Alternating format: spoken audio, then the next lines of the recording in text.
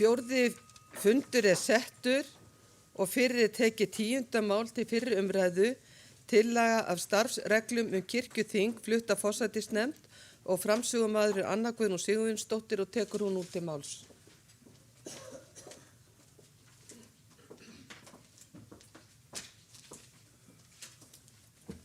Forseti. Já, ég flyt hér tillögu starfsreglur kirkjuþing og þar sem þetta nýjar starfsreglur að þá ætla ég að fá að lesa þær. Kirkjuþing 1. grein. Kirkjuþing hefur æðsta vald í málefni þjóðkirkjunnar, þar með tali fjárstjórnarvald nema lög kveði á annað. Kirkjuþing markar stefnu þjóðkirkjunnar í sameiginlegum málefnum hennar, öðrum en þeim lúta að kenningu kirkjunnar. Kosið skal til kirkjuþings leynilegri kosningu til 4 ára í senn. Á kirkjuþingi eiga sæti 29 fulltrúar, 17 leikmenn og 12 vígðir. Kirkjuþing kýs þingforseta og röðum leikmannaþingsins og 2 varaforseta með sama hætti. Saman myndaðir forsætisnefnd þingsins. Forseti kirkjuþings boðar til þingsins. Verkefni kirkjuþings, 2. grein. Kirkjuþing setur starfsreglur málefni þjóðkirkjunnar, þar á meðal skipulag kirkjuþings svo sem kjör til þess, kjördæmaskipan, fjölda kirkjuþingsfulltrúa, þingsköp og verkefni þingsins. Enn fremur samþykki kirkjuþing ályktanir og samþykktir málefni þjóðkirkjunnar. Kirkjuþing hefur að jafnaði frumkvæði að frumvörpum til laga málefni þjóðkirkjunnar og leggur til við ráðherra kirkjumála þau verði flutt á Alþingi. Kirkjuþing veitir umsókn og gerir tillögur lagafrumvörp ráðherra kirkjumála kirkjuleg málefni sem hann hyggst flytja á Alþingi. Kirkjuþing ábyrgist rekstur og fjármál yfirstjórnar þjóðkirkjunnar. 3. grein. Forseti kirkjuþings. Forseti kirkjuþings ber ábyrgð á starfsemi og rekstri þingsins og hefur æðsta vald í stjórnsýslu þess. Forseti undirbýr þinghald kirkjuþings í samræði við forsætisnefnd og stýrir störfum þingsins samkvæmt gildandi starfsreglum þingsköp kirkjuþings hverju sinni. Forseti gæti þess að starfsreglum, ályktunum og öðrum samþykktum kirkjuþings fylgt eftir og þær séu endurskoðaðar eftir þörfum. Forseti kirkjuþings skal birta starfsreglur, samþykktir og ályktanir kirkjuþings á opnum vef kirkjunnar innan 4 vikna frá samþykki þeirra. Við birtingu starfsreglna og ályktana kirkjuþings má ekkert undan fella sem þar á að standa og fram hefur komið á þinginu og hljóðtaka ber með sér. Engar efnisbreytingar má gera nema leiðrétta þurfi auðsæjar og sannarlega villur sem telst sjálfsögð leiðrétting. Framkvæmdanefnd kirkjuþings, 4. grein. Kirkjuþing kýs 3 fulltrúa og 3 til vara í framkvæmdanefnd kirkjuþings til 1 árs í senn. Skal nefndin kjörin á haustfundi kirkjuþings. Nefndin starfar í umboði þingsins. Nefndin lítur eftir starfi rekstrarskrifstofu þjóðkirkjunnar í samræmi við gildandi starfsreglur og stefnumörkum hverju sinni. Kirkjuþing setur nefndinni erindisbréf. Heimilt kirkjuþingi að afturkalla umboð nefndarfulltrúa á kjörtímabilinu og kjósa nýja fulltrúa í þeirra stað út kjörtímabilið. Skrifstofa kirkjuþings, 5. grein. Kirkjuþing hefur aðsetur á aðalskrifstofu þjóðkirkjunnar. Rekstrarskrifstofa þjóðkirkjunnar veitir forseta þings og kirkjuþingsfulltrúum alla nauðsynlega þjónustu og það aðstoð sem þau krefur. Forseti ræður starfsfólk kirkjuþings í samræmi við gildandi fjárheimildir hverju sinni. Forseti setur starfsfólki þingsins erindisbréf og ákvarðar starfskjör í samræði við forsætisnefnd. Þingferðakaup, ferða- og dvalakostnaður, 7. grein.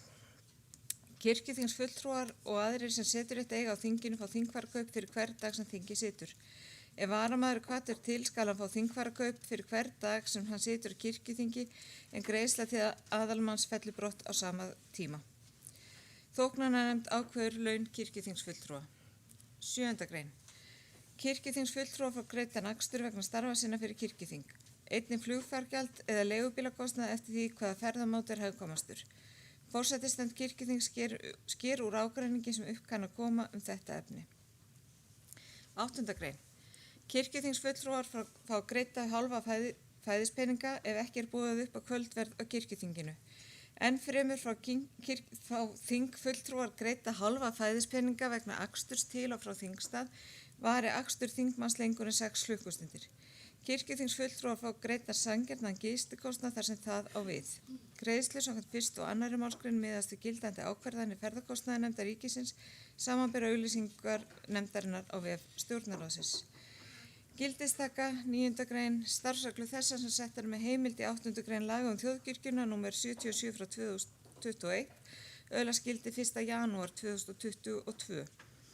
Frá sama tíma falla brott starfsreglur þingsköp kirkjuþings nr. 949 frá 2009 með síðari breytingum.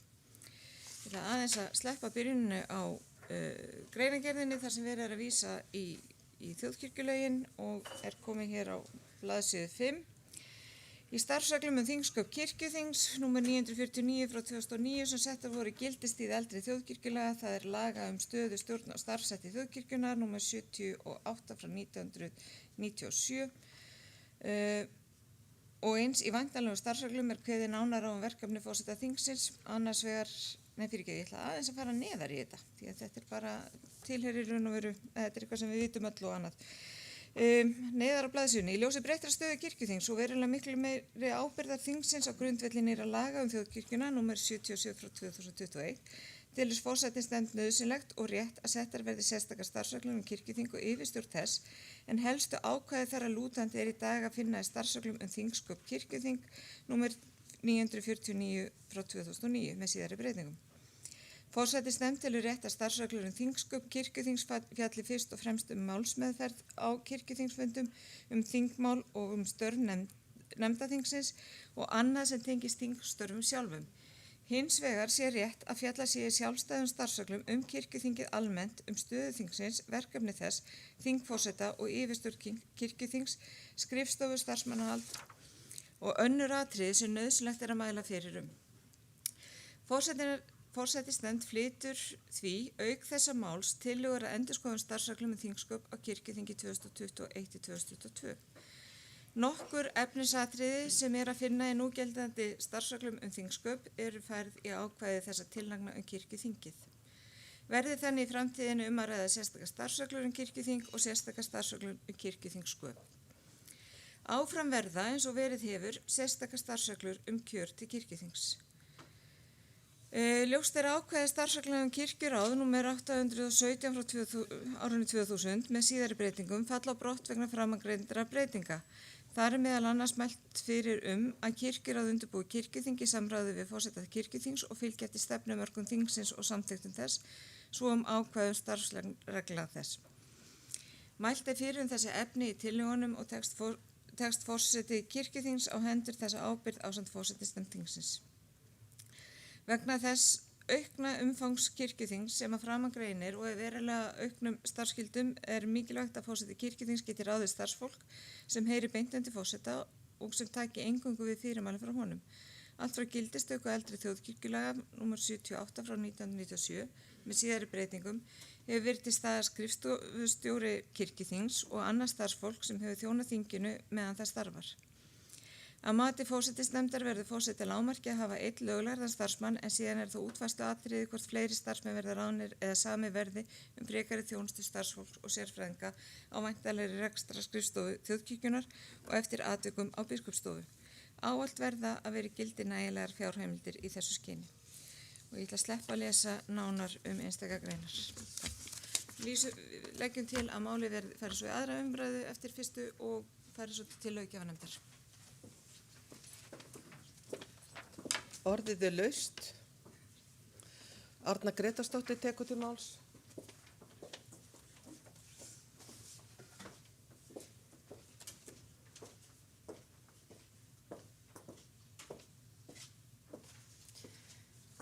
Forseti, ég nú bara eilítið undrandi á þessari tillögu að starfsreglum kirkjuþing, sérstaklega í ljósi skipulags umræðuna sem var búið að vera í gangi síðustu mánuði og við nýbúna að samþykkja. Mér langar aðeins til þess að benda á, til að byrja með á eitt, að það er að forseti kirkjuþings á að hafa sama eftirlitshlutverk og framkvæmdanefndin, það er nú eitt til dæmis. Forseti í 3. greininni, forseti gæti þessar starfsreglum, ályktunum og öðrum samþykktum kirkjuþings sé fylgt eftir. Þetta er þannig að við ætlum að fara að setja sama hlutverk á framkvæmdanefndina og forseta kirkjuþings. Síðan ef ég vík mér að kirkjuþing setur erindisbreið þessari framkvæmdanefnd og það liggur nú svo sem fyrir og allt það, en hér er ekkert getið að forseti kirkjuþings eða forsetisnefnd fá eitthvað erindisbréf en samt það komið mjög viðamikið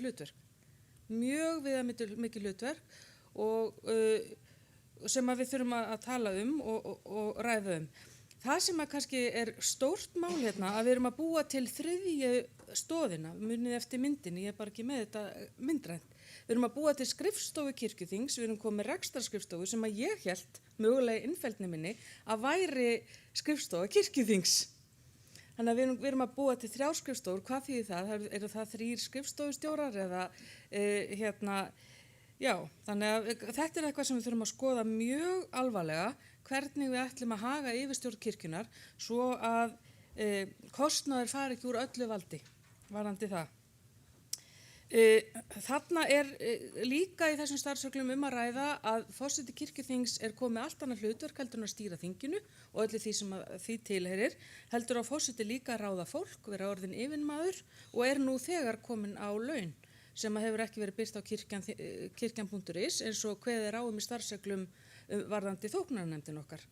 Það finnst mér bara alveg sjálfsagt að forseti kirkjuþings fái laun, en mér finnst líka alveg sjálfsagt að það fari eftir þeim ferlum sem við nú þegar erum búin að ákveða að gera. Og það sama á við starfsmann sem að nú þegar hefur verið ráðinn að mér skilst, lögfræðingur kirkjuþings. Ég man ekki betur en að það séu kannski 2-3 ár síðan að við þurftum að samþykkja tillögu þess efnis að við réðum okkur starfsmann eða sem sagt að lögfræðingur, þá minnum ég hálfu starfi, hafi verið ráðinn hérna vegna þess að það var lagt til tillaga að kirkjuþing samþykkti það. Þetta þykir mér miður að þetta skuli ekki fara eftir þeim ferlum sem að ég allavega hefur skilið að við höfum komið okkur saman að væri. En allt þetta nú svo sem í breytingaferli, en hér eru við til þess að reyna að koma þessu eitthvað skikk sem að við viljum að þetta sé og þá þarf þetta að vera alveg ljóst. Það sem að kemur fram í greinagerð og alveg rétt að það hefur orðið gerð breyting á ábyrgð og starfi forseta þingsins en kirkjuþings segi ég og þess vegna vorum við að ræða þessar skipulagstillögur af því að við erum að færa til ábyrgð og umboð. Við vorum að leggja niður kirkjuráð og setja á framkvæmdanefnd sem við erum nú þegar búin að tala í öðrum málum og muna áfram koma fram í málum sem á eftir að leggja fram að hlutverk þessa framkvæmdanefndar ekki alveg ljóst. Og það virðist vera eitthvað meira heldur en eftirlit og við þetta þurfum við algjörlega að ræða varðandi hvort að forsetisnefnd fái annað hlutverk en vant í bara okkar heimi, hérna bæði við allavega þessum vestræna heimi að stýra þinginu.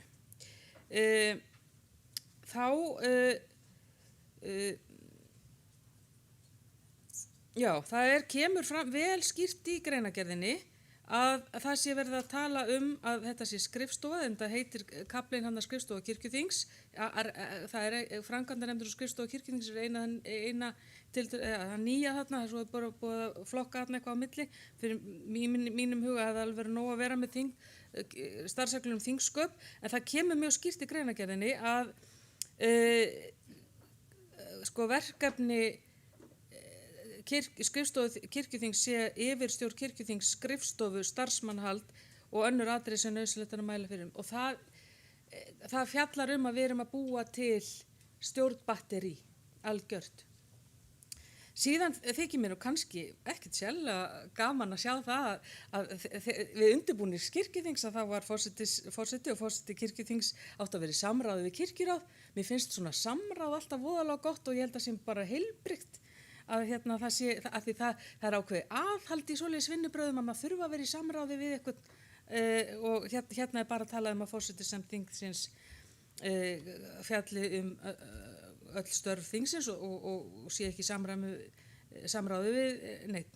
Það nú kannski ekkit samt stóra málið, en samt það þó þannig að mér langar til þess að í lok greinagerðarinnar sem var lesin hérna áðan að stendur ávallt verði að vera í gildi nægilegar fjárheimildir í þessu skyni og þá vísað til þess að reka þessa skrifstofu.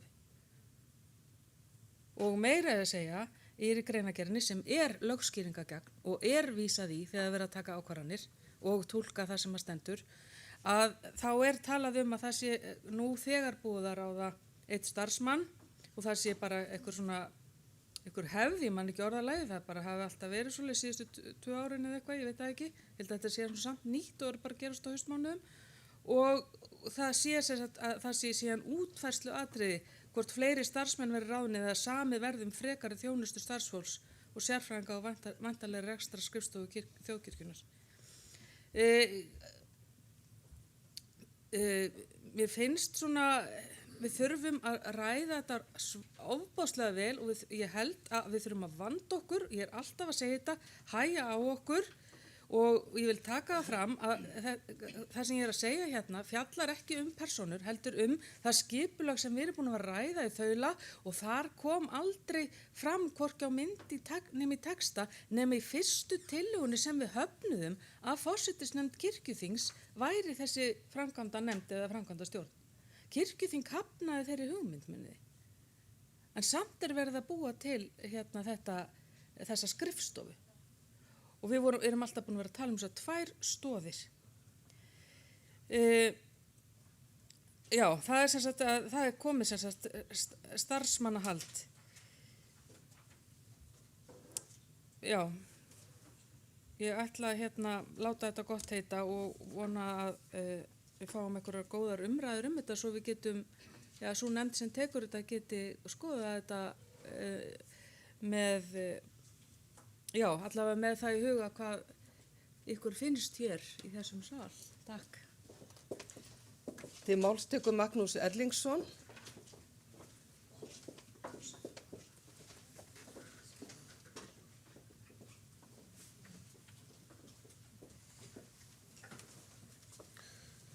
Forseti, ég mjög hugsi yfir þessari tillögu. Það mitt sló með þessi setning í greinargerðinni ávallt verði til nægt fjármagn til þess að sinna þessu. Mér finnst að þessi setning ætti nú kannski bara að vera á einu staði í regluverki kirkjunar og það að ávallt verði nægt fjármagn til að sinna störfum þeirra sem í framvarðasveit, þar að segja sem að þjóna fólkinu, sem það eru nú prestar, djáknar, æskulisleiðtogar og svo framvegis. Þetta mjög undarleg setning. Mér finnst líka þessi tillaga sérstök, það er ekki sagt neitt hvað hún kostar, bara annað en að það þurfa alltaf að vera nægt fjármagn. Þetta finnst mér undarleg.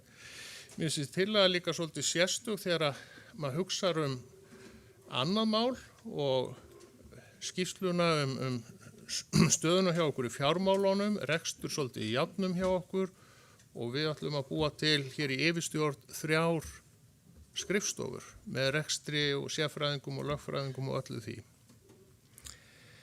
Þetta ekki sparnaður, við erum í raun að auka yfirbyggingun, við erum að auka kostnaðinn. Hlutverk kirkjunar að þjóna fólki, boða fagnaðarerindið, sál og sorg og svo framvegis. Og við þurfum að forgangsraða. Ég tók eftir hér í fjárhagsáætlun í öðru máli. Auðvitað fjárhagsáætlun bara áætlun en ekki rauntölur, en það samt athyglisvert að það einn liður sem hækkar 90% milli ára og það rekstur, miðlægur rekstur.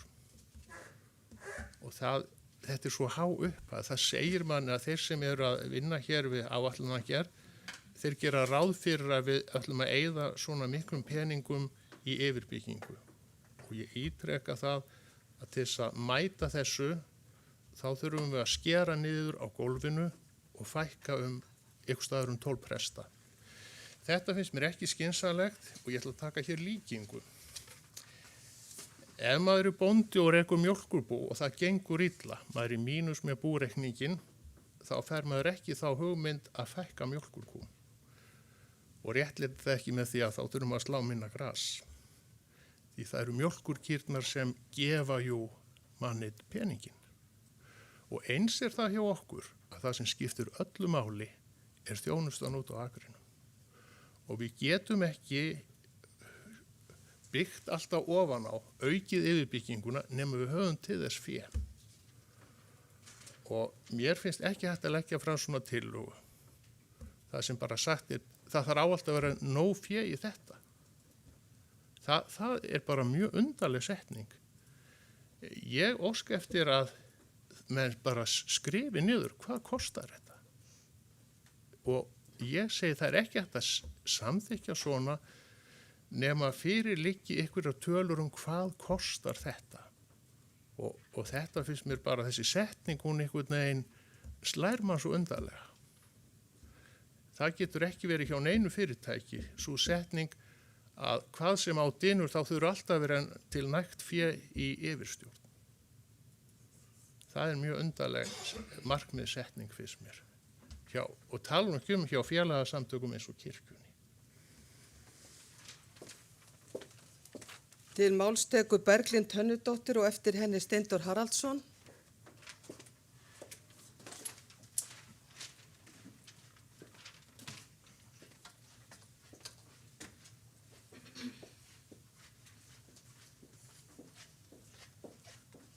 Forseti, það stendur í 5. greinin að forseti ræði starfsfólk kirkjuþings í samræmi við gildandi fjárheimildir hverju sinni sem aðrir eru búin að benda á. En til að setja þetta í örlítið samhengi þá eru áætlaðar 71 milljónir kirkjuþing á næsta ári. Ég veit ekki hvað það rúmar mikið af starfsfólki eða marga starfsmenn, en það er alveg ljóst að í okkar fremsta forgangsmál eru settar 55 milljónir í allt sviðið og í heildina eru í rauninni bara 15 milljónir sem eru ætlaðar beint í æskulýðsmál. Það er reynda líklega sem fræðsla til safnaða, þannig ég veit ekki hversu mikið af því mun beint renna í þennan málaflokk því þetta vitum að fræðsla til safnaða er meira en bara æskulýðsstarfið. Það er eitt sem ég finnst alltaf mjög erfitt og leiðilegt að segja því þetta segir svolítið mitt starf en starfsfólki æskulýðsstarfi er mun ódýrara heldur en starfsfólki sem við erum að tala hér og ætti þá ekki að vera ávallt tryggt nægt fjármagn til dæmis í æskulýðsmál. Og ég ætla bara að benda á það einu sinni enn að þegar við ætlum að forgangsraða, þá verðum við að forgangsraða og setja það í forgang sem við erum búin að velja. Takk. Til máls tekur Steindór Haraldsson og eftir honum talar Guðrún Karls Helgudóttir.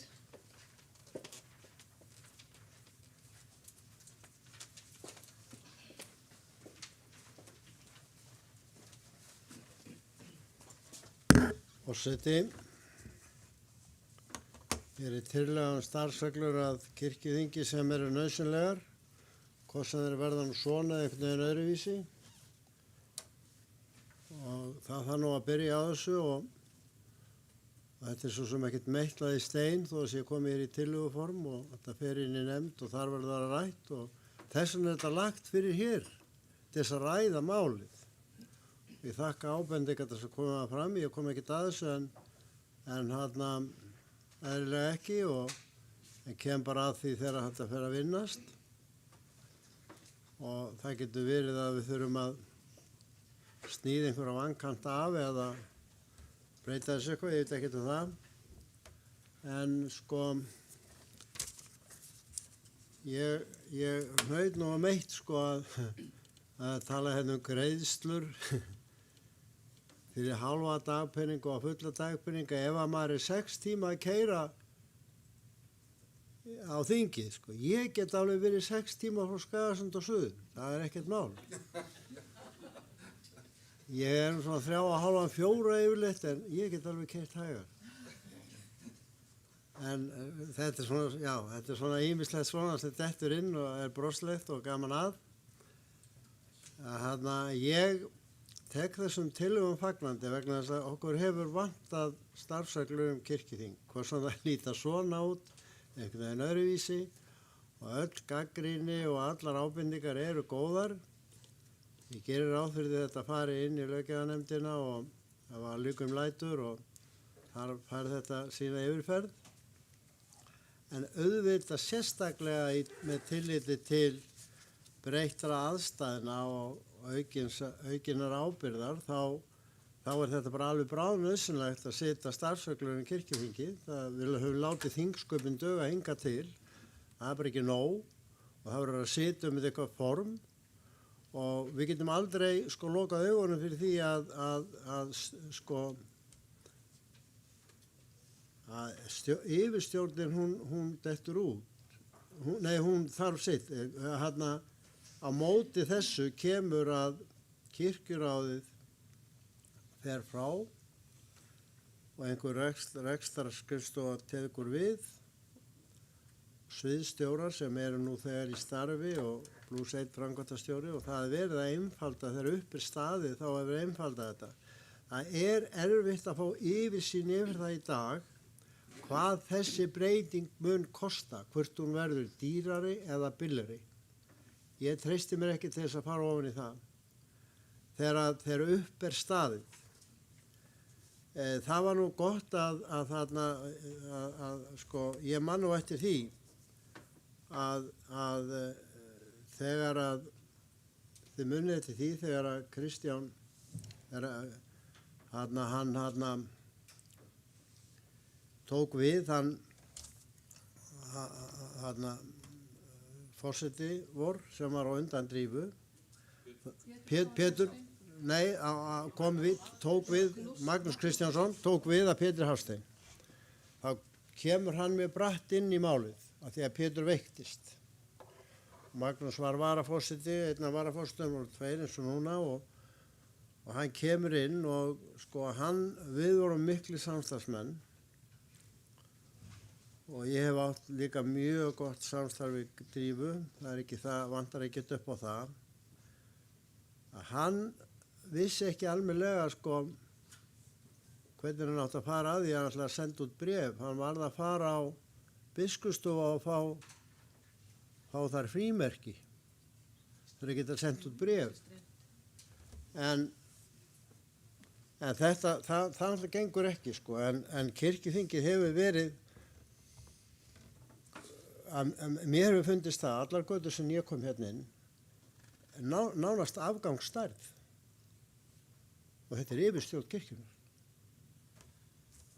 Þetta er bara mín upplifun, það er ekki víst hún sé rétt, en þetta er mín upplifun. Að kirkjuþingið hafi verið nánast afgangsstærð. Og það er alveg með ólíkindum og þegar við tala um skrifstofu hérna, þá er náttúrulega bara verið að tala um sömu skrifstofun. Það er ekkert verið að búa til nýja skrifstofu, ég lít ekki svo á. En það er sjálfsagt að finna allt til og fara yfir alla steina í þessum. Til máls tekur Guðrún Karls Helgadóttir og eftir henni Kristján Björnsson vígslubiskup.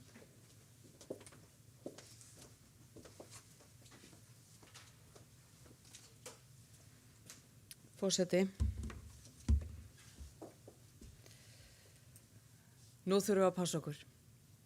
Við erum á einum mestu breytingatímum í kirkjunni núna og það er mikil ábyrgð sem því fylgir. Og við þurfum að fara varlega og gæta því sem við erum að gera. Og svo nefnd sem að fær allar þessar starfsreglur, væntanlega löggjafarnefnd, þarf núna að fara vel yfir þetta allt saman, allar þessar starfsreglur sem við erum að setja í ljósi þessar breytinga og það þarf að skoða líka allar þessar starfsreglur út frá þessari nýju framkvæmdanefnd sem við erum búin að ákveða að setja á stofn. Því að það eru starfsreglur hana hér og þar, meðal annars í þessu sem við erum að skoða núna og það er ekki samræmi. Það er ekki samræmi þessa nefnd á milli mála, til dæmis í 13. máli starfsreglur fjármál, þá er hlutverki orðið töluvert annað heldur en í erindisbréfinu. Og ég er svolítið hrædd Steinþór, ég vona þessi rétt til þér, en ég er svolítið hrædd við séum að setja hérna, við séum að byggja enn meira undir yfirstjórnina með þessu, að við séum að setja á enn fleiri skrifstofur en við höfum hugsað okkur. Við erum búin að ákveða að skipta yfirstjórnin í tvennt, eða skipta skrifstofunum í tvennt, í 2 skrifstofur. Og ég hef litið svo á að rekstra skrifstofan á að þjóna kirkjuþinginu. Þar er starfsfólkið sem á að þjóna kirkjuþinginu. Og að það sé alveg nóg. Við þurfum ekki eitt batteri í viðbót. Þannig við skulum bara gæta okkar og brýni því til þeirra nefndar sem að fá þetta.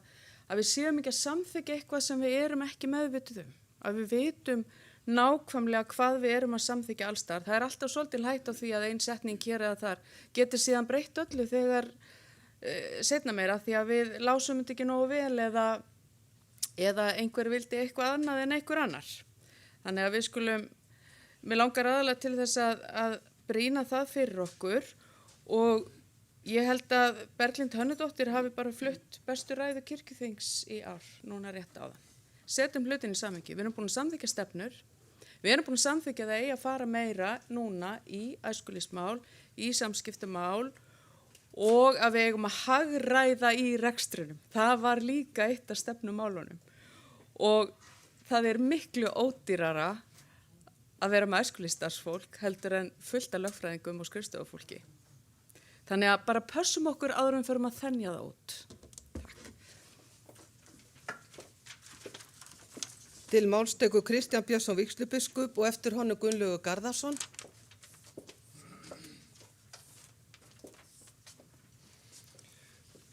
Forseti, ég held að þetta sé góð tilraun þessi tillaga til að vinna að frekari svona aðgreiningu á megin stóðum í góðum stjórnunarháttum í kirkjunni. Ég held að við þurfum að passa það virkilega vel og það er náttúrulega, það getur kostað sitt að hafa gott eftirlit og aðgreina valdið. Sko. Ég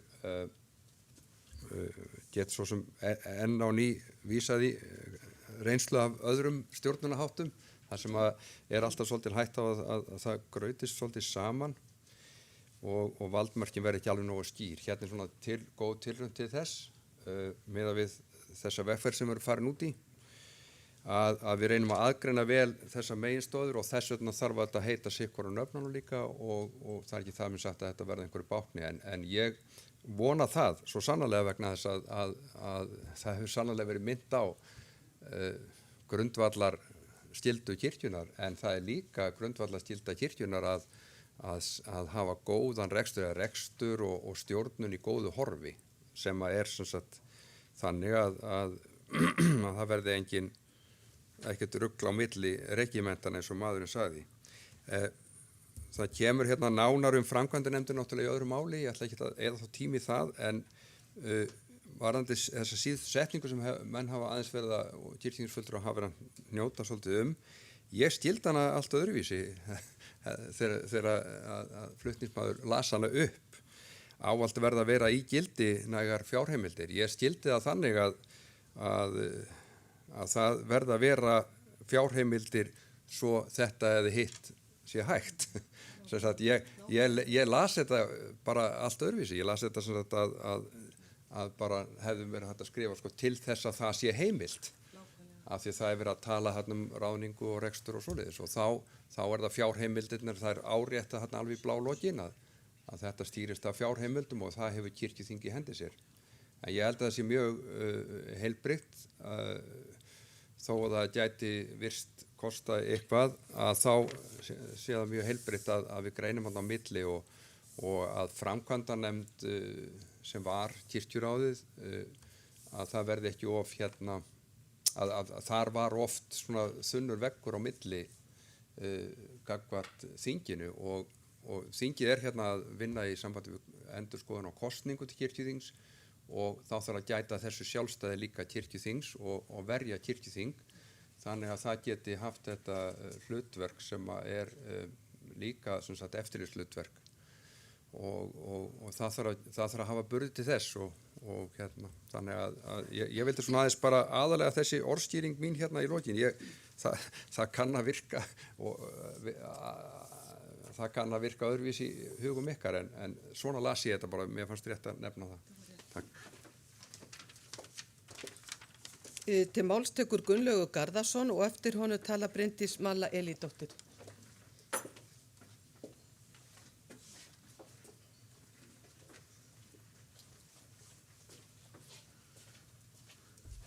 Forseti,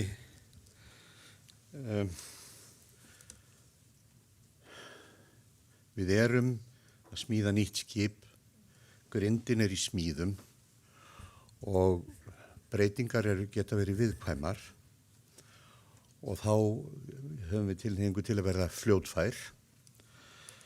Það kemur í ljós að það er skörun í þessu regluverkinu og hinnu og þá er bara framundan samhæfingarvinna og fara yfir það. Ég trúi því að öllum sem hér inni gangi gott til Og þess vegna er svo mikilvægt eins og hann mynd okkur svo vel á hann Kristján Björnsson að reyna að lesa nú með jákvæðu hugafari, taka ábendingum vel og lagfæra þá bara hlutina ef að þeir bjóða upp á miskilning. Já, sjálfsögðu. Nægt fjármagn þýðir í raun og veru að það veri ekki farið fram úr fjárheimildum. Og við ætlum að hafa það þannig í framtíðinni. Orðalag er mikilvægt og við erum að vinna að því að skerpa og auka skýrleika, skiptingu, hlutverka og ábyrgðar. Og okkur gengur öllum gott til. Vinnum í þeim anda, elsku vinnir, og ég er að tala við sjálfa mig. Sko, ég hef líka leið og ég tala við ykkur, ég hef tilhneigingu til að hlaupa á mig. Og þetta er bara vandinn okkar allra. Við erum, eins og krakkandi segja, cool. Við erum bara cool og vinnum saman. Til máls tekur Bryndís Malla Elídóttir og eftir henni talar Hjalti Hugason.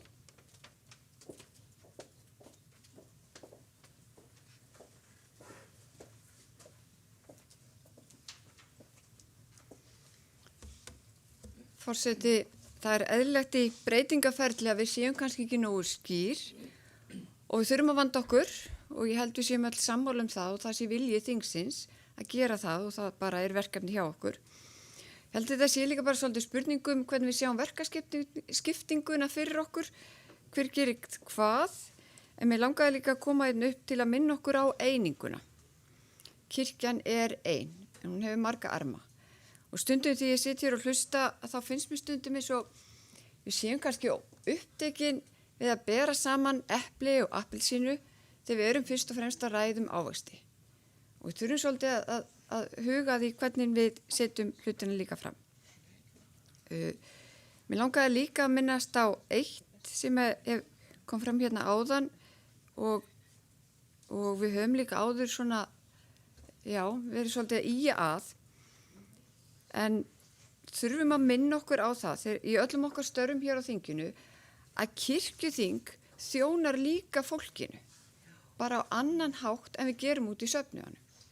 Og þetta finnst mér svo mikilvægt að við höfum öll í huga. Að við okkur svo hættum svo til að tala bara um yfirstjórnarni hér og hún sé eitthvað langt frá okkur öðru en það er þessi eining sem er svo gífurlega mikilvæg og við séum eins og við erum öll. Við erum öll með sama markmið sem erum að þjóna í kirkjunni á mismunandi stöðum, í mismunandi þjónustu hlutverkum en markmið okkar er ávallt eitt og þess sama. Gætum að því, skoðum þessar reglur í nefnd og vinnum þetta áfram vel saman eins og við höfum verið að gera og það hefur verið jákvætt finnst mér að finna hvað við erum þegar uppi staði held ég bara öll samstíga. En eins og ég segi, sumt er kannski ekki bara alveg nú skýrt, en ég held samt að við séum öll með þetta sama markmið en það gátum við svo auðvitað samþykkt 7. mál á síðasta aukaþingi. Við stóðum öll saman að því og við þurfum að muna það líka þegar við séum með að sjá þessar reglur sem er að koma fram núna. Ef eitthvað sem er óskýrt þá bara að lögum við það í samstöðu að við erum með sama markmið. Til máls tekur Hjalti Hugason og eftir honum talar Stefán Magnússon.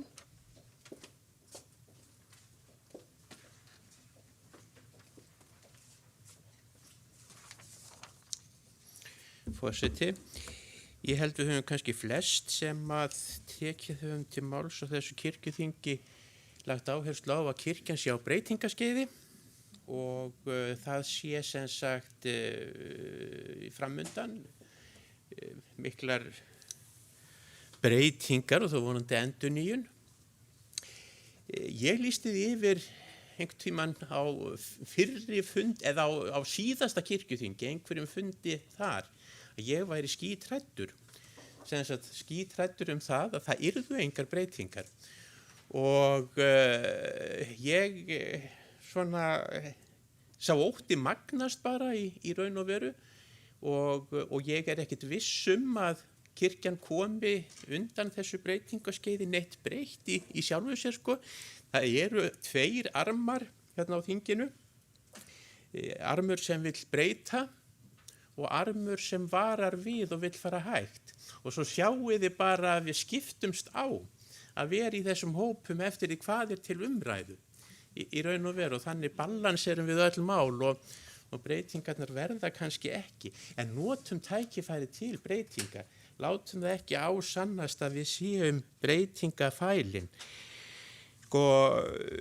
Við erum að ræða núna stjórnkerfi og þá er kannski mikilvægt að hafa það í huga að við einbeitum orkun í það að þróa stjórnkerfið en ekki bera það saman við eitthvað annað sem að okkur finnst alveg jafn mikilvægt og mörgum jafnvel mikilvægara, en það verður þó að vanda til stjórnkerfisins.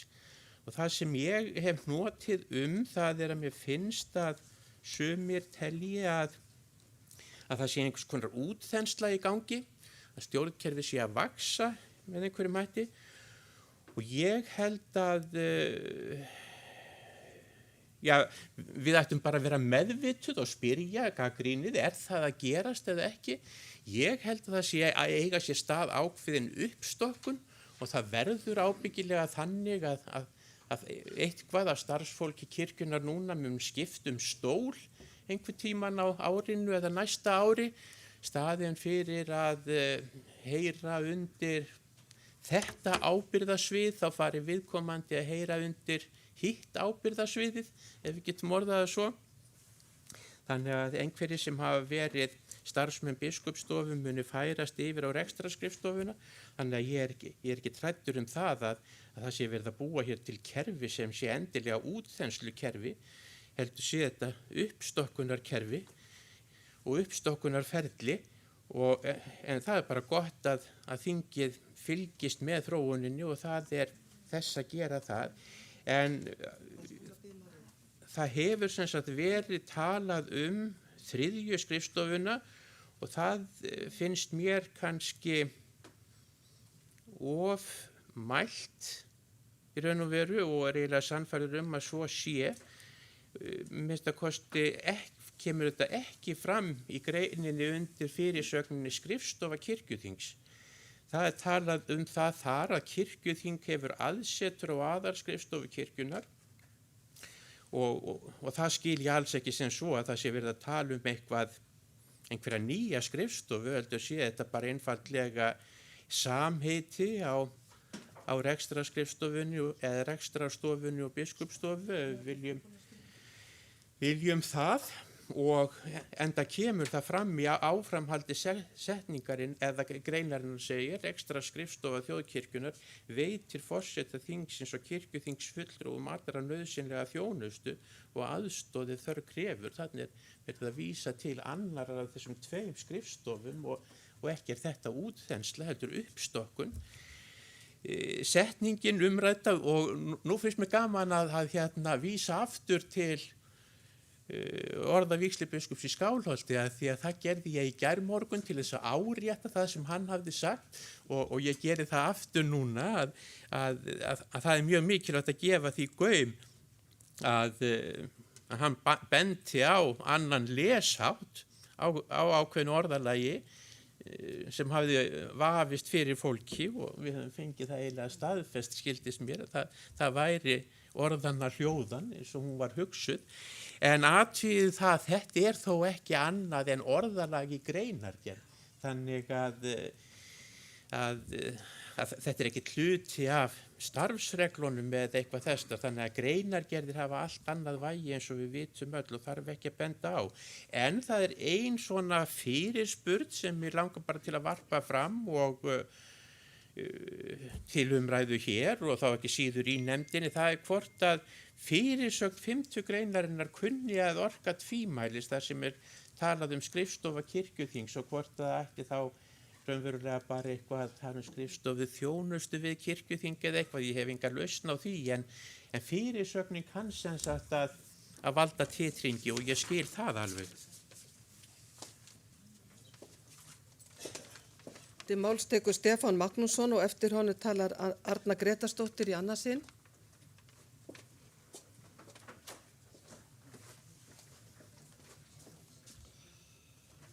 Forseti.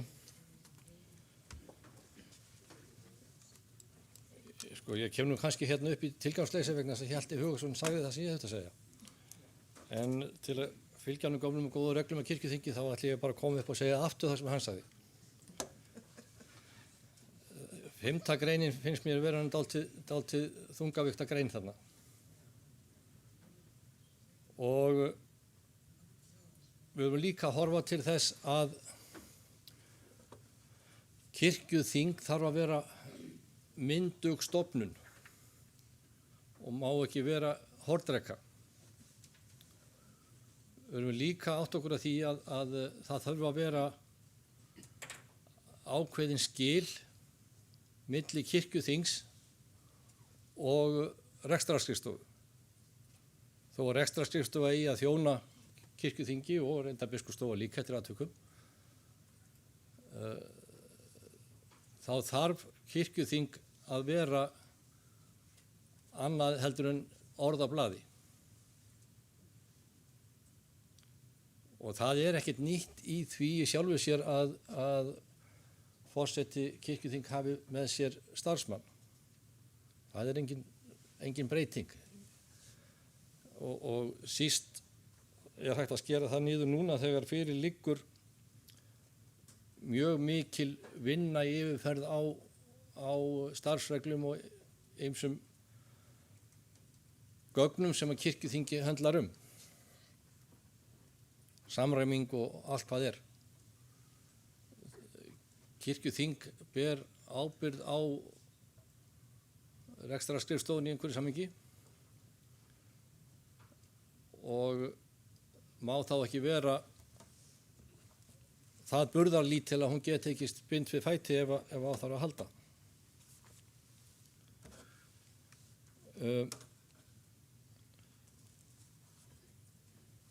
Og þarna í lok greinagerðar sem menn hnutu nú svolítið það reyndar truflaði mig nú ekki, þessi síðasta setning fjárheimildir. Og það sem segir þannig í greinargerðinni að mati forsætisnefndar verður forseti að lágmarki hafa einn löglærðan starfsmann. Ég tek algjörlega undir það. Annað kemur ekki til greinar. Og útgjöld eða ekki útgjöld, hinn kosturinn væri sá að hann væri starfsmaður rekstrarskrifstofu, þessi löglærði starfsmaður. Og síðan væri hann lánaður yfir kirkjuþingið. Mér hugnast ekki slíkt. Forseti kirkjuþings þarf stöðu sinna vegna að hafa undir sér, getur við sagt, ráða starfsmann sem hún hefur að segja, forsetin hefur að segja, þó að í öðrum tilfellum getur það síðan fengið aðstoð við einstök verkefni annars staðar frá. En það svo endurtakið aftur, við verðum að hafa myndugt kirkjuþing en ekki einhverju hornreku.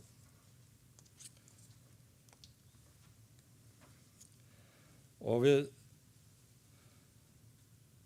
megum svo sem heldur ekki eins og sagt var nú hér fyrir nokkrum árum síðan dálítið ofta ekki rugla saman regimentunum. Sko.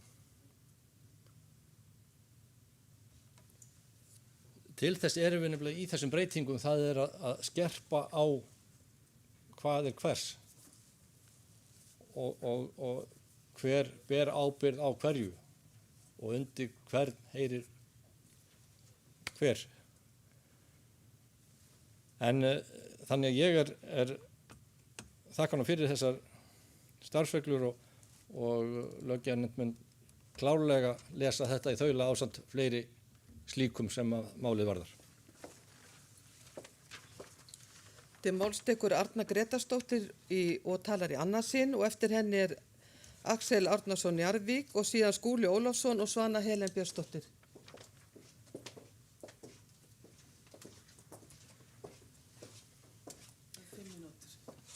Forseti, já það er gott að ræða svona saman til þess að reyna að ná okkur sameiginlegu skilningi, sérstaklega þegar maður að lesa texta og við þekkjum það alveg. Og þegar við erum að tala ávallt fjárheimild, þá er það þannig að það er alltaf verið að vísa í greinagerðir sem lögskýringagagn. til þess að túlka þann texta sem liggur undir. Og við getum ekki hort fram hjá því, þess vegna erum við að lesa greinagerðirna líka sem að fylgja málunum. Ávallt fjárheimild, það er ekki fjárheimild frá kirkjuráði sem að núna er með fjárstjórnarvald fyrir hönd kirkjuþings fyrir samþykki þóknarnefndar upp á 600.000 króna laun forseta kirkjuþings frá 1. júlí síðastliðnum. Við erum líka með samþykkt að þessi ákvörðun eigi að fara birtast á vef kirkjunar, opinberlega. Þess vegna ég er ekki að segja neitt sem á ekki að fara bara beint á vef kirkjunar. Þegar við erum í breytingum þá skiptir máli að við séum með ákveðið ferli og við förum eftir því. Og eins og ég segja þann, ég er ekki að segja það að forseti þingsins eigi ekki að hafa laun, ég er að segja það að ég vil að sú ákvörðun og sú samþykkt hvíli á heimildum, ferlum, umboði sem að ég tel að þóknarnefnd hafi ekki. Kirkjuþing hafi ekki veitt þóknarnefnd til þess að taka þessa ákvörðun. Það er túlkunaratriði líka, ég gerir mig grein fyrir því. Það er heldur ekki fjárheimild frá kirkjuþingi eða kirkjuráði í dag eða samþykki fyrir ráðningu lögfræðings til kirkjuþings. Það þýðir heldur ekki að ég sé ekki á því að kirkjuþing þurfi lögfræðingi vinnu.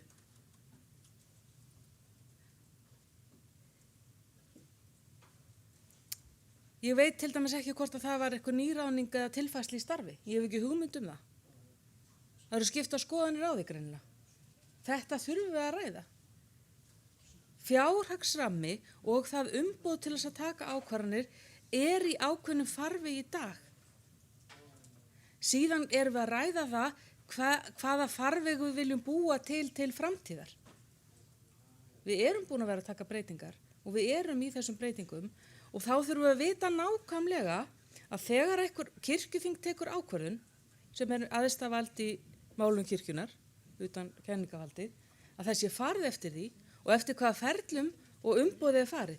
Ég átta mig til dæmis ekki almennilega á því varandi þessar starfsreglur, hvort að forseti kirkjuþings eru orðin yfirmaður á fullum launum til þess að stýra rekstrarskrifstofunni. Nú er ég, minnst óþægilegt þegar forseti talar svona þegar að ég er að segja hvernig ég skil hlutina. Það er ekki víst að það sé rétt, þá þurfum við að ræða það. Það er bara þannig, ef að ég skil eitthvað öðruvísi heldur en öll þið, þá hlýt ég að, ef við erum svona meiri hlutin sem skiljum þetta ekki eins og ég, þá hlýt ég að taka tillit til þess og hlusta. Þannig virkar samtalið og samráðið. Ég les það út úr því að það allavega er opnun fyrir það að forseti kirkjuþings sé orðin nokkuð skonar forstjóri rekstrarskrifstofu sem að setur erindisbref sem þýðir bara að ráða í vinnu og skrifa undir ráðningarsamning og ekki bara hvað varðar kirkjuþingi heldur alla rekstrarskrifstofuna. Það er opnun í þessu sem framanlögðu máli að þetta verði raunin í reynd. Og þess vegna ítrekkaði sem hefur komið fram með það, við þurfum að vita hvað við erum að samþykja og að reyna eins og við getum að orða það að það sé það skýrt að þeir sem að taka á sig hlutverkin, alveg sama hvort það er fólki sem fyrir framkvæmdanefnd eða situr í framtíðar stól forseta kirkjuþings eða í framtíðar forsetanemnd, að viti hvaða hlutverk og hvaða umboð það hefur og hvernig við höfum ætlast til þess að við myndum vinna hlutina. Þá kemur að því að ef að það verður þannig að forsetisnefnd hafi ákveðið umboð og ábyrgð varðar stjórnun rekstrarskrifstofu sem að kom hér áðan kom áðan fram að það var eitthvað sem túlk og þetta væri bara samaskrifstofan, að þá þurfum við að vita það og þá myndi ég vilja að í forsetisnefnd sem að myndi þá taka annað hlutverk heldur en að stýra þinginu væri vígð manneskja. Skiljið, þá hef ég aðra skoðun á því ef að hlutverki breytist hvernig forsetisnefnd samansett. Þannig að, já, takk fyrir, ég ætla ekki að hafa þetta lengra. Aðeins bara til þess að skýra það varðandi birtingu á þóknarnefnda, þá verður hún birt. Ég var bara að fá upplýsingar um þetta sjálf fyrir 2 dögum síðan Og svo vil ég bara alveg frábiðja mér það að tala um það að þó að forseti kirkjuþings fái greiddar 600.000 krónur á mánuði, það eru ekki há laun fyrir alla þá vinnu. Ég get bara sagt ykkur það er hvern einasti dagur, hvort sem hann er helgur eða rúmhelgur, fer í að vinna fyrir kirkjuþingið. Ég er að svara í síman nánast alla daga. Þið vitið það öll sem hér eru inni, sem hafið mörg ykkar stöðu samband við forseta kirkjuþings. Þetta er ótrúlega mikið starf og 600.000 krónur, ég sé þetta er ekki einu sinni hálfu laun. Þannig að ég fyrirbýð það að sé verið að tala svona niður forseta kirkjuþings, því að forseti þessi sem er að stýra núna er að hugsa til framtíðar fyrir þá sem taka við.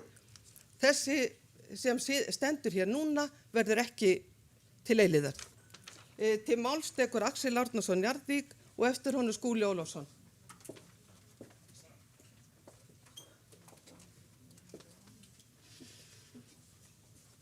Forseti, mér langaði að benda okkur á 1 eða 2 atriði í þessu plaggi.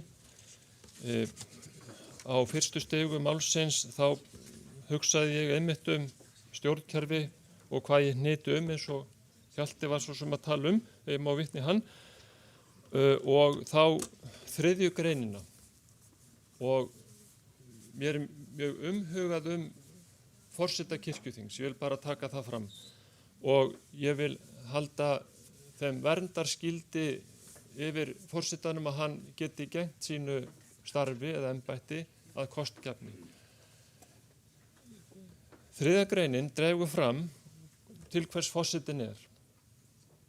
Og til þess að hann geti sinnt þessu að mínu mati og minni sýn, þá þarf hann að halda sig á þeim stað að stjórna störfum kirkjuþings. Leið og við felum forseta önnur störf, eins og til dæmis gegnir í 5. grein og ekki síst í greinargerðinni þar sem segja má að gerbreyting hafi orðið á ábyrgð og starfi forseta kirkjuþings. Forseti með þessum hætti þá er kirkjuþing að skákunum út í horn og gera hann óvirkan og vanhæfan í ýmsum málum. Vegna þess að forseti kemur beinlínis að rekstri kirkjunar, hvort sem það er daglegur eða mánaðarlegur, og ber ábyrgð á því máli. Ég held að forsetisnefndin er þar með líka orðin önnur nefnd en til stóð, annað hlutverk. Og af því við erum að tala stjórnkerfi, viljum við þetta. Til þess að undirstrika það sem ég segi, að þá segir í 4. grein framkvæmdanefnd kirkjuþings, þarna á nefndin að líta eftir starfi rekstrarskrifstofunnar. Eins og ég les textan, þá er þetta eftirlit og að fylgja eftir engar valdheimildir sem framkvæmdanefndin þarf hins vegar að hafa. Hún þarf að geta stoppa hluti. Til dæmis ef einhver fer fram úr, hver á að stoppa fram úr keysluna? Það er orðið á seint, einhvern tíma seinna þegar forseti kannski kemur inn á fundin, ég veit það ekki. Valdheimildir er framkvæmdanefndin nefnd sem hefur einhver völd eða á hún að líta eftir. Mér finnst að þeir sem fjalla með þetta eftir þurfa að líta til þessa. Það er annað líka sem ég vildi athuga með ykkur og það er það að áður en við samþykjum þetta að þá leikum við saman þetta sem við erum að samþykja. Hvernig virkar þetta í raun? Og búum til lítil leikrit í kringum þetta. Til þess að þegar á reynir að þá þekkjum við ferlana. Og á Keflavíkurflugvelli er mánaðarlega brugðið á æfingu og leik. Til hvers? Til þess að slípa verkferla. Til þess að átta sig á agnúanum. Við gerum oflítið að þessu, held ég, hreinlega að að fara í, ég ætla nú að segja helgihald, en það kannski passar ekki, en mætti gera yfir helgi, að keyra prógram upp. Pössum að forsetinn okkar verði ekki settur í þá stöðu að vera í ómögulegri stöðu, óverjandi stöðu. Takk. Til máls tekur Skúli Ólafsson og eftir honum tala Svana Helen Björnsdóttir. Já, þið heyrið í mig vonandi? Já. Forseti, ég bara þakka þessar umræður, hlusta andaktugur á ykkur og komst í miður ekki af staði morgun, en kem á eftir. Varðandi framkvæmdanefndina, þá hef ég þann skilning að hún eigi sem að hafa þetta eftirlit og síðan verði aðgerðir þingsins, að vekja athygli þingsins á því sem að mögulega er ábótavant. Ef framkvæmdanefndin á að hafa sjálfstæða heimild til inngripa, þá finnst mér svona vald hennar orðið æði mikið. Ég hef afskaplega mikið vilja fyrir því að kirkjuþing hafi loka orðið í þessum ákvörðunum og það er auðvitað mörg dæmi það eins og við vitum að kalla til auka kirkjuþing ef að málin eru það alvarleg og svo eins og fram hefur komið í þessum umræðum auðvitað þáttur forseta kirkjuþing orðin mjög mikil. Persónulega er ég mjög hlynntur þessum breytingum en það er ákaflega mikilvægt að við leggjum eyrun við þeim varnaðarorðum sem hér hafa hljómað, kannski einhver frá Örnu, Gretarsdóttur, og það sé þá mjög skýrt að kirkjuþing afgreiði þessar starfsreglur með þeim skýra vilja að við séum ekki að bæta ofan á yfirbygginguna í stjórnsýslu kirkjunnar, heldur að við séum að færa til embætti eins og hefur síðan komið fram í öðrum umræðum hér. Og ef sá vilji er mjög skýr og verður það mögulega hluti að nefndaráliti löggjafarnefndar, þá er búið að girða fyrir þá hættu að við séum að þenja hér út stjórnkerfið og búa til eitthvað þríhöfða þurs, eins og margir hafa nefnt og oftast. Ég lít svo á að hér sé einfallega verið að færa til ábyrgð og verksvið og sú staðreynd að kirkjuþing hefur núna þetta mikla vald er að mínu áliti, ég leyfi bara að kalla það lýðræðisbyltingu með kirkjuna. Það gefur okkur tækifæri til að fylgjast miklu betur með, hafa miklu meira eftirlit og grípa miklu skýrar inn í atburðarás heldur en hingað til höfðu. Takk fyrir. Til máls tekur Svana Helen Björnsdóttir og eftir henni Berglind Hönnudóttir.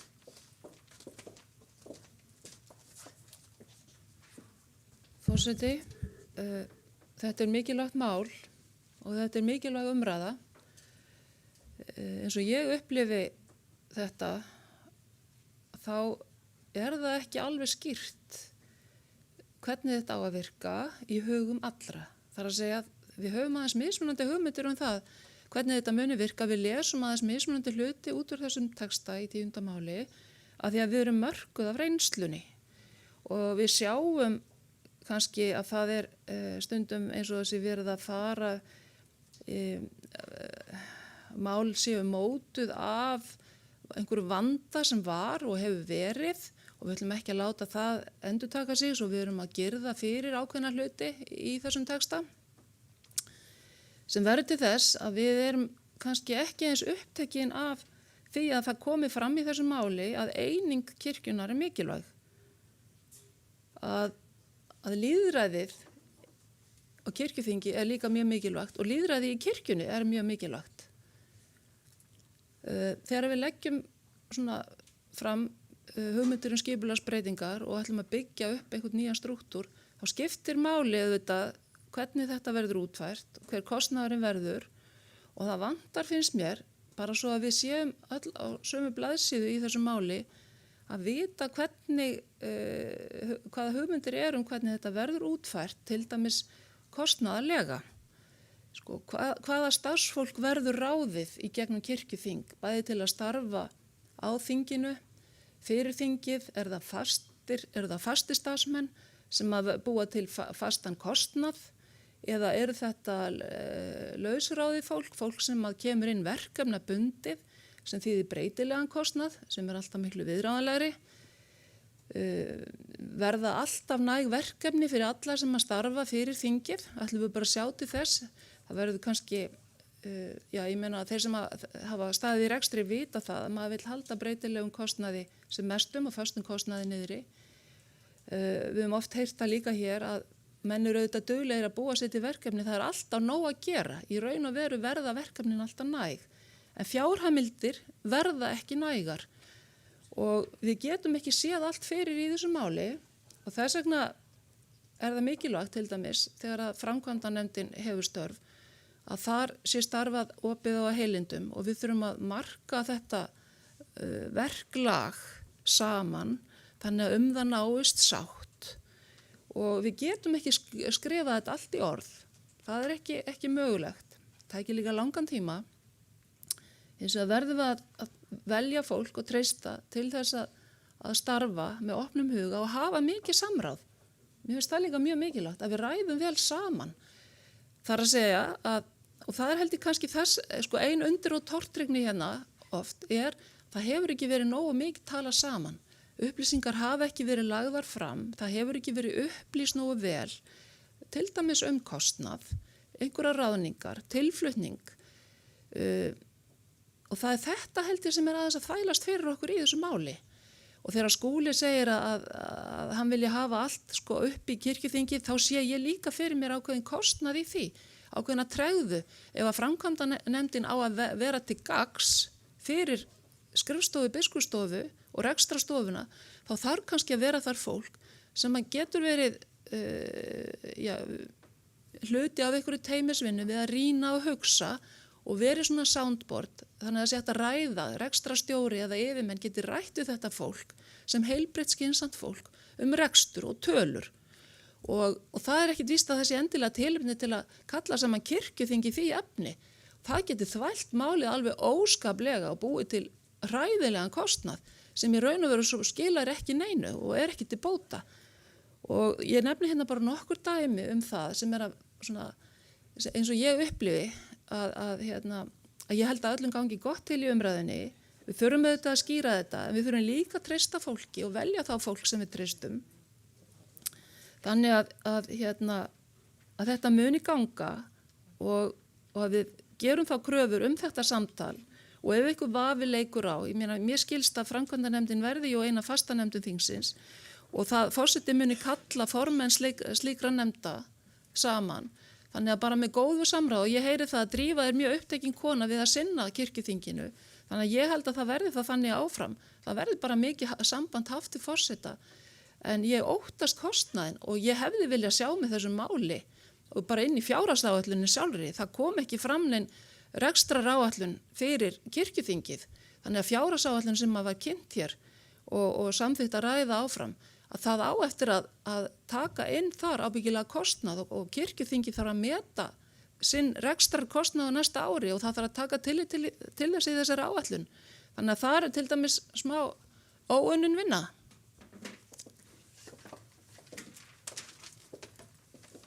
Til máls tekur Berglind Hönnudóttir og eftir henni Steindór Haraldsson og síðan Margrét Eggertsdóttir og forseti hyggst bara loka mælendaskrá mjög fljótlega. Gefið merki.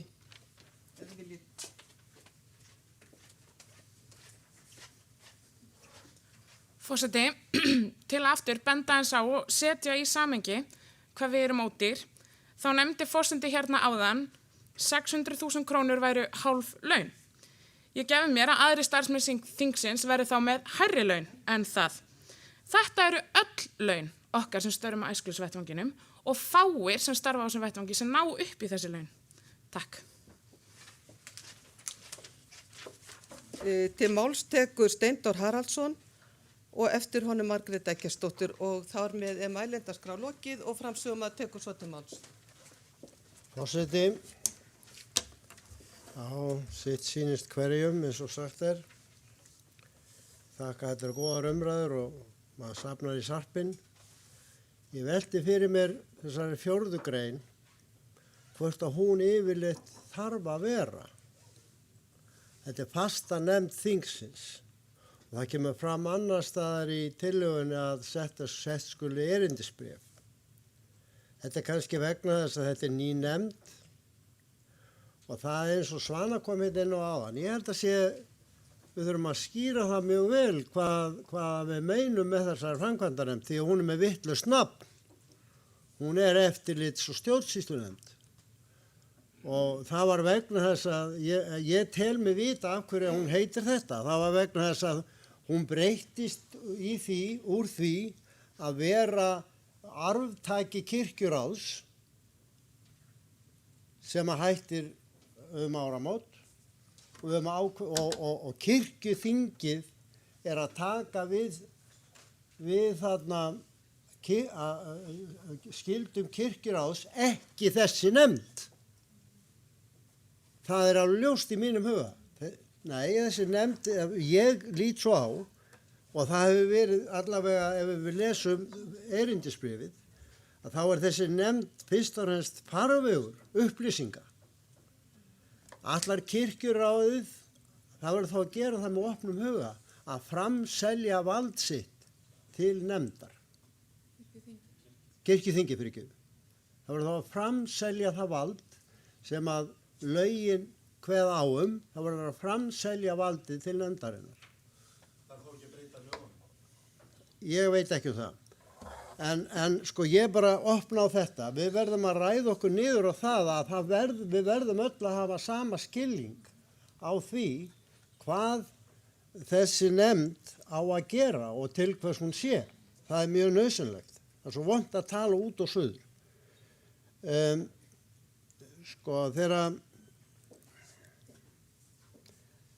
Þetta er nú svona það sem ég vildi helst koma að en auðvitað fær þetta mál bara sína umfjöllun og það er margt gott komið fram og það þarf að velta þegar við erum að gera starfsreglur fyrir kirkjuþingið þá verðum við að velta bara öllum steinum við og það er hver einasta sjónarmið sem hér kemur fram er bara alveg nauðsynlegt. Og ég þakka bara umræðuna. Takk. Ég var búin að loka mælendaskrá en til málstöku Margrét Eggertsdóttir og síðan Gunnlaugur Garðarsson. Og þar með er mælendaskrá lokað.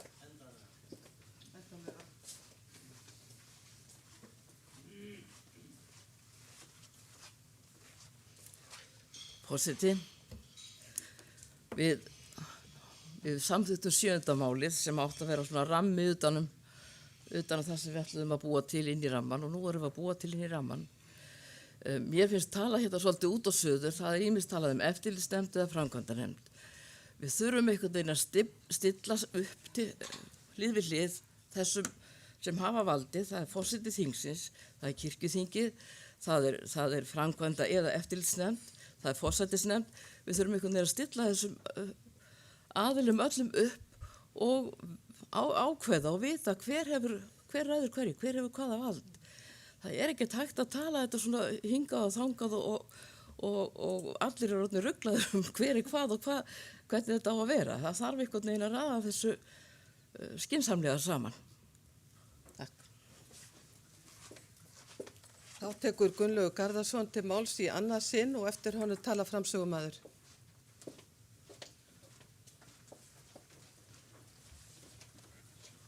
Þetta verður örstutt. Ég ætla að byrja á því að biðja afsökunar á framíkallinu. Á sóknarplani þá eru málin þannig að hver sóknarnefnd má framselja verkefnum til framkvæmda nefndar en hún hefur ekki leyfi til að framselja ábyrgð sinni. Og það er alveg ljóst, held ég, hvað lög varðar að kirkjuþingið er komið með vissa ábyrgð. Það má framselja verkefni en það má ekki framselja ábyrgðinni. Þetta er kristaltært. Og þess vegna hljótu við að vera með eftirlitsnefnd og svo framvegis við getum ekki vísa frá okkur þeirri ábyrgð sem okkur hefur falið. Til máls tekur Anna Guðrún Sigurvinsdóttir, framsögumaður,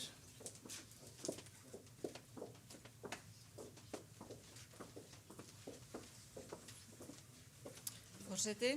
Já, þakka ykkur kærlega fyrir. Það er ýmislegt sem ég skrifaði hjá mér sem að ég ætla að fá að taka með bara inn í nefnd á eftir. En það er tvennt sem að kannski stendur upp úr. En reyndar áðurinn fyrir að það ætla að segja að það er ástæðan fyrir að við erum að fjalla málin hérna heyra mig til þess að því betur svo augun auga að það sé bent á galla á tillögunum. Þannig að við getum lagað henni í nefndum og fáum eitthvað sem allir skilja þegar kemur út. Þannig að ég er mjög þakklátt fyrir allar athugasemdir. Það er tvennt sem að við höfum svolítið verið að stendur upp úr hérna, það er með peningamálin og skrifstofuna. Það er enginn að tala um þriðju skrifstofuna. Ég ætla að biðja leyfi forseta til að fá að lesa þess upp úr íslenskri orðabók Árnastofnunar. Þar stendur orðið skrifstofa sem er kvenkyns nafnorð. Í fyrsta lagi það er herbergi fyrirtæki eða stofnun þar sem afgreiðsla skriftir, skjalagerð og bókhald fer fram. Dæmi, ég fann hana inn á skrifstofunni og annað dæmi, hann gekk inn á skrifstofu rektors. Og í öðru lagi aðsetur opinberar stofnunar, til dæmis skrifstofa landlæknis. Við erum ekki að tala um 3 fyrirtæki. Við erum að tala um eina kennitölu, þar sem að eru 2 svið, 2 stofur, 2 deildir, hvað við köllum. Mér finnst tilvalið að kalla hlutan sem fellur undir biskupsstofu og hlutan sem fellur undir rekstarstofu. Eins og hefur verið bent á í 5. greininni að þá, hún ætti kannski að þetta bara aðsetur kirkjuþings. Það myndi strax skýra þetta og einfalda og já. Spurning, við eigum eftir að ræða hverja einustu setningu þarna ef ég þekki löggjafarnefnd rétt, við vinnum vel. Síðan varðandi kostnaðinn, þessi setning í greinagerðinni að Kristján og Gunnlaugur þeir lág svona rétt eða eins og hún var skrifuð. Það er bara það að í öllum málum þá mun forsætisnefnd að starfa innan fjárheimilda. Ef hún þarf nýjan starfsmann, ef hún þarf einhvað, þá á hún að biðja þá fjárheimild sem við ræðum á kirkjuþingi þegar við ræðum fjárhagsáætlun næsta árs. Ég ætla bara að þakka góðar athugasemdir. Takk Arna fyrir að benda á misræmið. Ég er búin að lesa það mál, ég veit ekki hvað oft, en ég hafði ekki tekið eftir þessu fyrir ég las það upp áðan. Misræmið varðandi að forsætisnefnd og framkvæmdanefndin áttu að vera að gera saman hlut. Takk fyrir. Fleiri hafa ekki hvatt sér hljóðs og er umræðu lokið. Lagt er til að máli fari til síðari umræðu. Þeir sem geta samþykkt það gjör svo vel ekki að merki. Takk fyrir, einhverja móti, það samþykkt samhljóða. Lagt er til að málið fari til löggjafarnefndar. Þeir sem geta samþykkt það gjör svo vel ekki að merki. Það er samþykkt og þar með gerum við fundarhlé.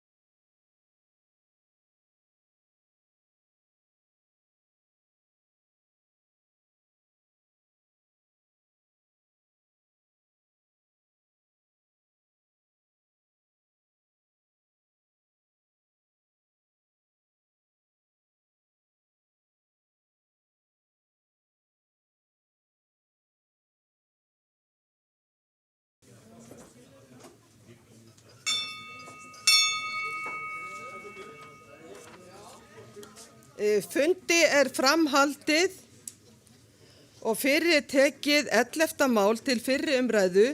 Það tillaga af starfsreglum þingsköp kirkjuþings flutt af forsætisnefnd. Forseti biður það hvort að kirkjuþing samþykki það að Guðmundur Þór Guðmundsson, starfsmaður kirkjuþings, mæli fyrir málinu. Það er samþykkt og tekur hann nú til máls.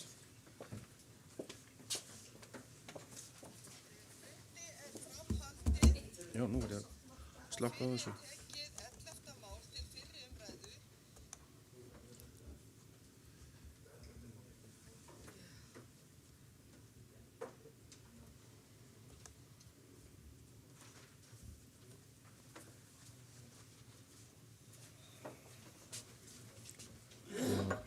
Virðulegi forseti, ég flyt hér tillögu forsætisnefndar að nýjum og endurskoðum þingsköpum kirkjuþings.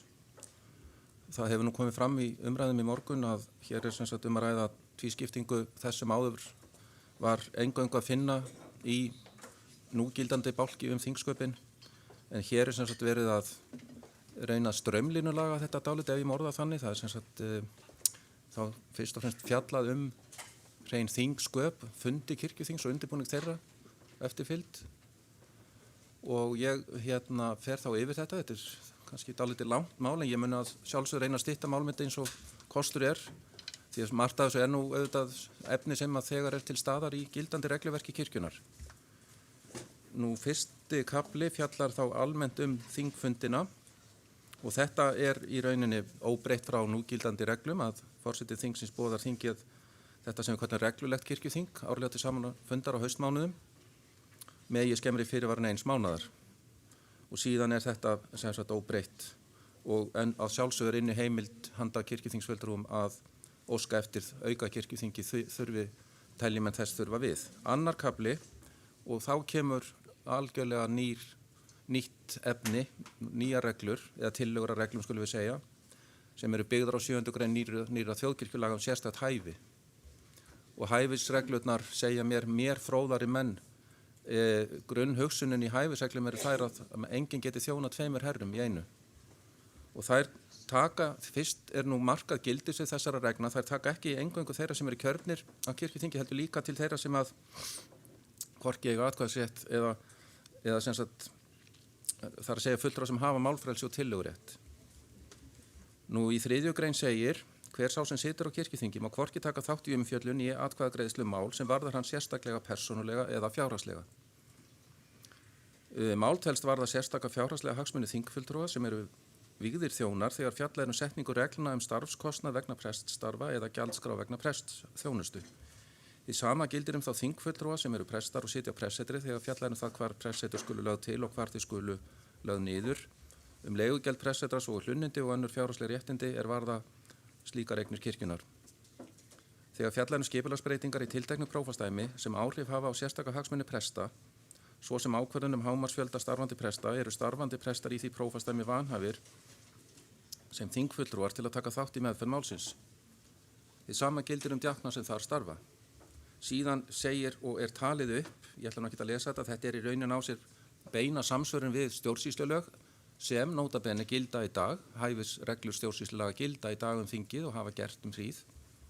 Þannig ég er ekki að lesa það upp, eins og ég segi, ég ætla ekki að lesa almennt það upp sem er í gildi.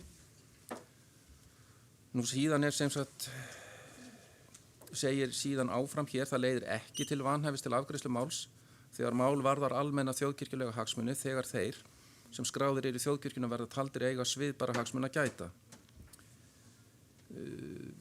Ef ég tek dæmi, ef ég reynir nú að yfirfæra þetta hreinlega á löggjafarvaldi, Alþingi skipar skattamálum, alþingismenn greiða skatta. Hvernig væri það að þeir gætu, það náttúrulega væri fráleitt að þeir eru að víkja sæti þó þeir sé að fjalla sína eigin skattbyrði, og þetta er svolítið sama hugsunin. Þegar málefnið er almennt, að þá er ekkit augljóst mál að einhvern þurfa að víkja í sjálfu sér. Þegar kirkjuþing velur fulltrúa og sínum röðum í nefndir eða störf á vegum þingsins eru þeir fulltrúar ekki vanhæfir sem boðið hafa sig fram eða stungið hefur verið upp á við það kjör. Þessi undantekning á þó ekki við kjör í kjaranefnd þjóðkirkjunar. þeir þingfulltrúar sem eru félagsmenn þeirra stéttarfélaga sem nefndin kemur fram sem viðsemjandi við skulu víkja sæti við meðferð máls og kjör í þá nefnd. 4. grein, það er lögð svo skylda á forseta, hún er lögboðin. Ég ítreka enn og aftur, þetta er bara framhald af nýrri löggjöf sem við erum að birta hér. Og það er sett svo skylda á forseta ex officio að gæta að þessu hverju sinni og sömulegis er ábyrgðin líka færð á forseta sem sagt á fulltrúafyrirgið á kirkjuþingi að menn skuli án tafar vekja athygli þingforseta á ástæðum sem kunna að valda vanhæfi til umfjöllun og atkvæðagreiðslu. Og rísi ágreiningur túlkun þessara regluna sker forseti þingsins úr. Ég glemdi nú að geta þessi upphafið til að skýra þetta aðeins að það voru fengnir til verksins, ég leyfi mér að segja færustu lögfræðingar sem völ var á og er, utan biskupsstofa sjálfsögðu og þannig að þessi kafli hæfið er samin af sérfræðingum og bara til að, svo ég útskýra núna áðurinn held lengra áfram með þennan flutning að þá var það þannig að það var byrjað á því leita til, ég held að það sé allt til að segja frá því forseti Dr. Páls Hreinssonar, prófessors og forstjóra EFTA-dómstólsins og hann kom að borðinu, síðar taldi hann rétt að víkja sæti og hafa ekki frekar afskipt af samningunni, það var reyndar út af allt öðru en það má líka geta þess að hann gaf kirkjunni vinnu sína sem er rétt að koma fram hérna. Í framhaldinu tók Trausti Fannar Valsson, forseti lagadeildar Háskóla Íslands við verkefninu og þetta er afurðin sem birtist hér ásamt því sem í greinargerðinni er sagt. Síðan kemur í 5. greininni einfallega málsmeðferðin, hvernig er þá tekið á því þegar menn eru vanhæfir, þá verður að víkja úr fundarsal og geta ekki tekið þátt í undirbúningi meðferði atkvæðagreiðslu málið. Og þegar afgreiðslu málsins er lokið skal þingfulltrúinn kallaður inn á þingið aftur til að taka þátt í umfjöllun og afgreiðslu annarra mála. Og svo kemur það sem einnig er í löggjöfinni 9, kirkjuþing er álitunarhæft við afgreiðslu máls óháð þeim fjölda fulltrúa sem eftir eru þegar vanhæfir þingfulltrúar hafa vikið sæti. 3. kafli, og hér sjáum við að framsetningunni er breytt frá því sem nú er, það er svolítið reynt að flokka efnið betur niður, þetta var svolítið hist og her og er í núgildandi regluverki, en hér er semst reynd að fanga á einum stað hvernig skal það allt saman fara fram þegar nýkjöri kirkjuþing kemur saman, því það þing hefur auðvitað aðra svona öðruvísi skildu þegar að verður að gangsetja nýja þingið að hausti eftir kosningar. Og það er svo eins og verið hefur að fráfarandi forseti, hann auðvitað stýrir forsetakjöri eins og við þekkjum flest og gegnir að öðru leyti forsetastörfum þar til nýr forseti hefur verið kjörinn. Og njóti forseti ekki við, þá kemur sem sagt varaforseti í hans stað. Síðan þarf að kjósa kjörbréfanefndina. Það er eiginlega númer 1. Og við þekkjum störf kjörbréfanefndar, hún er einfallega til þess að staðreina að réttilega hafi menn verið kosnir til þessara trúnaðarstarfa að sitja á kirkjuþingi og nefndin er kosin til 4 ára, athugið það. Og eins og við þekkjum þá náttúrulega er þinginu gjarnan frestað á meðan nefndin starfar og fer yfir öll þessi 29 kjörbréf. Síðan er á þessu nýkjörna þingi þá er í samkvæmt 9. grein eins og verið hefur að 1. og 2. varaforseti eru kosnir röðum leikmanna í óbundinni kosningu og þessir 3 forseta mynda þá forsætisnefnd kirkjuþings. 4. kafli, kosningar á kirkjuþingi og nefndir kirkjuþings. Hér er að finna nýmæli. Fastanefndir kirkjuþings þeim er fjölgað. Það er að sjálfsögðu kjörbréfanefndin sem búið að fjalla síðan kemur hinn nýja framkvæmdanefnd þjóðkirkjunnar, skipuð 3 kirkjuþingsfulltrúum, þar af 1 vígðum. Varamenn eru kosnir með sama hætti. Nefndin lítur eftir starfi rekstrar skrifstofu þjóðkirkjunnar sem mér fannst ég heyra, menn eru að tala þetta verði nú kalla rekstrar stofa kannski, en það er nú annar mál.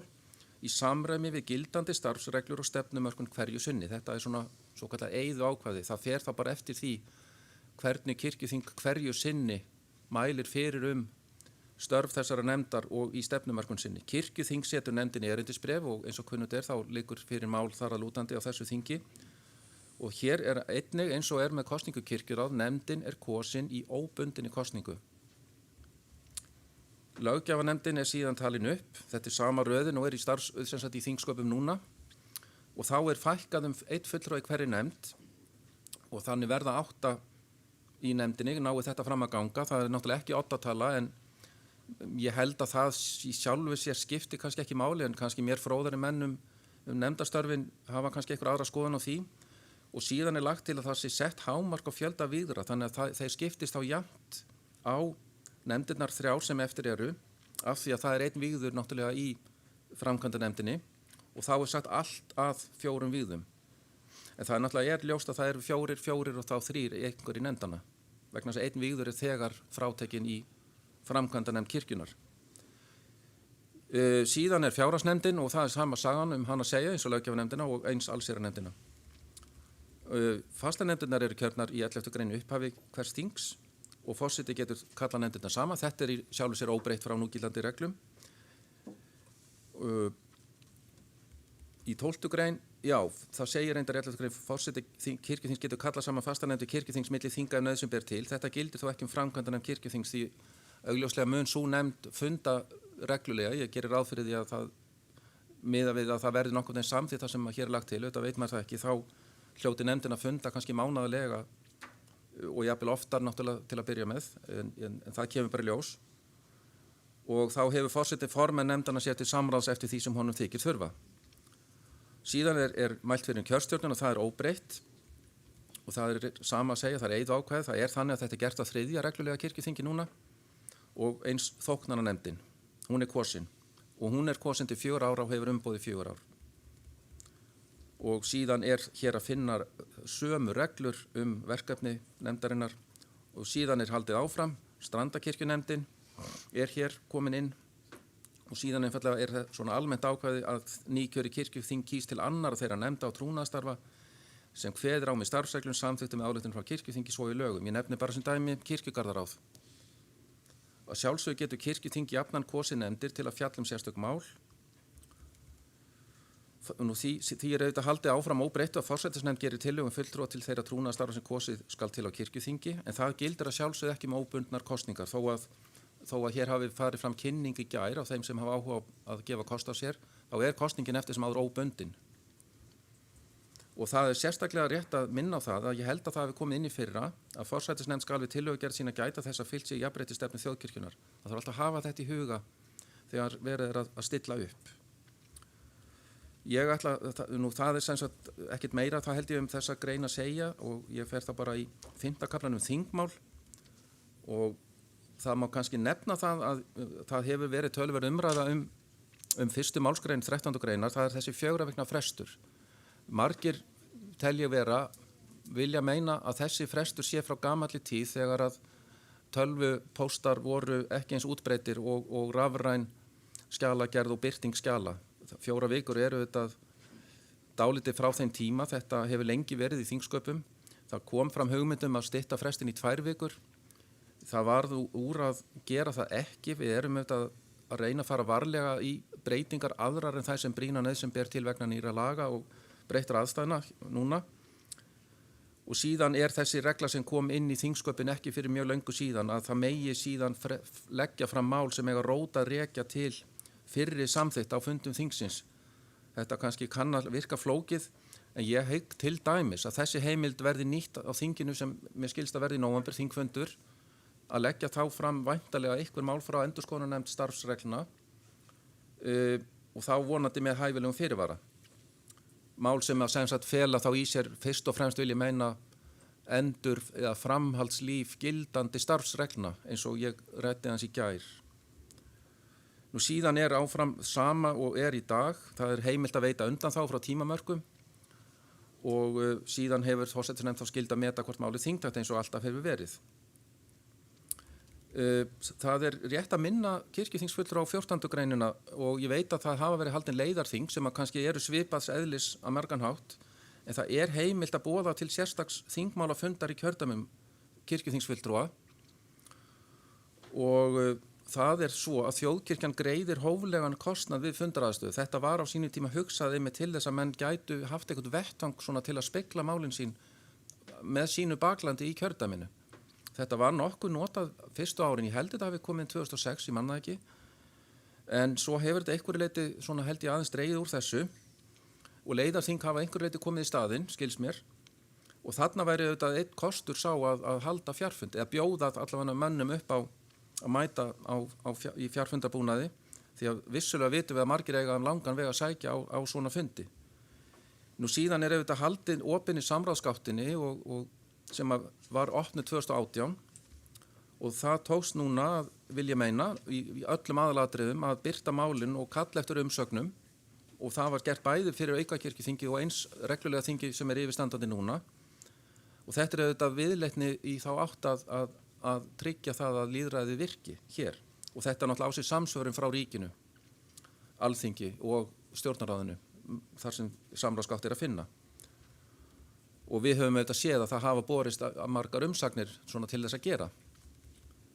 Nú síðan er það líka að þingmálin eru eins og lögstanda til birt á opnum vef kirkjunar. Það er hætt með öðrum málum. Við erum fallin frá því að birta málin í aðgangsstýrðri gátt eins og var. 15. greinin er í rauninni óbreytt, minni samt á að það er aftur hnykkt á því að menn verða að muna eftir jafnréttisstefnunni. 16. greinin er óbreytt, 17. greinin í raun líka og 18. grein og 19. grein nema það að þar er talað um að umsögn rekstrar skrifstofu þjóðkirkjunar áætlunina skuli fylgja með máli ef að samþykkt máls felur í sér kostnað. Og síðan er 20. greinin í rauninni óbreytt og því nýmæli er haldið inni sem að kom fyrir ekki löngu síðan að það megi afgreiða þingmál með einni umræðu. Og það hefur sýnt sig að svo heimild getur verið gagnleg til að spara tíma ef ekki eru mjög skipta skoðunar mál. 21. greinin er óbreytt og enn og aftur er hnykkt á jafnréttisstefnunni, minni á það. Síðan koma hinn hreinu fundarsköp í 7. kafla og ég held ég sé ekkert að fara við það, þetta er nú allt kunnulegt og er í núgildandi regluverki þessi ákvæði og það er náttúrulega sjálfsögðu því haldið inni sem var tekið upp að það megi halda fjarfundi kirkjuþings og 27. 7. grein og áfram þetta er í rauninni allt kunnulegt og ég held að ég megi segja óbreytt. Það varðar sem sagt þingsköpin og hvernig umræðan í rauninni fer fram og síðan er 28. grein, hún er óbreytt málfrelsi og tillögurétt þeirra sem að hér sitja. Nýmæli er að í 28. grein er eins og hefur verið undanfarin ár. Biskup Íslands getur falið fulltrúa sínum að gera grein fyrir þingmáli og þá er lagt til að forseti kirkjuþing geti gert slíkt hið sama. Í mínum huga væri þetta helst kannski tæknileg mál sem eru í sjálfu sig kannski ekki svona umdeild eða flókið, þetta er alltaf vand með farið. Ég hef nú verið í þessu hlutverki fyrir hönd biskupsembættisins nokkur sinnum og áður sem framkvæmdastjóri kirkjuráðs og maður reynir alltaf að feta þetta vandlega að blanda sér ekki inn í einhverja svona pólitík eða deilur, heldur einfallega, eins og ég segi alltaf, ég er einfallt bara starfsmaður á plani, ég er bara að reyna að hjálpa kirkjuþingi að skilja málin tæknilega fyrst og fremst, eins og ég best get. En þetta kemur bara í ljós, hvernig menn afgreiða þetta eins og annað. Síðan er það mælendaskrafan, það er bara óbreytt. Síðan er fyrirspurnatíminn og það er óbreytt og hann var hér í gær. Og síðan er þetta nýmæli að það er gert ráð fyrir því að það sé hægt að halda þingfundi sem er ekki beinlínis inn í þingsköpunum, það sem eru svona málefni sem er ekki beint á dagskrá hins eiginlega þings. Óskum kirkjuþingsfulltrúans slíkar umræður skal koma til forseta með að minnstakosti sólarhrings fyrirvara. Bara rétt að árétta það að þessi heimild er fyrir hendi. Og forseti getur sömulegis ákveðið þingfundur á hverju kirkjuþingi skuli helgaður tilteknu málefni án þess að sérstök ósk hafi komið fram með það. Síðan eru reglurnar ræðutíma, það eru óbreyttar og hversu oft menn mega taka til máls, óbreytt. Og sem sagt forseti stjórnar auðvitað umræðuna sjálfsögðu eins og verið hefur og tilhögun hennar og getur takmarka ræðutíma að sjálfsögðu eins og við höfum raunar séð. 32. greinin, hún er hérna í rauninni óbreytt. Það er aðeins þarna talað sko prentaða greinargerð. Við vorum svolítið að eyða þessu orðalagi prentað og skjöla því þetta náttúrulega við höfum verið að feta okkur í þátt að hafa þingið sem mest pappislaust og rafrænt. En það er allt í lagi, það er ekki pappislaust að öllu leyti, við sjáum það. Nú síðan er hérna 33. greinin og hún er óbreytt það að hægt sé að bera upp tillögum frávísun máls í fyrsta lagi sem kemur þá til afgreiðslu við lokumræðunar og einnig, og það er heimild sem var nýtt held ég á síðasta kirkjuþingi að leggja fram rökstudda dagskrártillögu. Og þá er umræðinu einfallega slitið og næsta mál á dagskrá tekið fyrir. Þetta er sem sagt frá minni óbreytt. Og þetta líka með að draga mál tilbaka sem við höfum nú séð alveg gerast hér og á fyrri þingum. Þingskrifarar eru þá getið 34. grein og þeir hérna eru bara áfram til staðar og fara yfir fundargerð og bókanir hvers fundar. Fundir kirkjuþings fara fram í heyranda hljóði, það er óbreytt. Atkvæðagreiðslan er óbreytt, það er búið að gera ráð fyrir atkvæðagreiðslu með notkun fjarfundabúnaðar eins það var komið inn í þingsköpin. 37. greinin, hún er óbreytt og það er gert ráð fyrir því almennt að atkvæðagreiðsla fari fram með handauppréttinga eins og við þekkjum. Svo er hægt og rauninni skylt að við hafa nafnakallið að skriflega atkvæðagreiðslu ef einhver kirkjuþingsfulltrúi óskar þess. Og síðan lýsir forseti úrslitum atkvæðagreiðslu eins og við þekkjum. 8. kafli, það eru afbrigðin og þau eru í raun óbreytt og síðan er það gildistakan og það er það gert ráð fyrir því að þetta eins og flest annað í nýju regluverki taki gildi áramót. Þá falla brott eldri starfsreglur frá 2009 og ákvæði til bráðabirgða skýrir sér nú sjálft. Í greinargerðinni sem ég ætla nú ekki að lesa hér, ég hygg nú að hérna, vonandi skýrir hún aðeins út. Ég hef að sjálfsög heyrt umræðan hlutverk nefndana, til dæmis framkvæmdanefndar.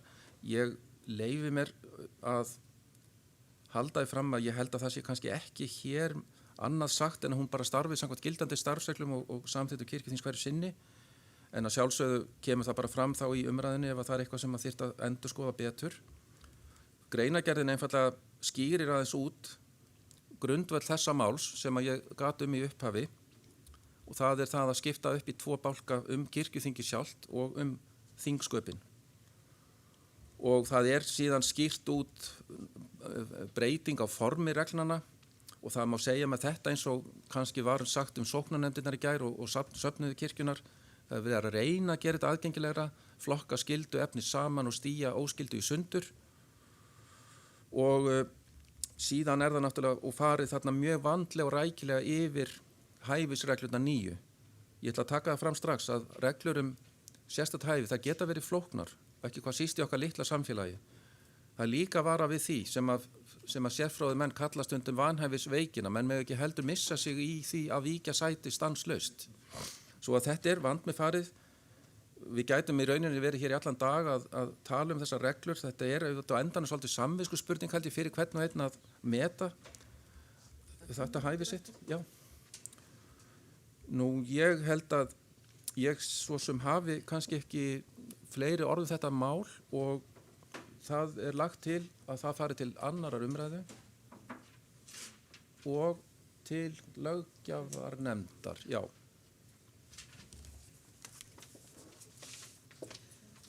Orðið er laust og til máls tekur Þuríður Björg Víum Árnadóttir og eftir henni Sólveig Lára Guðmundsdóttir vígslubiskup.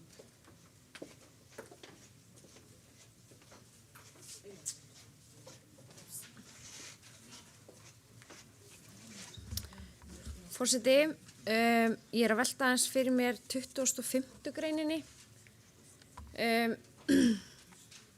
Sjálfsögðu frábært að það sé þessi leið að það sé hægt að vera hér með fjarfundarbúnaði og þetta er nýr veruleiki sem við erum svona ennþá að læra á. Ég er aðeins að hugsa til þeirra sem að taka niður mætingu og greiða laun fyrir mætingu okkar á þinginu. Ég held að þetta þurfa að vera aðeins skýrar, fær maður að borga fyrir að mæta en vera á Zoom og kveikja kannski aldrei á myndavélinni og greiða aldrei atkvæði þegar maður hefði kannski geta boðað varamann fyrir sig.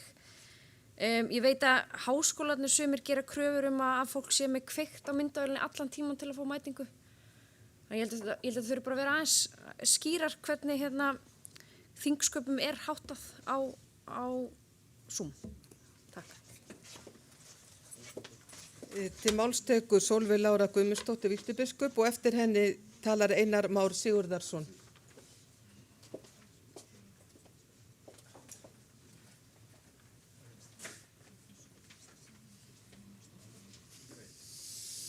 Forseti, mér langar til að byrja að þakka Guðmundi Þór fyrir þessa greinargerðu útskýringar á þessum greinum. Ég ætla ekki að fara ofan í allar þessar mörgu greinar. Ég gerir ráð fyrir því að það verður einhverju aðri til þess. Ég hins vegar með eina bara örstutta fyrirspurn og eina pínu litla athugasemd. Fyrirspurnin er varðandi hæfið að þegar að einhver er vanhæfur til að sitja fundin, ég er að velta fyrir mig hvort að það sé fyrst og fremst að taka til máls og eða hvort þetta er til að hlusta á umræðuna og hvort að þá sá sem er vanhæfur megi hlusta á umræðuna. Mér langaði bara til að fá útskýring á þessu. Og síðan tók ég eftir því að á 3 stöðum var vitnað í að taka þyrfti tillit til jafnréttisstefnu þjóðkirkjunnar og mér langar til að þakka fyrir það sérstaklega og biðja þá löggjafarnefndina að bæta því þá inn í allsstaðar þar sem jafnréttisstefnan er nefnd að minna líka á að kirkjuþing hefur samþykkt 20% hlutdeild ungs fólks og núna þá sem sagt upp að 35 ára. Þannig það er auðvelt að bæta því inn á þessum 3 stöðum þar sem að jafnréttisstefnan er nefnd. Þannig að mér langar bara rétt til að koma þessu á framfæri. Til máls tekur Einar Már Sigurðarson og eftir honum tala Bryndís Malla Elídóttir. Forseti, bara örstutt en nota tækifærið að þakka góða yfirferð Guðmundar tillöguna. Treysti því að löggjafarnefnd leggist vel yfir textan og samræmi þar sem samræmingar er þörf. Ég vildi vekja sérstaka athygli löggjafarnefndar á 28. grein. Það er eiginlega framhald af því sem ég sagði í gær þegar við fjölluðum reglurnar tillögunum kosningu til kirkjuþings. Þar sem að segir í 28. grein og fulltrúi kirkjuþings unga fólksins. Mér finnst eðlilegt að nefndin velti því fyrir sér hvort að þarna eigi að vera fleirtala eða að minnsta kosti hafa möguleika á fleirtölu af þeirri einföldu ástæðu að ef við náum ekki 20% í hinum almenna kjöri þá tel ég eðlilegt og það var þetta sem ég átti við í gær þegar ég bent á það að það væru aðra leiðir til að ná þessum kvóta inn.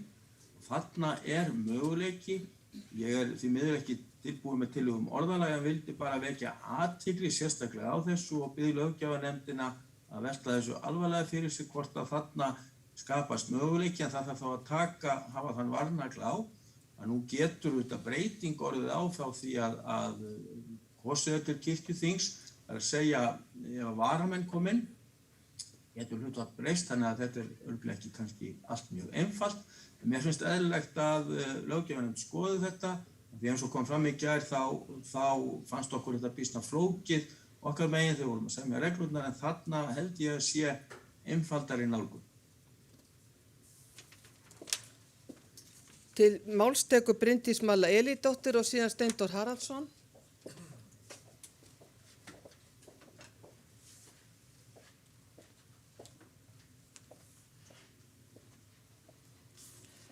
Forseti, starfsreglur kirkjunnar þurfa að vera skýrar.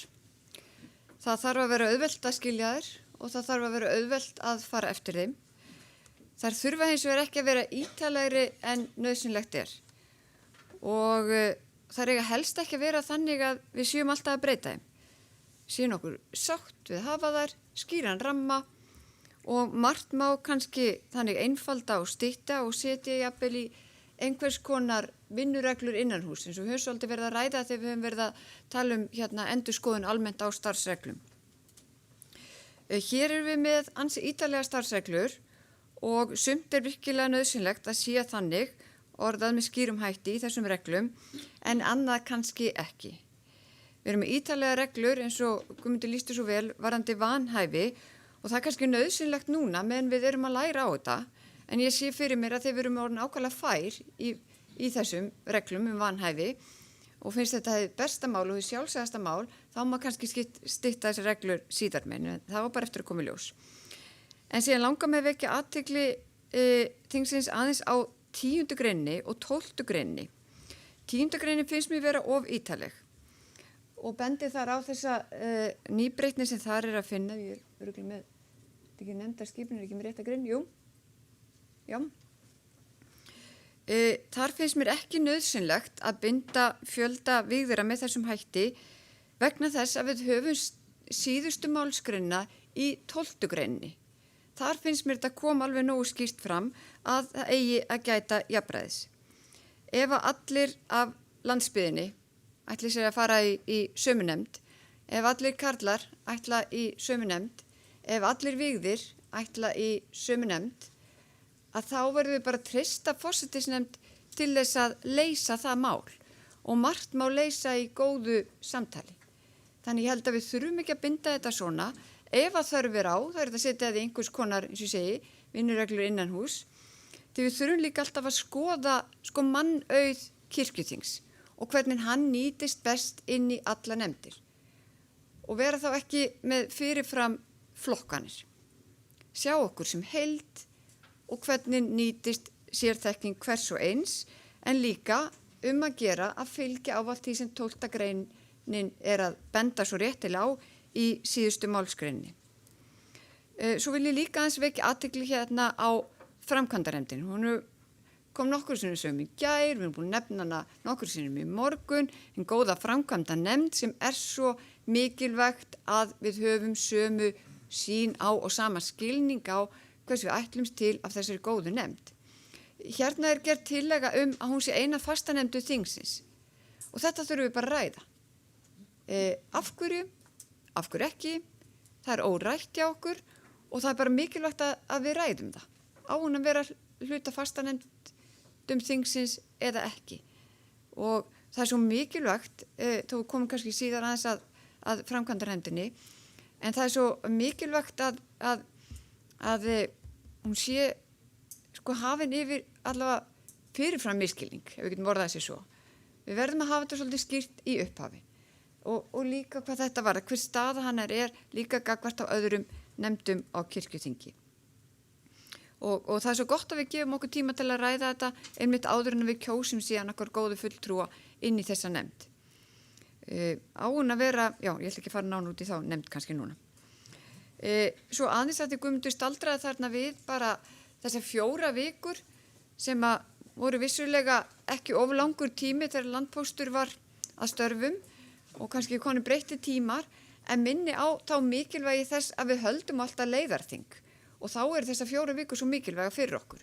Að við getum sett okkur inn í málinn í góðum tíma, boða með góðum tíma til leiðarþings, kynnt málinn og líka við séum ekki með leiðarþing bara korteri fyrir þing. Mér finnst það líka mikilvægt. Við kannski ræðum máli á leiðarþingi og svo fyrir fólk heim til sín, hugsar og getur haft samband við okkur á eftir þingi líka þegar það er aðeins búin að melta málinn betur. Þannig að ég held að þessar 4 vikur sé bara fínn tími áfram. Til málstöku Steindór Haraldsson og eftir honum Arna Gretarsdóttir.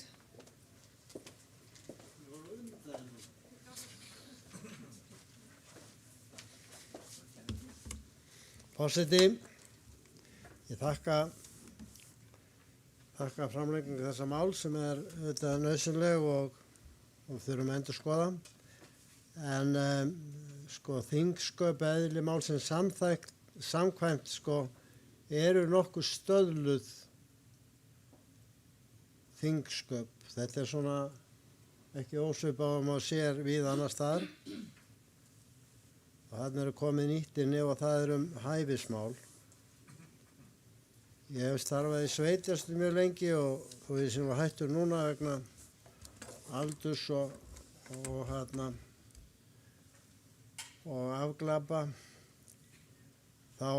Þá var það þannig að við fórum í þessa hæfisveiki sem að Guðmundur myndist svolítið áðan. það var meira það að við lýstum okkur vanhæf heldur en það múskuð vanhæf. Maður var að lýsa sér vanhæfur í öllum málum og við erum að ræða sérstaklega sko vegna þess að á litlu stöðum eins og Skagastund á þeim tíma sem ég kom nú hanga sko, þá var það þannig að ég gæti alltaf boðið mig fram til sveitarstjórnar að því að ættin mín var svo stór á staðnum. Ég var alveg pottið til að komast inn. Og þá var það spurningin sko þegar svona stór ættbogi á einum stað, þá var ég það ekki bara vanhæfur í flestöllum málum. Var það í 4. lið eða 3. lið eða hvernig þetta var rætt og við rættum þetta fram og tilbaka og því var nú stundum mótmælt þegar sveitarstjórnarmenn lýstu sig vanhæfa að þeir vildu bara ekki taka, það er líka gott að geta forðast að taka á málum og það er málið. Þannig að þetta er svolítið vandmeðfarið og það mun örugglega taka okkur dálítinn tíma að venjast þessari menningu sem að við erum ekkert vön hérna. Mér finnst það ekkert óeðlilegt. En mér finnst nauðsynlegt að þetta sé tekið inn. Því að þetta er búið að vera við lýði í stjórnsýslu í mjög langan tíma. Það var verið að ræða hérna svolítið þessar 20% reglu sem við myndist á hérna í gær og ómöguleikan í því máli. Það þarf bara að tala hreint út. Það á ekki vera að samþykkja hluti eða eitthvað sem er ekki hægt að framkvæma. Það er ekki hægt að framkvæma það nema að breyta kjördæmaskipaninni í kirkjuþingskosningum, að tryggja einhverjum hluta fólks eins og ungu fólki á ákveðnum aldri 20% hér inn á kirkjuna. Það verður að breyta kosningafyrirkomulaginu. Og það var þá að byrja á því að leggja það til. En að samþykja eitthvað sem að bara til þess að þóknast einhverjum, það er bara tóm vitleysa. Og ég vara líka við því að auka seturétt og málfrelsi. Þetta er dálítið sérstakt hérna á kirkjuþingi hvað margir hafa seturétt og málfrelsi. Þetta er frekar óvenjulegt í stjórnkerfi. Þetta er eiginlega einstakt hér. Og ég er ekkert að mæla því mót að það sé, mér finnst eðlilegt að biskupar og fulltrúi frá Guðfræðideild hafi hér og fulltrúi unga fólks hafi hér málfrelsi og seturétt.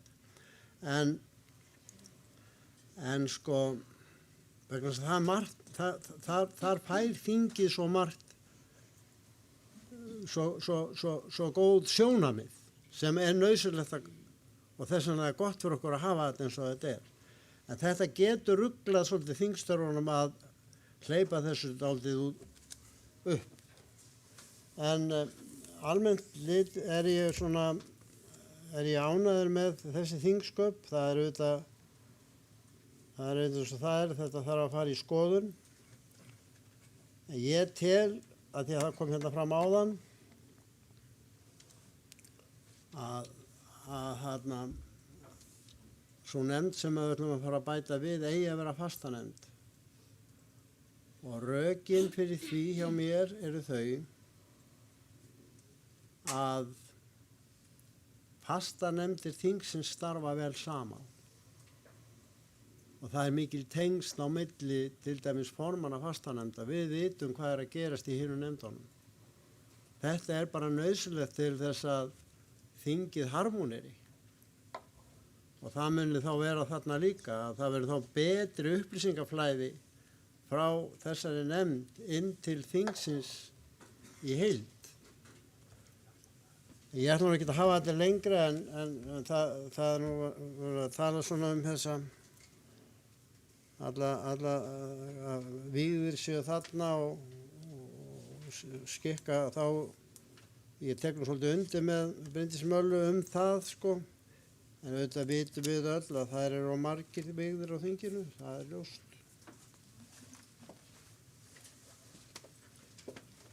Til máls tekur Arna Gretarsdóttir og eftir henni Axel Árnason Njarðvík.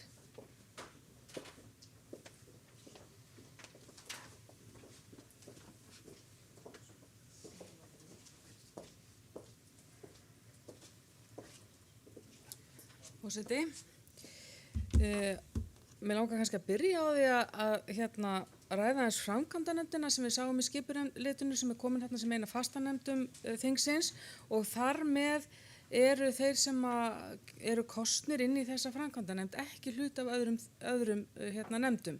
Og þá velti ég mig fyrir mér ef að þetta verður niðurstaðan hvort að forsætisnefnd eigi þá líka vera fyrir utan þessar hinu fastanefndunar.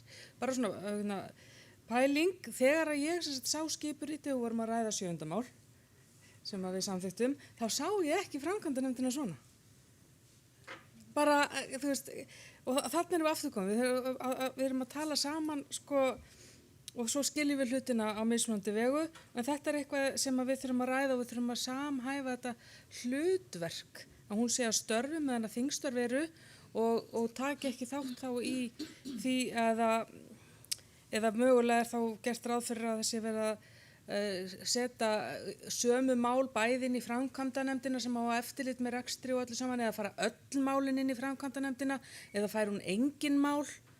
Þú veist, er það fjárhagsnefndin sem fær öll fjárhagsmálin og líka framkvæmdanefndina því hún á eftirlit með rekstrinum eða hún að vinna með fjárhagsnefndinni. Þetta þarf einhvern veginn, hvert er hlutverk þessar nefndar þegar að þingið er að störfum? Þetta var nú svona bara eitt sem við þurfum að ræða og velta fyrir okkur.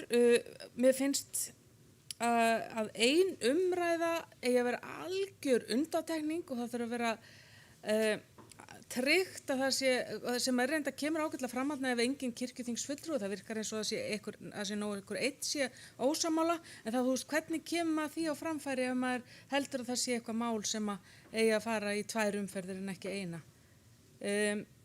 Það þarf að vera einhvern veginn, já, mér finnst það að vera tryggt að það sé algjörlega undantekning að það sé ein umræða vegna þess að það er svo mikið sem gerist í samtalinu og við getum fundið svo góða lausnir oft í samtalinu og það getur verið hætt á því að það fari eitthvað í gegn sem að var ekki hugsað saman, allavega ekki þingfulltrúa, kannski einhverja annara mögulega. Síðan er það vanhæfið sem að mér finnst bara virkilega gott að það sé komið þarna inn, þetta er bara skýrt.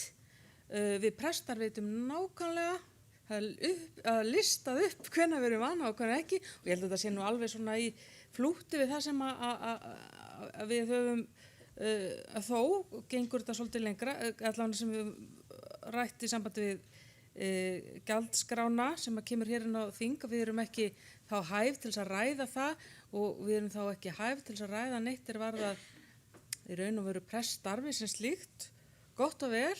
Og þá ætla ég að taka dæmi, ég hef litið svo á að þegar við erum að ræða hvar sem að ég sit í nefndum með ráðum þegar að ræða eitthvað sem varðar fjármál sóknana eða styrkumsóknir að þá er ég ekki vanhæf þar því að ég kem ekki að fjármálunum. Ég hef enga ábyrgð á fjármálunum í rekstri sóknarnefnda.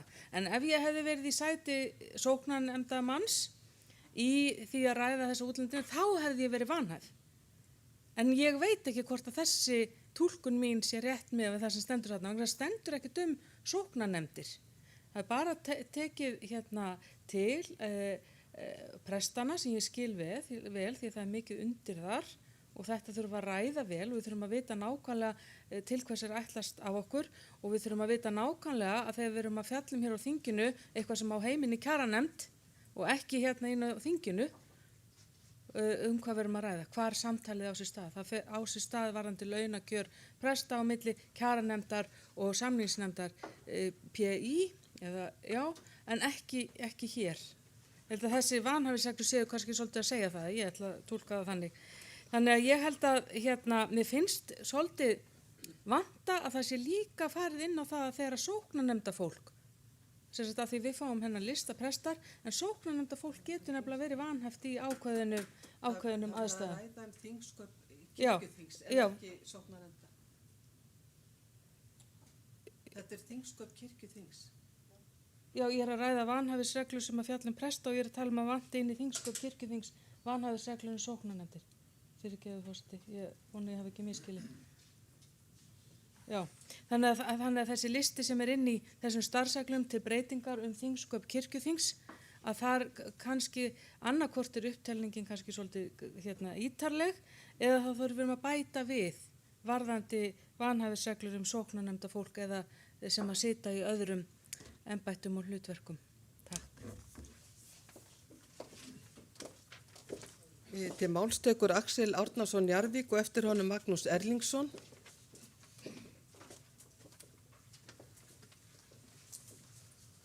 Forseti, ég ætlaði að vekja athygli okkar á 3. greininni og fá með leyfi forseta að vísa í þau orð sem ég reyndi að segja í 10. máli forsetan sjálfan. Þar sem ég reyna að koma því að við gerum hann ekki vanhæfan. Í lögum nr. 37 frá 1990 sem minni mig að séu stjórnsýslulögin, þar tekið á vanhæfi, en þar stendur eins og hjá okkur, það sem stendur hjá okkur má vísa í 3. grein, fyrstu málsgrein 3. greinar hana, aðeins, já, að við segjum varðar hann sérstaklega persónulega eða fjárhagslega, en í lögunum stendur aðili máls. Og ég held að þetta sé ábyggilega gleggara í lögunum að vera aðili máls, það víðara, en ekki bara persónulegir hagsmuni mínir og það klikkt út með því að segja eða fjárhagslega. Ef þið kíkja á blaðsíðu 18, ef við myndir leyfa okkur að rúlla þangað, þá stendur þarna í annarri málsgrein, eða hvað segir maður, öðru paragrafi, rökin að baki reglunni. Þarna, nei, aðeins ofar, aðeins meira, hérna er það cirka bát. Rökin að baki, hérna, rökin að baki reglunni er að þau, að þar sem undirmaður oft háður yfirbóðara sínum, er raun almenn hætta á að tengsl yfirmanns við máli geta haft áhrif á afstöðu undirmanns. Ég myndi vilja segja líka þarna eða yfirmanns. Í 10. máli þá erum við beinlínis að láta forsetann ráða starfsfólk og ákvarða starfskjör í því sem lagt er fram. Mér langaði bara að vekja athygli okkar á því að við látum vanhæfisreglurna vera í takt við það sem stjórnsýslulögin kveða á Þar er mikil og góð lögskýring líka við að við búum ekki til nýtt orðalag sérstaklega persónulega, heldur bara aðili máls, það er miklu víðara og þar með erum við kannski búin að dekka líka þar sem Arna var að segja, ég má vísa í hana í lok hennar eða niðurlags hennar ræðu þátt leikmanna í því að vera vanhæf. En þetta er til umræðu og þetta vildi ég leggja í púkið. Til máls tekur Magnús Erlingsson og þá framsögumar eftir því að fleiri hafi ekki kvatt sér ljós.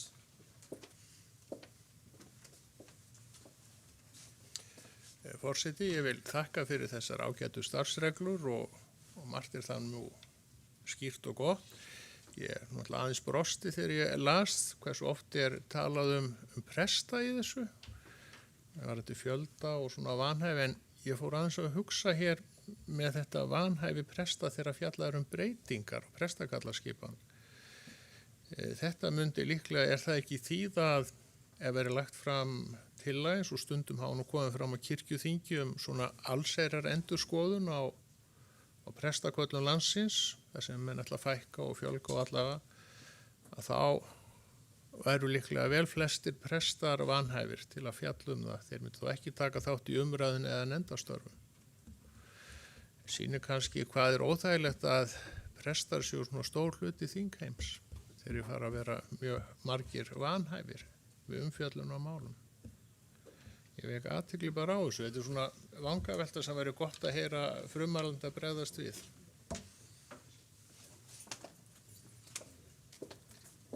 Þá tekur framsögumaður til máls Guðmundur Þór Guðmundsson.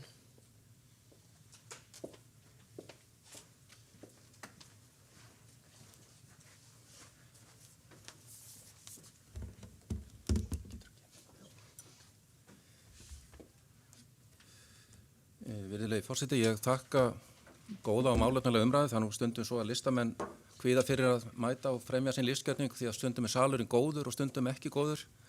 Mér fannst allavega salurinn góður og ég ætla að freista þess að fara bara mjög hratt yfir svona helstu viðbrögð við því sem kom fram. Þakka þær allar athugasemdir og ábendingar og ég náttúrulega geng bara út frá því að löggjafinn taki umræðina með sér inn í nefndarstarfinn og það sem að hér hefur verið sagt.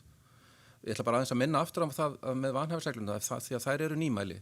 Þetta snýst alltaf á endanum það að ákvarðanir sem hér eru teknar séu málefnalegar og trúverðugar og það sé ekki litaðar af hagsmunum.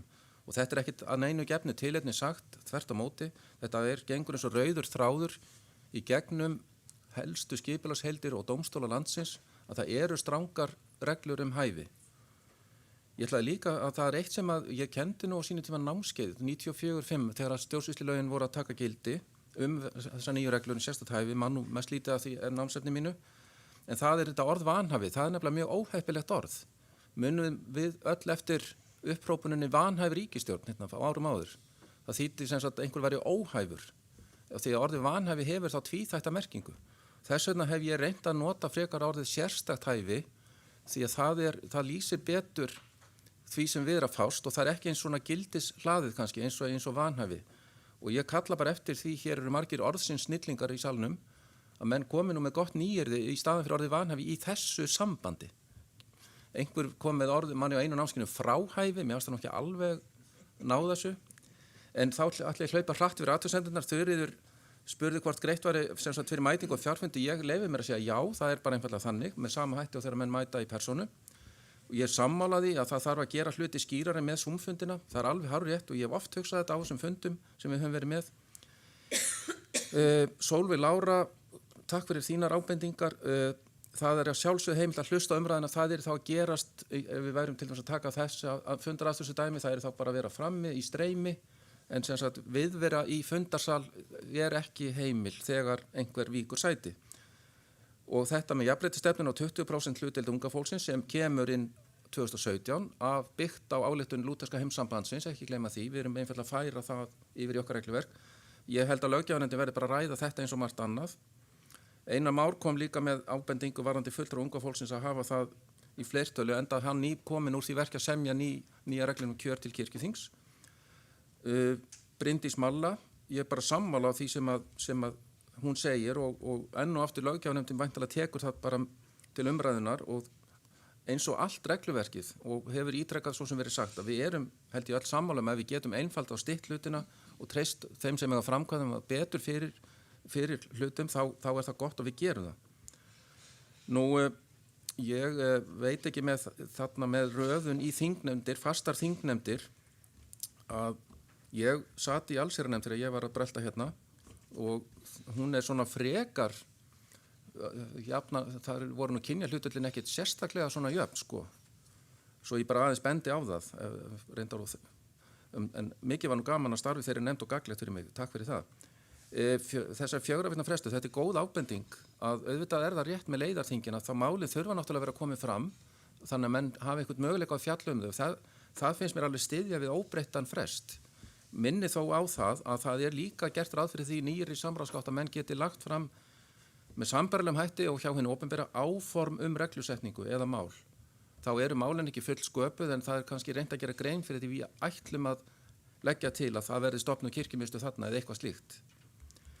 Og Steindór nefndi bara sjálfsagða hluti þingsköpuð, þetta eru stöðluð, við erum ekkert að finna hér upp hjólið.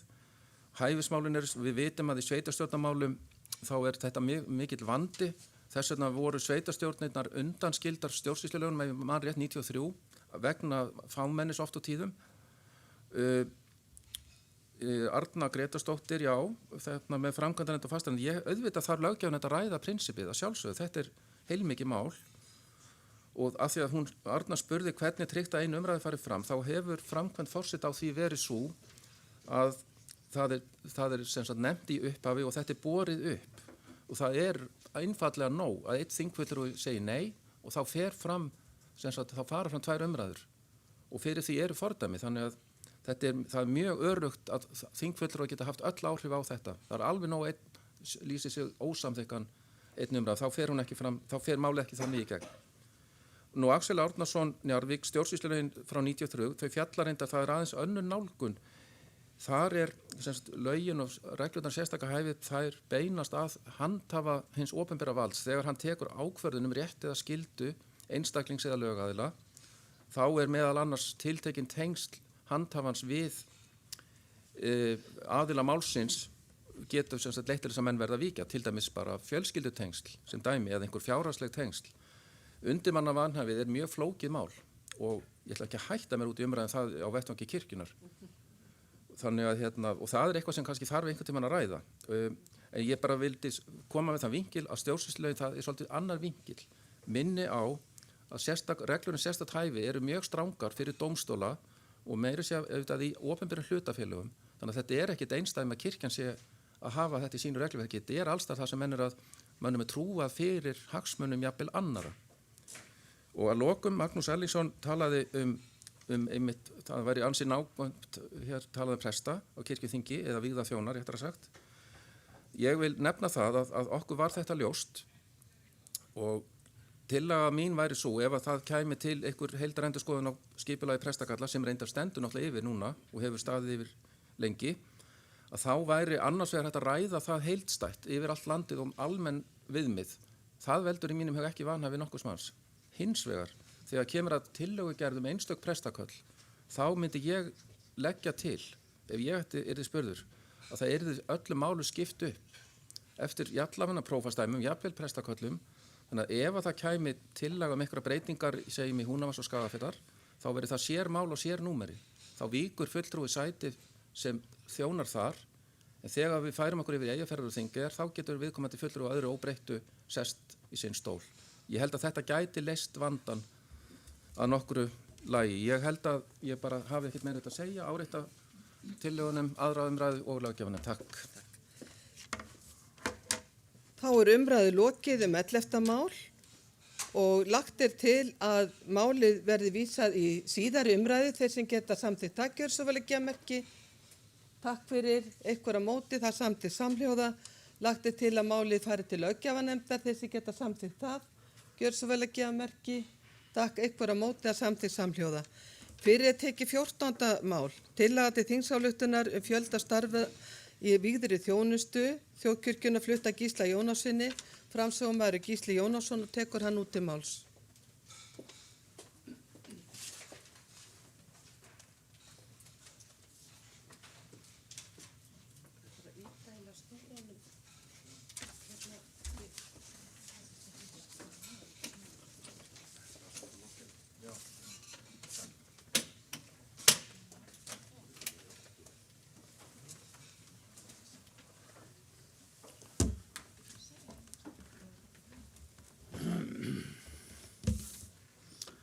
Forseti, þetta mál hefur vakið mikla athygli og verið dregið fram í fjölmiðlum. Reyndar ekki málið sem slíkt heldur minnisblað sem að fylgdi sem fylgiskjal með málinu, en hefur í almennri umræðu verið rætt eins og þar líki fyrir tillögur sem eigi að afgreiða hér á þessu þingi og hefur kannski valdið miklu misskilningi. Ég vil þess vegna bara byrja á því að nefna hér að þetta minnisblað var á sínum tíma unnið og það var gengið frá því seint í sumar sem innlegg og vinnuplagg inn í fjárætlunargerðina sem að síðan tafðist þannig að eins og áður hefur rakið að þessi mál koma aldrei til umfjöllunar. Þannig að þess vegna var nú bara þetta hugsað sem innlegg inn í umræðu. En þetta er nú greinlega valdið miklu misskilningi og það í óþarfa því að málið er náttúrulega í ákveðnum farvegi núna komin til fjárhagsnefndar fjárhagsáætlunin og hér liggur fyrir annað mál, 22. mál sem að einmitt leggur til að það verði heildarúttekt á bara skipan allra þessa mála yfir landið allt, svipað og Guðmundur Þór nefndi hér í síðasta máli og þess vegna hef ég afráðið að draga þetta mál tilbaka og tel mig nú kannski þar leggja til tímasparna verulega á þinginu. Það er þó einn angi á tillögunni og ég held að sumir hafi jafnvel aldrei lesið tillöguna því menn voru svo uppteknir af fylgiskjælinu. Tillögun gekk ekki út á annað en það að fjárhagsnefnd væri falið að gera áætlun fjöldastarfa og síðan er ein setning ráðningarbann verið áfram í gildi til 1. janúar 2020 og svo tillaga var nú bara gerð til þess að gefa ráðrúm til þess að ljúka fjárlagagerðinni áður en að eitthvað gerðist. Þannig að ég hef óskað eftir því við forseta að fá þá með afbrigðum að flytja hér tillögu bara síðasttalda atriðið ef að það er leyft þannig að við getum framlengt þetta ráðningarbann fram til áramóta eins og lagt var til, einfaldlega vegna þess að við viljum fá ráðrúm í fjárhagsnefnd til þess að ljúka okkar vinnu og hins vegar vegna þess að við vorum að samþykkja nýja reglur val á prestum sem taka gildum áramótin og til dæmis leggja af þessa nefnd og það var í umtalsveru kostnaði fólkin í því að fara að auglýsa störf núna á síðustu stundu. En þannig að ég dreg þessi máli tilbaka en óska eftir því að fá að flytja með afbrigðum ef að þingi leyfi. Já. Lagt er til að máli verði dregið tilbaka þeir sem geta samþykkt. Það gjör svo vel ekki að merki. Takk fyrir einhverja móti. Það er einn á móti. Þannig að það er samþykkt að máli sé dregið tilbaka. Þá leggur forseti til að 39. mál tillaga til þingsályktunar áframhaldandi stöðvun í ráðninga flutta Gísla Jónasinni og framsögumaður Gísli Jónasson að það verði, við getum rætta hér með afbrigðum. Þeir sem geta samþykkt að máli sé tekið á dagskrá með afbrigðum gjör svo vel að gefa merki. Takk fyrir einhverja móti. Það er samþykkt samhljóða og þá gef ég framsögumanni orðið. Forseti, ég þakka þetta og það þarf nú kannski ekki að hafa mörg orð málið. Tillagan er mjög stutt. Kirkjuþing 2021-22 ályktar að sú stöðvun nýráðninga til starfa hjá þjóðkirkjunni sem aukakirkjuþing 2021 samþykkti þann 21. júní 2021 að gilda skildi til 1. nóvember 2021 verði áfram í gildi til 1. janúar 2022.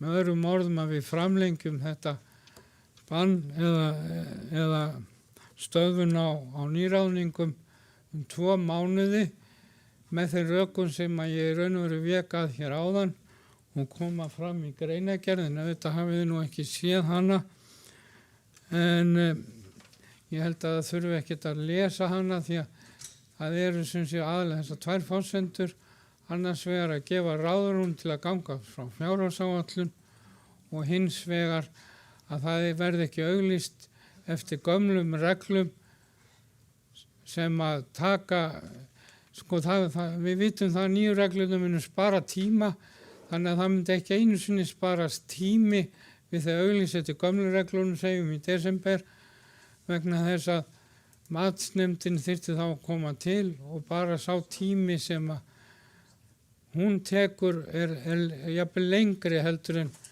það að það var auglýst eftir nýju reglunum 1. janúar. Fyrir utan það að þetta myndi spara umtalsverðan kostnað.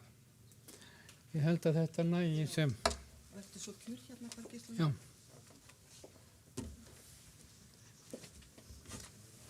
Orðið er laust og Agnes M. Sigurðardóttir biskup hefur beðið um orðið og tekur hún út í máls.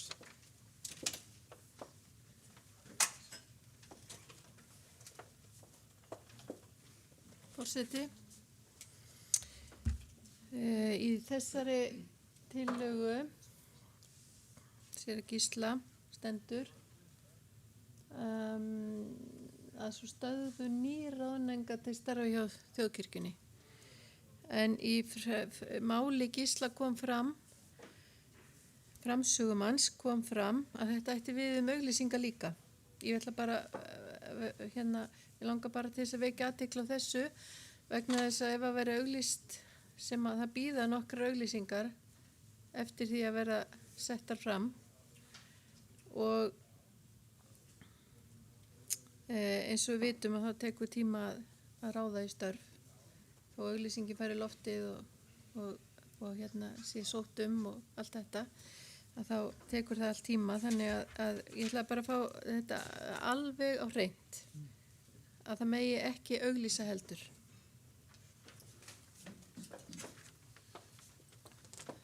Til máls tekur Guðrún Karls Helgudóttir og eftir henni Steindór Haraldsson.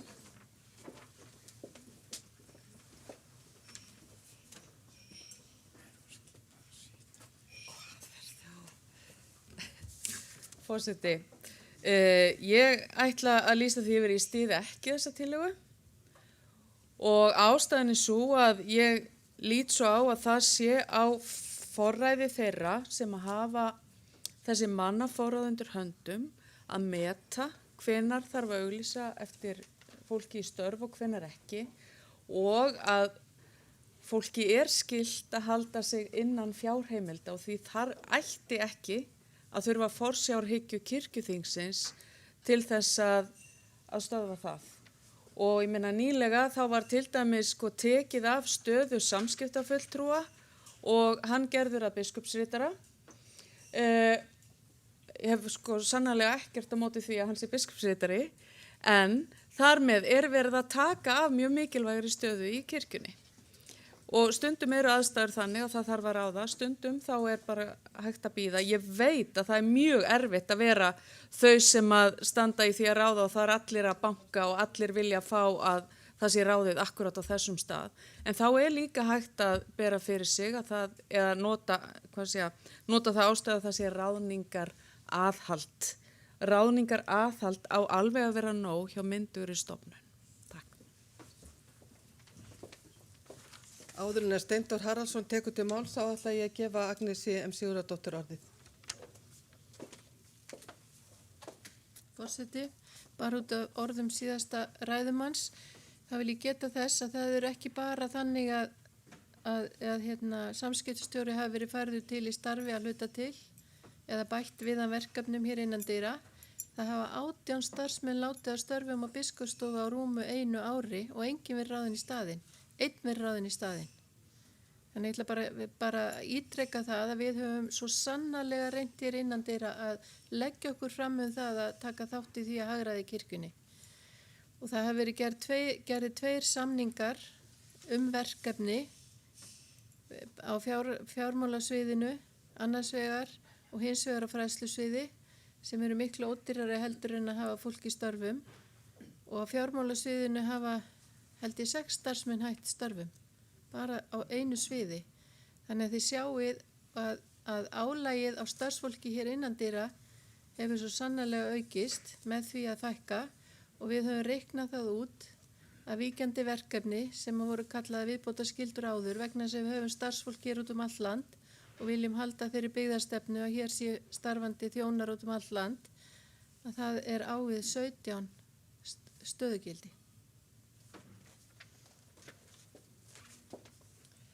Til máls tekur Steindór Haraldsson og eftir honum tala Sólveig Lára Guðmundsdóttir, vígslubiskup. Forseti, Þetta er vandasamt verk að sitja á algjört ráðningabann í kirkjunni og menn deyja í starfi og það er ekki ráðið. Af ýmsum ástæðum komast ekki menn í það starf sem þeir ætla að fara og það er ekkert hægt að gera. Og ég er þess vegna fegin því að það skuli tala hérna um nýráðningar, frekar heldur en algjört ráðningabann. Ég get ekki ímyndað mér það að það megi ekki auglýsa störf vitandi það ef að það liggur fyrir að þetta ráðningabann er úti 1. janúar eða hvað sem er. Það hlýtur að vera óhætt að það bara er meira sér að ráða, hann tekur bara til starfa þegar ráðningabann líkur. En sko, við þurfum að hafa sveigjanleika þarna sko. Ég hef svona fulla skilning á þessari bremsu að sitja á ráðningabann. En þetta er líka, verður líka að geta treyst eins og Guðrún Karls var að segja hérna áðan. Við sjáum það bara að það hefur verið fækkað starfsfólki og svo framvegis, eins og biskup bara að tala um. Við höfum séð það á þessu ári að þetta hefur komið sér mjög illa hjá þeim sem að síst skildi. Til máls tekur Sólveig Lára Guðmundsdóttir vígslubiskup og eftir henni talar Hreinn Hákonarson. Já, forseti. Ég er ekki alveg vissum að allir sem að sitja hérna inni gera sér grein fyrir því hvaða áhrif þetta hefur haft í kirkjun okkar síðan í júní. Það var talað um það, þetta væri spurningin um ímynd kirkjunar, við þurfum að sýna samfélaginu, við værum að spara og svo framvegis. Þetta er vakið alveg gríðarlega mikla erfiðleika innan kirkjunar og ekki skapa góða ímynd hjá þeim sem er að starfa einmitt á gólfinu. Og þá er ég ekki að tala um presta heldur fyrst og næst sóknarnefndir. Þetta hefur valdið mjög miklum erfiðleikum og miklu vinnu álagi á okkur biskupana og mannustjóran. Og að reyna að krafla okkur út úr því hvernig er hægt að redda málum fyrir horn vegna þess að það eru örar mannaskiptingar í kirkjunni. Og mér langar til þess að fá það algjörlega og hreint ef að þetta verður framlengt til áramóta hvort að þetta orð nýráðning þýðir nýráðning eða hvort að þýðir það megi ekki ráða í afleysingar vegna veikinda og fæðingarorlofa. Því það hefur ekki verið gert. Við höfum ekki getað ráðið fólk sem hefur lent í alvarlegum veikindum eða fólk sem hefur farið í fæðingarorlof síðan í júní. Þannig að sko, það bara hlaupa hraðar, nágrannaprestar hlaupa hraðar og hlaupa ennþá hraðar og þetta veldur því að það fara fleiri veikindaleyfi. Þannig að við skulum aðeins hugsa bara hvaða afleiðingar það hefur. En ég vil fá svar við þessari spurningu. Hvort að nýráðning þýðir nýráðning eða hvort að má ráða í veikindaleyfi og fæðingarorlof. Til máls tekur Hreinn Hákonarson og eftir honum talar Anna Guðrún Sigurvinsdóttir, Kristján Björnsson og síðan Axel Árnason Njarðvík.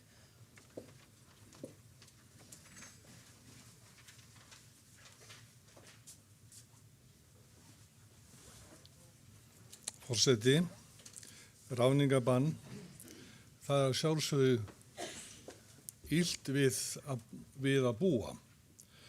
En þetta er ill nauðsyn. Ég vona bara að háttvirtir kirkjuþingsmenn séu ekki búnir að gleyma fjárhagsörðuleikum kirkjunar. sem við horfumst í augu við. Og það sem þessi tillaga gengur út á er það að gefa fjárhagsnefndinni ráðrúm. Fyrsta lagi til þess að fara nánar yfir fjárhagsáætlun kirkjunar og skoða öll þau mál frá ýmsum hliðum. Og ég gerir mér alveg grein fyrir því að ráðningabanni sem hefur verið í gildi, það hefur náttúrulega skapað einhver staðar einhvers konar vandræði, en það hefur líka búið til ný tækifæri. Menn hafa leyst málin á heimavelli og það hefur maður orðið algjörlega varu við. Sem tíðindamaður kirkjunar þá hef ég nánast farið í kirkju okkur með einasta sunnudegi hér og þar í borgin og víðar og séð hvernig menn hafa í raun og veru bara leyst þetta með glæsi brag og skilið hver staðan er. Það er ekki til peningur fyrir þessu. Og hvað, skilur fólk það ekki? En það var nefnt hér áðan að væri 17 störf.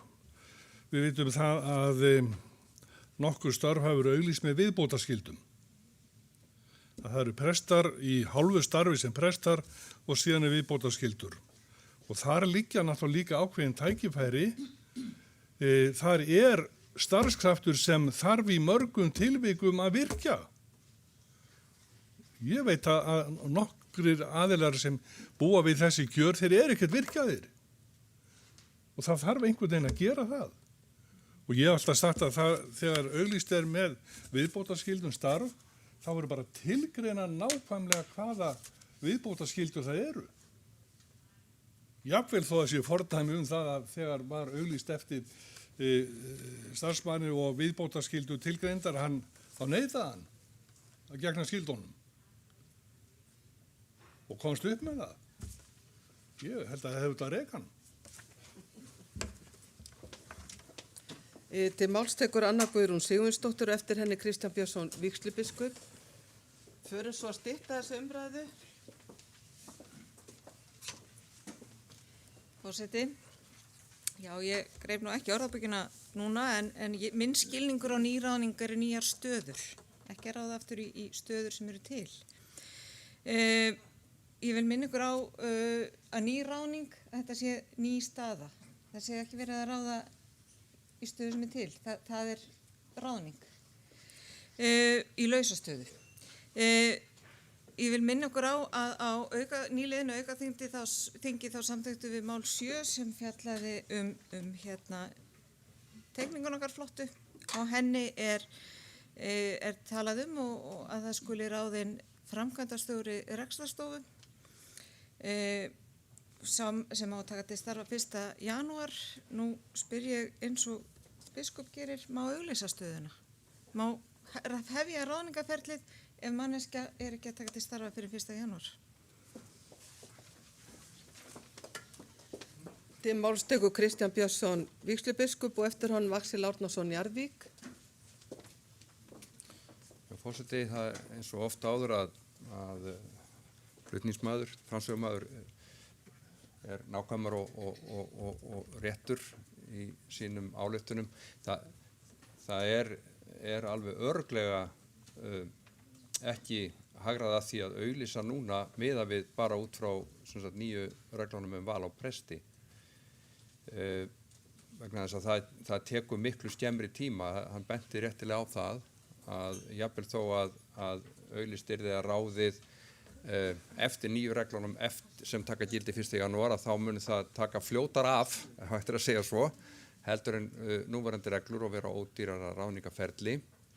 Þannig að bara út frá þeim rökum að þá er ekki skynsamlegt að nema það sem er áfram í reglunum val að það er aðfarin eða undanfarin að auglýsingu sem er undirbúningun heim í héraði, þarfagreiningin og þess að það geti farið í gang og verið tilbúið og þannig að það sé hægt að auglýsa á slaginu klukkan 1 á nýjársnótt nýja stöðu.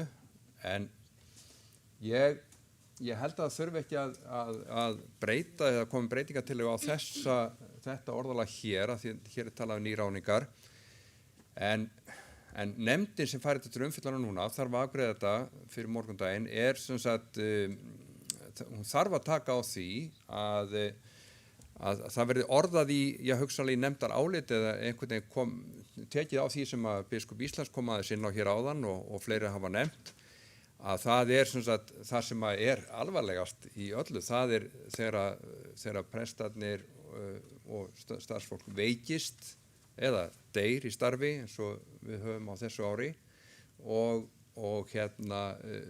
að það sé sko hægt allavega að setja fólk til aflýsingar og ég minna á það að það var notuð skilgreining hér innan kirkjunar ráðningu eða starf, að það var oft tekið fram að það gilti bæði launað og ólaunað. Þannig að meiri segja kollegialaflýsing sem að prestar hafa oft tekið á sig, sem þá sem sagt kollegial á þann hátt að menn bjóðast til að leysa hvern annan af án nokkurar launa og það er kollegialaflýsing, mjög gamalt fyrirbæri og hefur oft verið beitt eða kannski ekki nóg oft, að þá er það þannig að sko má þá setja einhvern, jafnvel þó hann taki að sér þjónustu án launa. Við þurfum aðeins ég held að nefndin geti alveg tekið á þessu og ég held að sé mjög nauðsynlegt að nefndin taki á þessum einhvers konar orðalagi til að gefa, þó ekki væri nema embætti biskups Íslands aðeins skýrari heimildir eða sem sagt, til að fara að undirbúa þá auglýsingarnar og líka núna að geta sett til aflýsingar. Það verður að vera þarna þessi heimild þegar verið að taka svona með knöppu orðalagi af þessu nýráningu en ég held að ég hafði sagt áður að ég myndi ekki styðja framhald á ráðningarbanninu nema væri heimilt að auglýsa og hafa allt klárt en út af þessum nýjum reglum sem þá held ég að þetta sé mjög skynsamlega mælt af framsögumanni og styð það en ég bið og kalla eftir leiðbeiningum þannig og orðalagi frá nefndinni til þess að það sé hægt að hlaupiskarði leysa af og fara þar sem menn hafa fallið frá og veikst eða farið í fæðingarorlof eða forfallast á annan hátt. Það er bara, við verðum bara að taka aðeins á því. Takk. Til máls tekur Axel Árnason Njarðvík og síðan framsögumaður.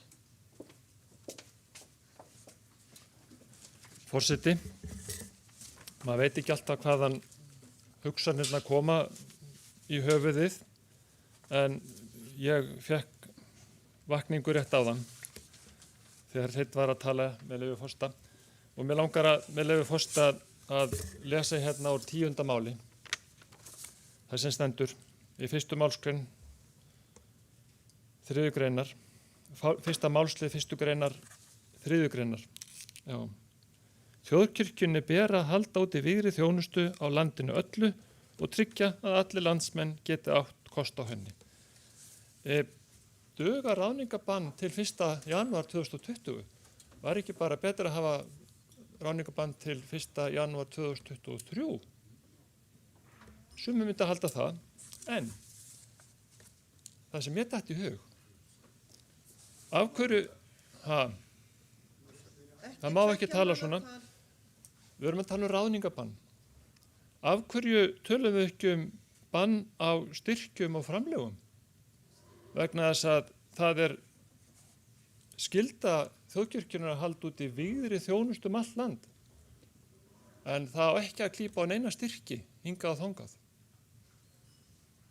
Þannig að ég held að, og þetta er hugsunin sem kom, af hverju gerum við þetta svona? Af hverju er að minnka hérna vígðu þjónustu landið og banna það, en við ráðumst ekki á púljuna styrkir og framlög. Styrkir og framlög eru til einskis nema út af þessari víðri þjónustu, en þá að klípa hana niður. Þannig að þó að menn séu kannski að segja að það styðji tillöguna, þá held ég geri það ekki, vegna þess að það eru önnur úrræði eins og til dæmis það að reyna að skoða þetta heildstætt og sjá á hverju við höfum efni á og hverju ekki. Og ég held til dæmis að það sem við höfum alls ekki efni á, það er að draga úr henni vígri þjónustu. Takk. Ég skal. Þá tekur framsögumaður til máls, Gísli Jónasson, gjör svo vel.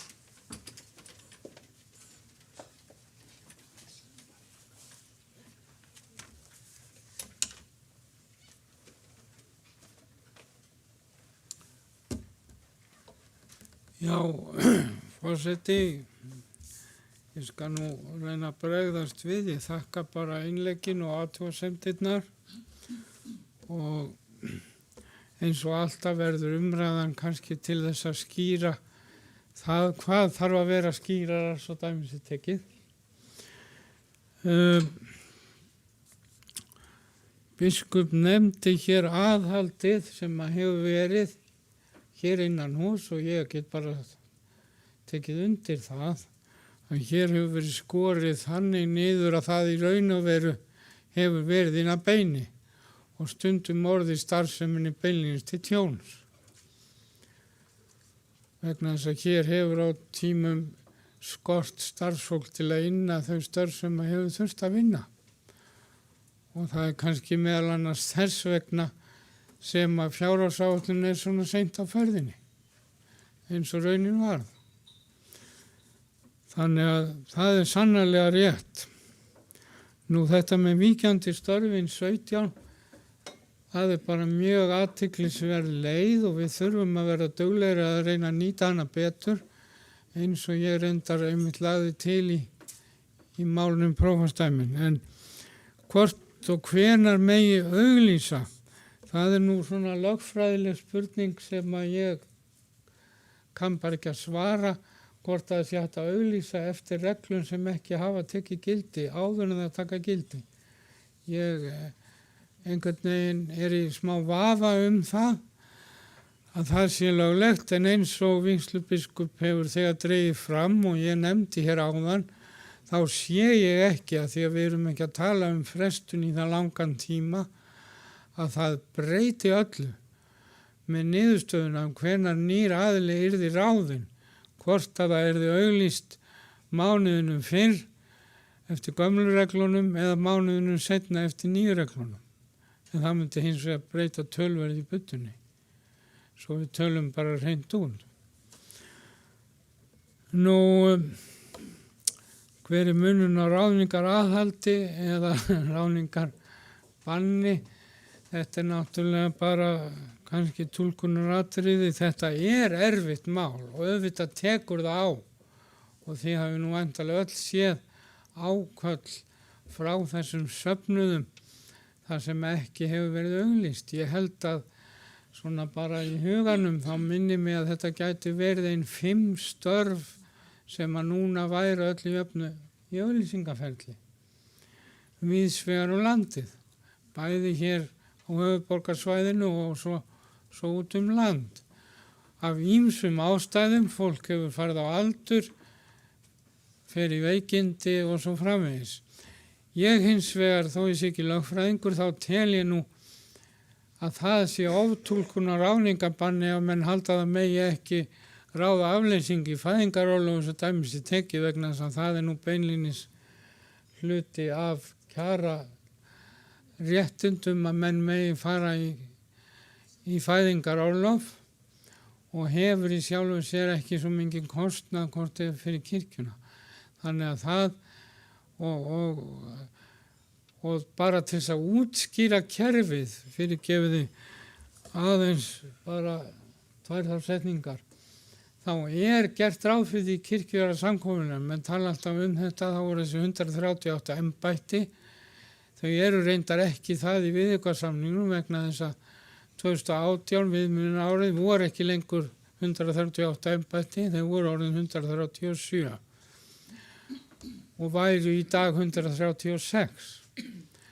En til viðbótar við það 18 störf á biskupsstofu og síðan var gert ráð fyrir 70 mánaða kvóta fyrir námsleyfi, veikind og aðrar aflýsingar sem samsvarar það bil eða rétt tæpum 6 stöðugildum, 5,8.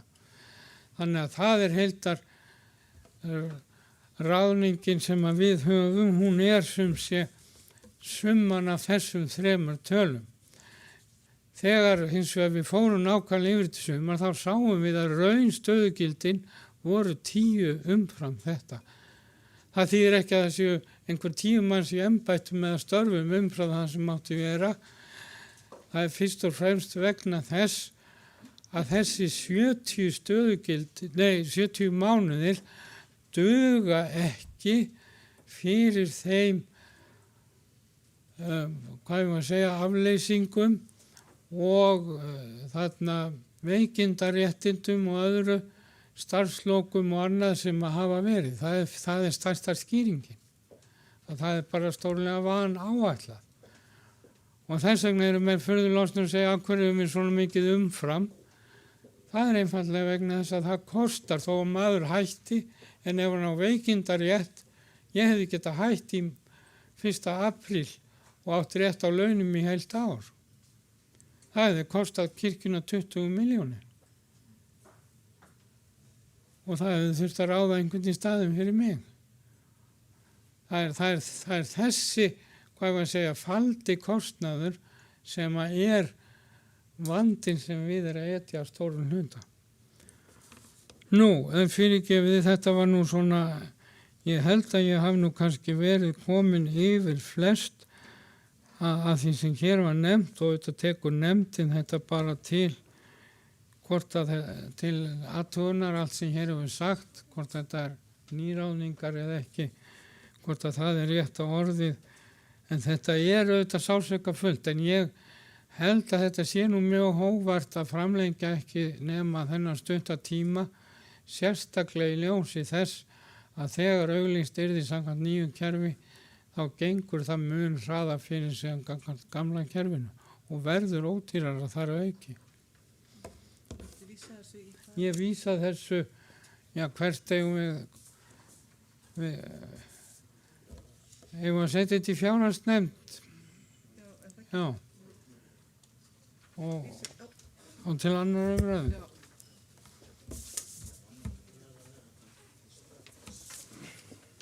Umræðu er lokið 39. mál. Lagt er til að málið fari til síðari umræðu. Þeir sem geta samþykkt það, gjör svo vel að gefa merki. Takk fyrir einhverja móti að samþykkt samhljóða. Lagt er til að málið fari til fjárhagsnefndar. Þeir sem geta samþykkt það, gjör svo vel að gefa merki. Takk fyrir einhverja móti, það er samþykkt samhljóða. Nú verður gert matarhlé til klukkan 13:15.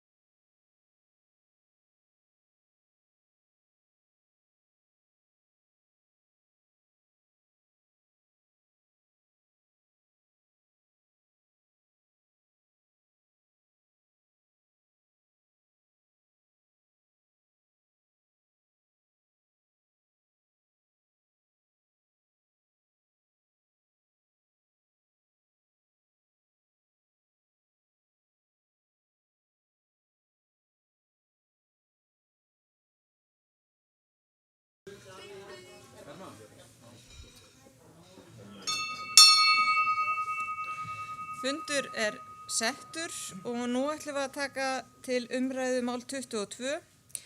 Tillaga til þingsályktunar stofnun starfshóp til að skilgreina þörf fyrir presta og djákna vegna víðrar grunnþjónustu fyrirgefið. Framsögumaður Hreinn Hákonarson.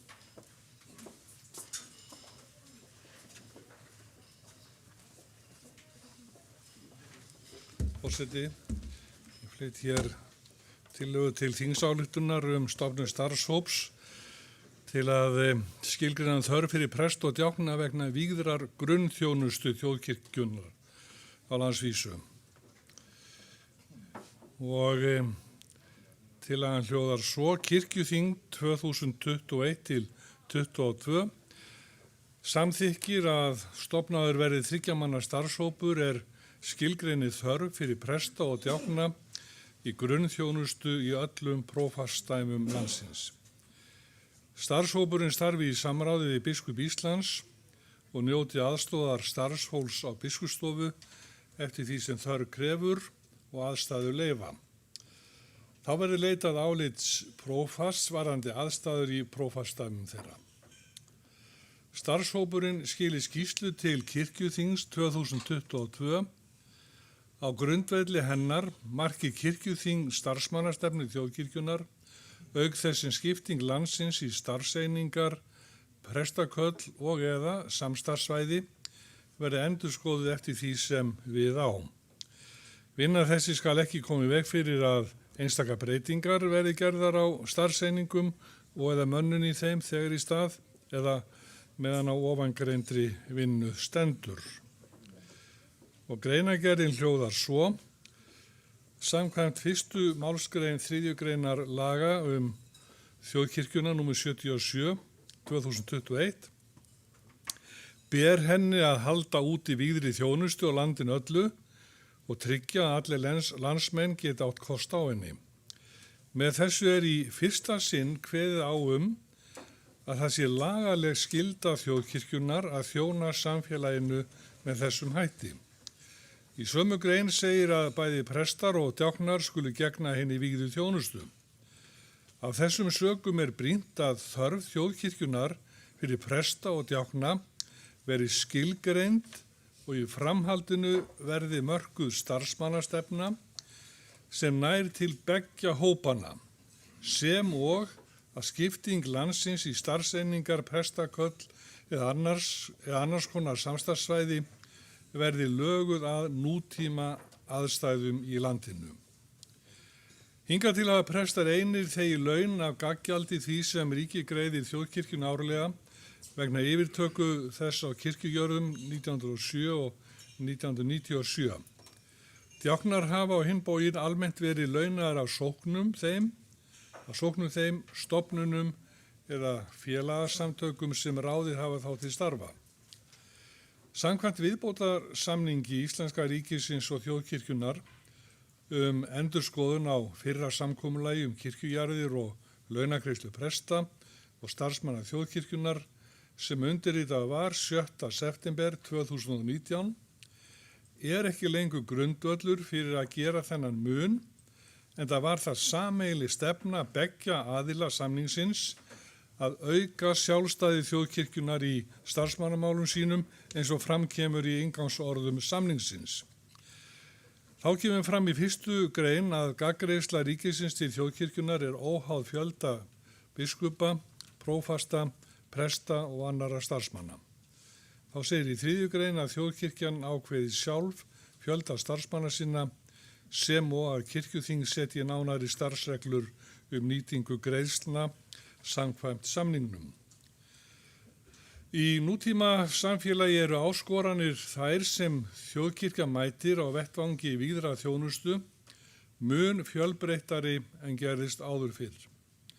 Reynir meðal annars mjög á að kirkjan haldi út í ýmiss konar fræðslu og kærleiksþjónustu eins og kveðið á í 2. málsgrein 3. greina laga nr. 77/2021 þjóðkirkjulagana.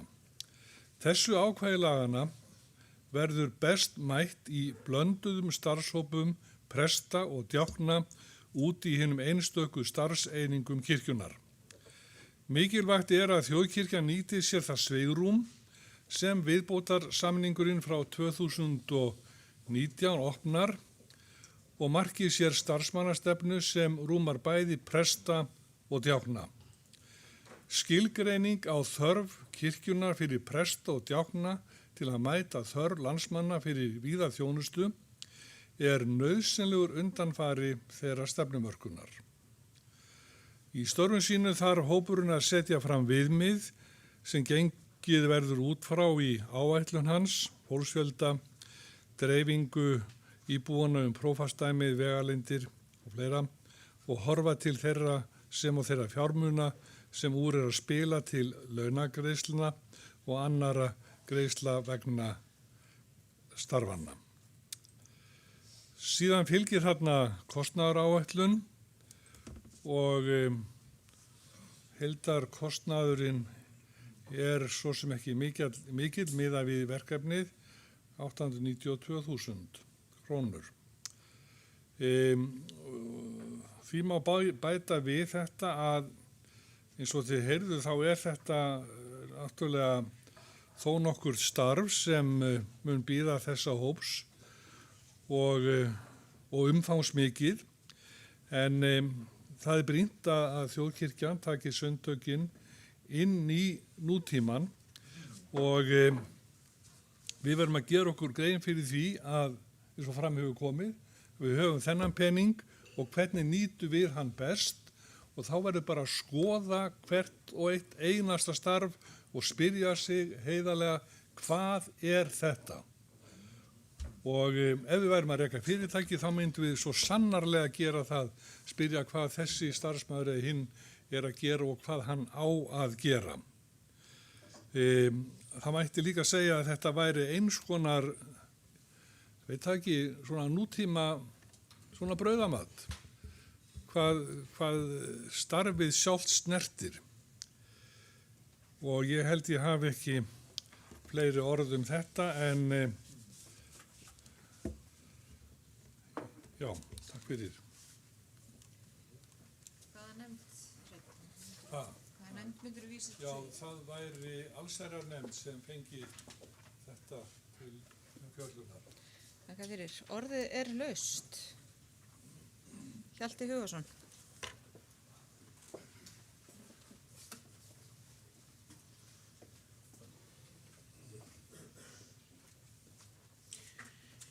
Forseti, ég vil nú þakka Hreini fyrir ágæta framsögu fyrir þessu en langaði samt sem áður til þess að skjóta hér örlitlu inn í þessa umræðu. Ég tek það fram að þetta er tillaga sem er framkomið til að breyta kirkjunni og það kom að hluta til fram í máli Hreins að það er skilningur okkar margra að íslenska þjóðkirkjan hafi í raun og veru aldrei stigið inn í nútíma samfélag. Hún sé í allt of miklum mæli stofnanakirkja og hún sé í of miklum mæli það sem kallaði hefur verið prestakirkja og nú þurfum við að umbreyta henni í það að vera svona, ég var að segja, nútíma kirkja í nútíma samfélagi.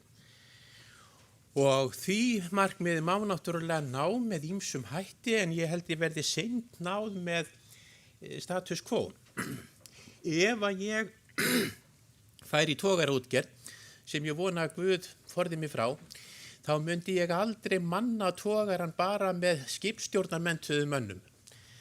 Ég væri hræddur að þeir myndu þvælast hver fyrir öðrum í brúnni og þeir myndu fallast hendur á dekkinu. Og þess vegna myndi ég manna bátinn með blandaðri áhöfn og það sama gildir í raun og veru söfnuðir landsins. Þeir þurfa að njóta þjónustu blandaðra áhafna til að þróa starfshættina og þjónustuna og sem skilvirkastan hátt.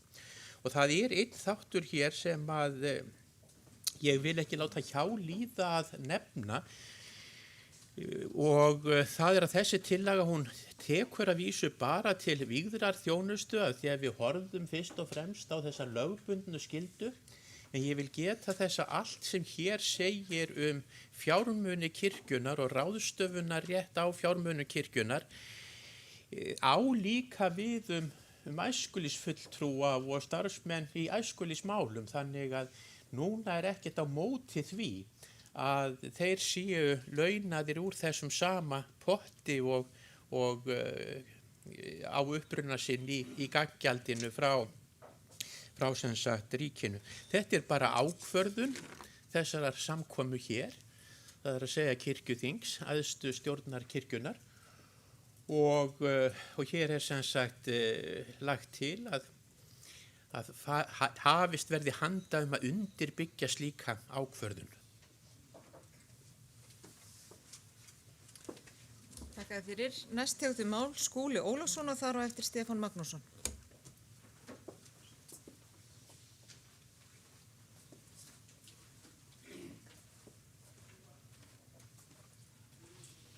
Forseti, þetta auðvitað áhugavert mál og sannarlega tími til komin að beina sjónum okkar að þörfinni sem við erum að reyna að mæta og vandamálunum sem við ætlum að reyna að leysa og aðstæðunum sem við viljum mæta í okkar þjónustu.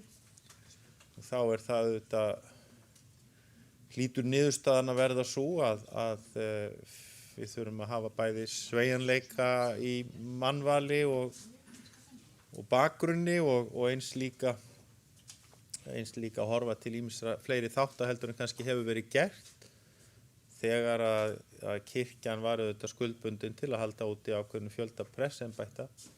En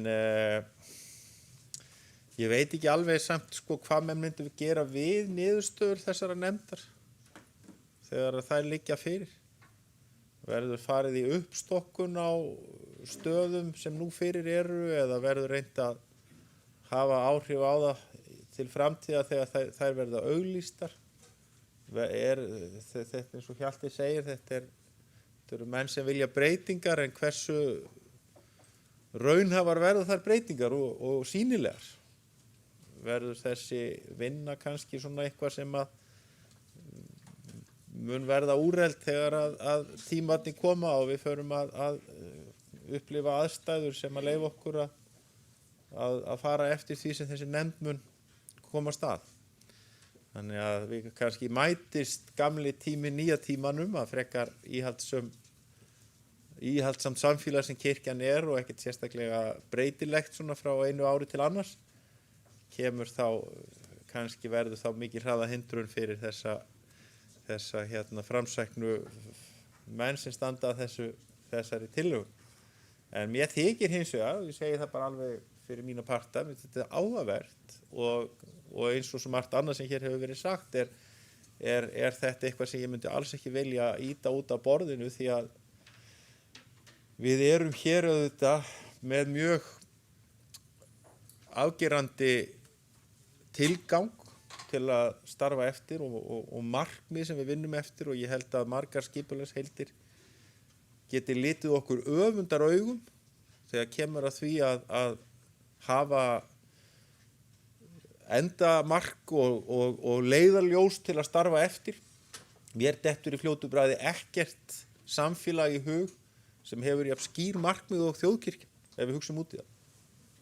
Þannig að svona hugmyndir eins og þessar eru svolítið settar inn á það að við störfum út frá því og störfum í anda þeirrar þjónustu þarfar sem kirkjan vill mæta og það hvarflar ekki annað að mér en að taka slíkum hugmyndum fagnandi. Þakka fyrir.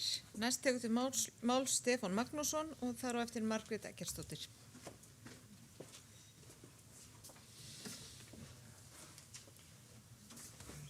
Forseti, ég gleðst nú yfir þessari tillögu og það verður mjög fróðlegt að sjá hver niðurstaðan verður.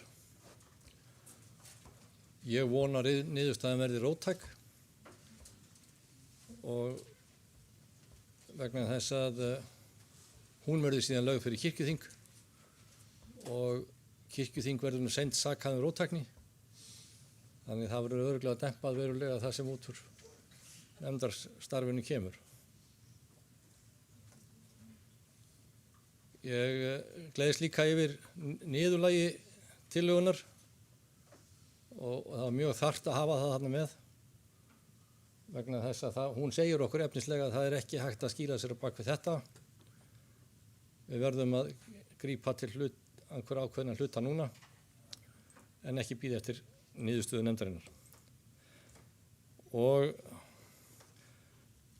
af því að hér var gripið til togarasamlíkingarinnar og það var ekki gott að manna dallinn bara með skipstjórum,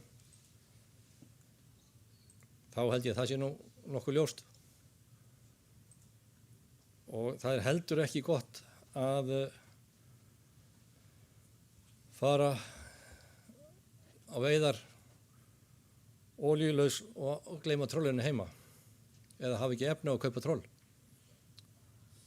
Það er að segja að við getum ekki endalaust skorið niður rekstrarfé kirkjunnar en haldið upp í starfsmannafjölda. Við höfum úr að spila ákveðnir upphæð og það verður að deilast skynsamlega niður milli launa og rekstrar.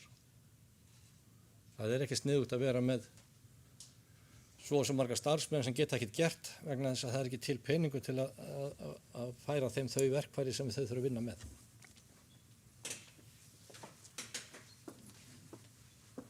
Þakka fyrir. Næst tekur til máls Margrét Eggertsdóttir og þar á eftir Guðrún Karls Helgudóttir.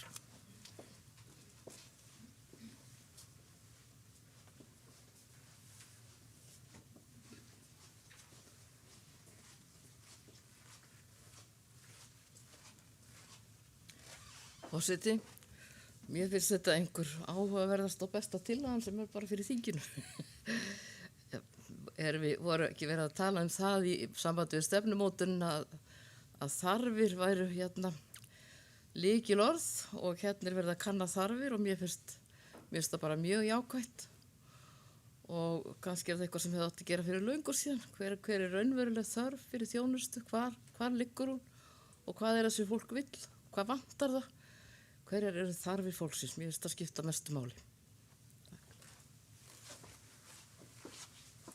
Þakka fyrir. Næst tekur til máls Guðrún Karls Helgudóttir og þar á eftir Steindór Haraldsson. Forseti, ég vil þakka fyrir þessa ljómandi góðu tillögu. Mér líst bráðvel á hana, enda er það í anda stefnumótunar kirkjunar að skoða þjónustu þörfina. Hvers konar þjónustu er þörf og hvar er hennar þörf og ég held að inn í það ættu við að síðan bæta við þjónustu prófasta og heildar endurskoðun á þeirri þjónustu sem við erum að veita yfirleitt. Einmitt, ekki bara prestar og djáknar, heldur æskulíð starfsfólk upp og niður.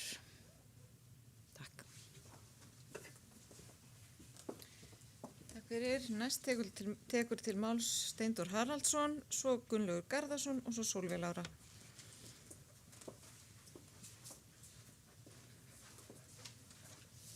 Forseti, þakka þessum talhafa í þessu máli og framsögumanni. Þetta var svo sem ágætt lýsing hjá Hjalta að það er ekki hægt að hafa einsleita áhöfn og við erum að lifa í breyttum heimi og við þurfum að fylgjast með þjónustu þörf og annað. Svo er líka eitt í þessu það er sem að þarf að gera og það kom ekki kannski alveg skýrt fram þarna að það hlýtur að felast í þessu líka að meta álag á þá sem að eru í þjónustunni og hvernig það er líka þá spurning er þörf fyrir 3 presta, 1 prest, 2 presta, 5 presta, 1 prest, 2 djákna, æskulíðsfólk, hvar er þörfin og hvernig er hún og það þarf að meta þetta allt saman og þetta er talsverð yfirferð og Skúli myndist hérna á hvernig þetta framkvæma þetta og ég held að þetta sko, við erum alltaf að tala eiginlega langtíma áætlun. Það svo margt sem að í kirkjan þess eðlis að það ekki hægt að snúa inn á punktinum. Það bara, við erum að horfast í augu við það. Það ekki hægt að snúa svona stóru skip á punktinum. Og við verðum að gera skynsamlega áætlun það hvernig við getum farið í rétta átt. Hvað sem við verðum lengi að ná markmiðinu. Ég held að það sé þannig og þetta rétt sem Stefán segir að það samið við dempunina sko að kirkjuþingið róttækt og ekki róttækt, það hefur nú verið bara mjög róttækt núna upp á Stikastið. Það finnst mér og ég hef hins vegar á löngum tíma lært að fara þá að taka þessa dempun inn í jöfnuna og kannski fara aðeins yfir, eins og þegar maður baði gamla daga 150 skall og þurfti 50 í víxil, að það bað maður 150 og fekk 50 og það var það sem maður þurfti. Takk fyrir. Næstur tekur máls Gunnlaugur Garðarsson.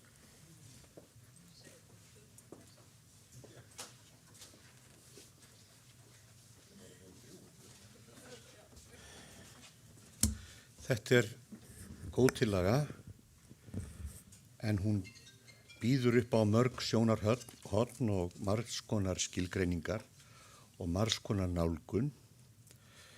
Það í nútímanum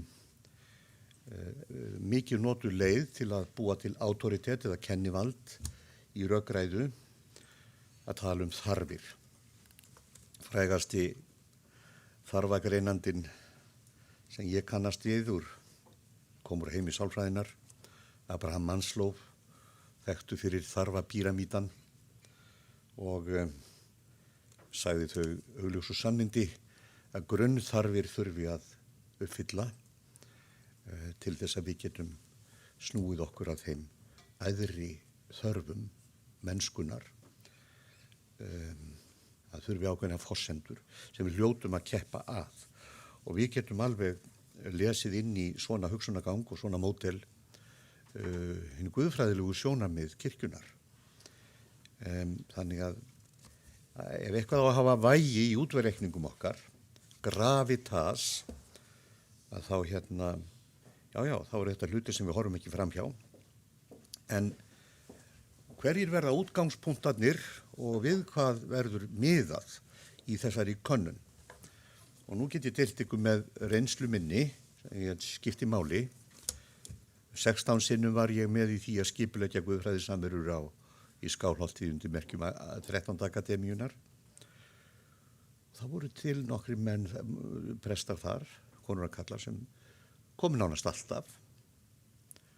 Og svo þeir sem komu sjaldan eða aldrei. Og sumir þeirra sem komu sjaldan eða aldrei. Þeir voru bara í prestverkum mjög mikið og ég gat ekki séð að þeir hefðu mikið áhuga á safnaðarstarfi.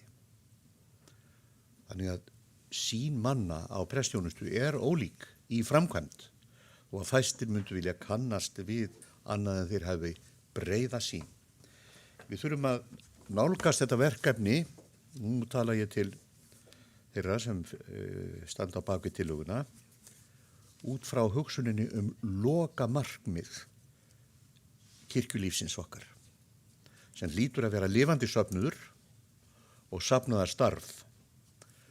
Og þá hljótum við að hugsa þörfina fremur út frá safnaðarlífi og tilbeiðslu og trúarlegri mótun og uppbyggingu heldur en endilega pressverka þörfum sem að vissulega skipta máli. Það bara, við þurfum að huga að sýninni. Ég með væntingar til vinnunar ykkar eða nefndarinnar sem verður valin í þetta og ég held að hún hafi ekkert loka orð það hvernig við síðan stýrum málunum en framlagið væntanlega og vonandi mun skipta máli þegar við förum að taka ákvarðanir, þá meina ég kirkjuþingið.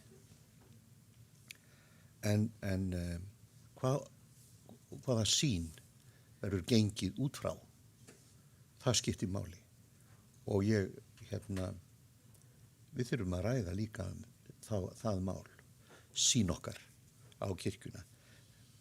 Við erum ekki á fljótfæri á okkur að halda þessi augljóst mál og allir séu á sömu nótum þar. Ég sé svo ólíka nálgun meðal kollega. Sumir eru uppfyllir að einhvers konar entertainment kristindómi, meðan aðrir eru uppfyllir af hugsunum iðkun og persónumótun og samfélagsuppbyggingu og svo framvegis. Það eru ólíkt vægi í hverju hjarta í þessum málum öllum. Takk. Takk fyrir. Næst tekur til máls Sólveig Lára Guðmundsdóttir og ef fleiri kveða sér ekki hljóðs að þá með framsögumaður takk uppbyrgið, einn á milli. Forseti, ég fagna þessari tillögu mjög, mér finnst hún löngu tímabær og ég ætla ekki að tefja þessu umræðu með því að lýsa fögnuði mínum því að ég ber mjög mikla væntingar til þess starfa þessara nefndar. Ég þekki mjög vel til starfa presta víðsvegar um landið og ég veit alveg hvernig álagi er afskaplega misskipt á milli presta og sumir eru algjörlega undir gríðarlega miklu álagi á meðan aðrir hafa minna álag. Þannig að það verður bara mjög spennandi og væri mjög spennandi að vinna í svona nefnd vegna þess að þau sem að veljast í þessa nefnd þurfa að hafa mjög yfirgripsmikla þekkingu og innsýn inn í hérna vígðu þjónustu víðsvegar um landi. Þannig að þetta verður mjög spennandi verkefni og verður afskaplega fróðlegt að sjá hvað kemur út úr henni og af því það er alltaf verið að setja fólk í einhverja 2 flokka, breytingafælna og breytingafólk. Ég hef alltaf verið manneskja breytinga. Þannig að svo það komi nú bara alveg mjög skýrt fram. Ég hef aldrei verið breytingafælin og ég held að við séum alls ekki í þessum 2 flokkum. Ég held að við spönnum allt litrófið. Við höfum mismunandi sýn og við eigum að láta þessa mismunandi sýn njóta sín í öllum okkar störfum og ég vona að það komi einmitt út úr starfið þessar nefndar og ég held að aldrei kannski skiptast miklu máli eins og nú hverjir koma til með að setjast í þessa nefnd. Þannig ég vil bara biðja ykkur að skoða það. En ég fagna þessari tillögu. Takk. Takk fyrir. Næst tekur til máls Magnús Erlingsson.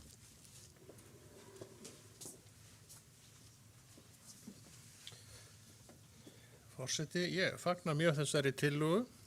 Hún kemur alveg held í fram á réttum tíma því að við höfum verið að breyta heilmiklu. Það var ágætt líking sem Dr. Hjalti Hugason kom með bátinn. Þá má ég eiginlega segja að kirkjuskipun á Íslandi hafi svolítið bara líkst í og var hérna hjá afa mínu þegar hann réri til sjós. Hann var bara einn á trillunum og mótorinn ítti honum áfram og hann veitti.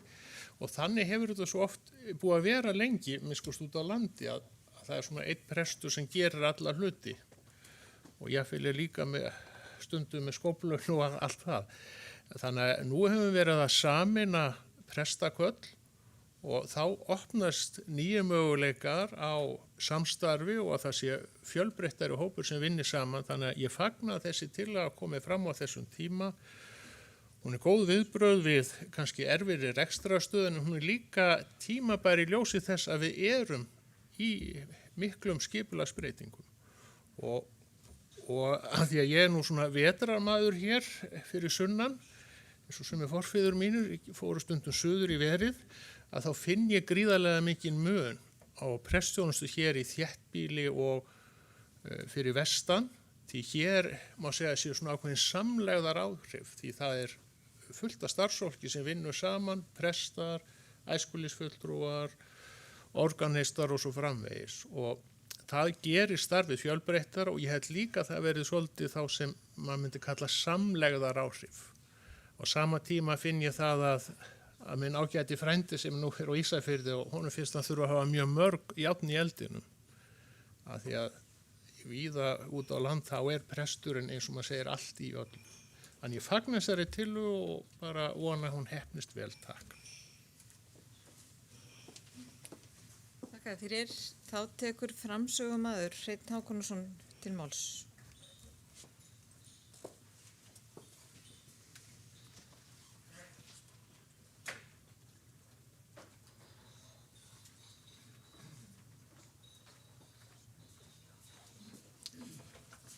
Forseti, þakka góðar umræður um tillöguna og góðar viðtökur. Það er alltaf gott að fá góðar viðtökur. Og það vöknuðu ýmsar vangaveltur hjá þeim sem stigu hér í stólinn. Gunnlaugur Garðarsson spurði um hvert væri lokamarkmiðið og horfði til lifandi safnaðar og safnaðar starfs, meðan Skúli Sigurður sagði að markmiðið hjá þjóðkirkjunni væri afar skýrt og hann efaðist að nokkur önnur stofnun í samfélaginu hefði jafn skýrt markmið. Og þetta markmið má náttúrulega orða með ýmsum hætti svo Gunnlaugur talaði hvort það væri entertainment kirkja eða biðjandi, boðandi og þjónandi, nú dansandi kirkja, syngjandi eða leiðileg kirkja og allt þar á milli og upp á gamla móðin að boða Krist, hann krossfestan og upprisinn. Þannig að þetta má orða auðvitað með ýmsum hætti. En það var líka spurt og þetta að verið Skúli Sigurður þeirra ágæti spurningar. Hvað á að gera við niðurstöðunar? Og það er náttúrulega, þá reynir fyrst á þegar maður er búin að fá einhverja niðurstöður. Ætlar maður að taka mark á þeim eða ekki. Og ég vona auðvitað að við tökum mark á þeim því að þá væri nú verið að burðurla með fé kirkjunar eða eitt að setja niðurstöðnar í tætarann. En þessi tillaga eins og var vikið að líka að hún á vissan hátt lyfti núna djáknunum upp og þá náttúrulega á grundvelli viðbótarsamningsins þar sem að það er ekki lengur skilgreint bara að prestar, að kosta í presta af kirkjujarðarsamkomulagi og viðbótarsamningi heldur líka að djákna. Því að sú þjónusta hefur því miður ekki verið metin að mínu mati að veruleikum innan kirkjunar. Þeir hafa oft verið bæði meðvitað og ómeðvitað og kannski okkur prestum til skammar verið svona settir öxskuðar lægra. Þeir gegna mjög mikilvægri þjónustu og hafa staðið sig vel. Og við þennan hóp má líka bæta eins og vikið var að þeim fríða og mikla flokki sem starfar að æskulýðsmálum innan kirkjunar. Það er bæði ungt fólk og fólk með ágætis menntun í mörgum tilvikum eða er í skóla og er að vinna á æskulýðsvettvangi kirkjunar og hann er sá hópur líka þá inn í þessari púlíum. Og það var gaman að heyra Magnús Ellingsson tala munin á þessu fyrir vestan og svo hér í bænum. Það þekki allir sem hafa verið út á landi að það er á vissan hátt svona einyrkjastarf en þetta er að breyta sem betur fer. Og þessi tillaga er hugsuð í þá átt líka að þegar niðurstöðurnar liggja fyrir að þá verði hægt að breyta í samræmi við þær og þá þurfum við náttúrulega bara á dirsku að halda og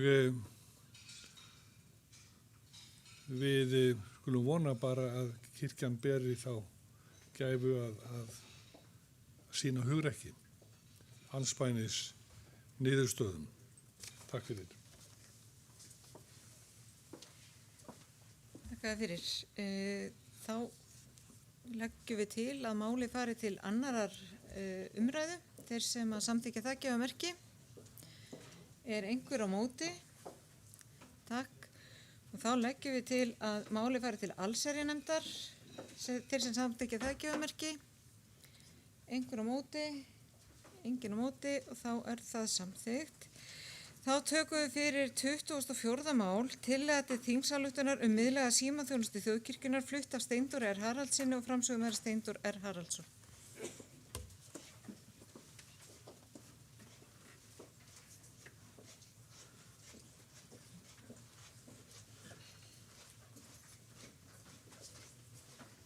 Forseti, ég flyt hér örstutta tillögu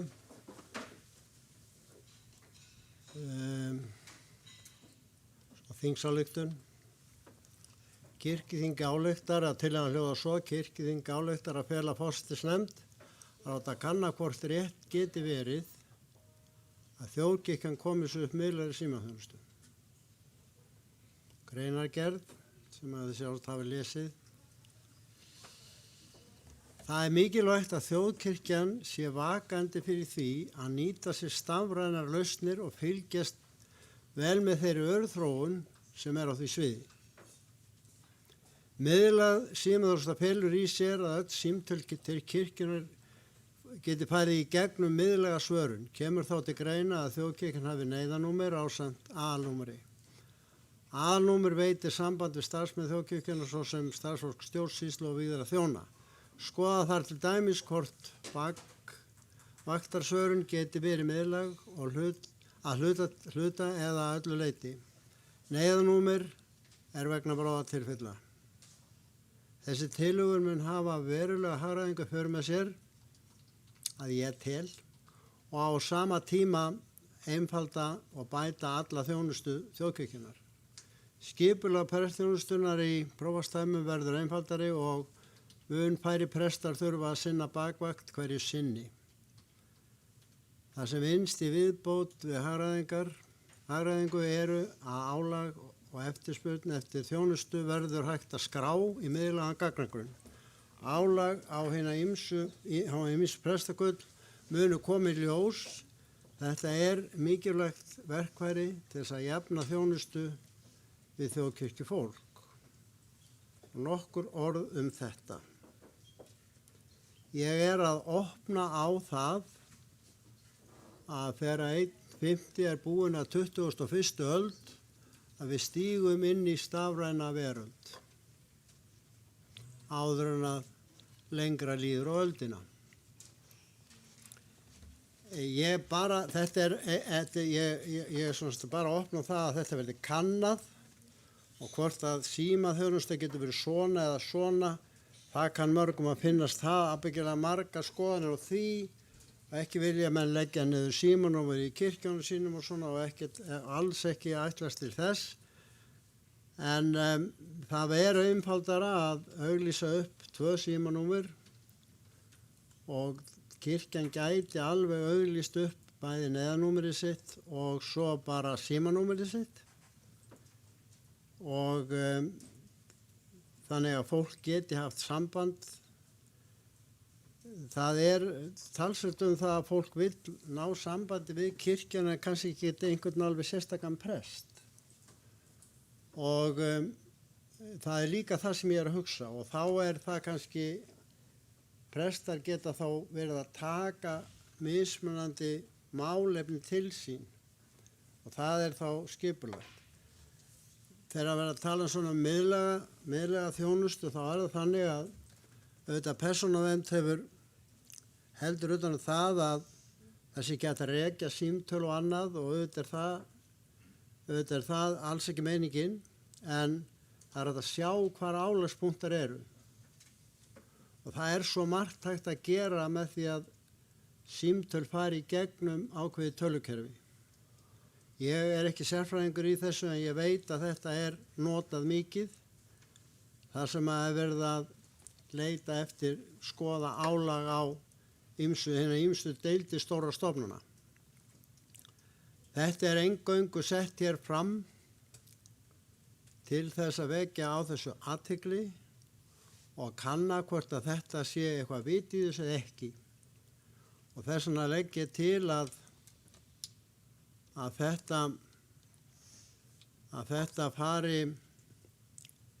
þetta verði, að forsætisnefnd fái það sjálfdæmi að láta kanna þetta eða ekki.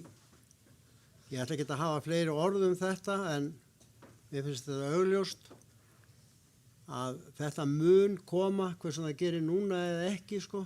Ég er bara alveg sannfærður það að við munum nálgast svona kerfi fyrir það seinna. Ég legg til að þetta fari til annar umræðu og í allsherjarnefnd. Þakka fyrir. Orðið er laust og beðið hefur orðið Kolbrún Baldursdóttir og þar á eftir Arna Grétarsdóttir.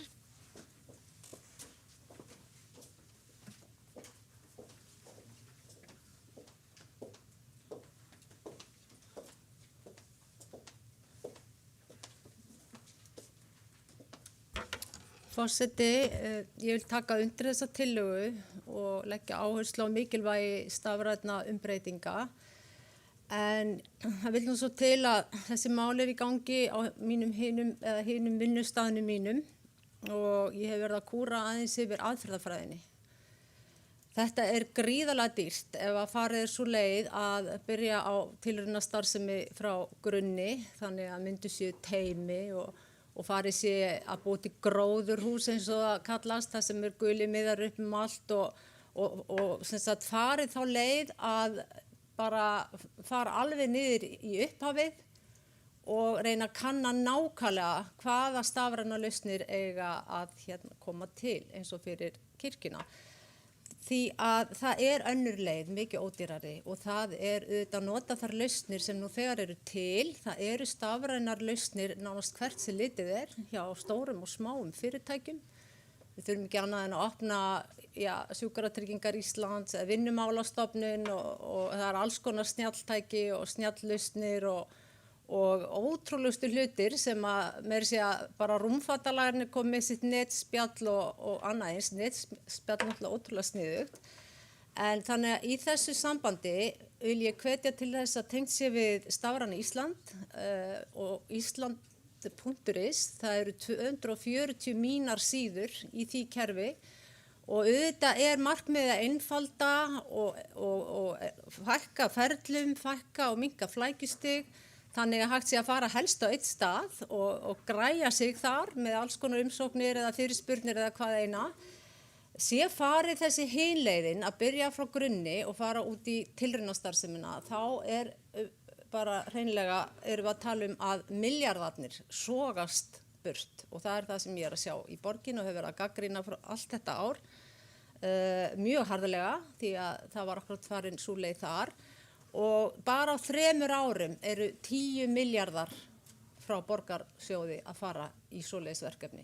Og þetta er mjög umdeilt, samtök iðnaðarins hafa gagnrýnt þetta, þessar aðferðafræðir að fara þá leið að byrja með öll þessi teymi og öll þessa grunnvinnu. Þetta er allt saman komið og það er hægt að sækja þessa grunna hvers sem litið er og síðan aðlaga þá að þörfum kirkjunnar.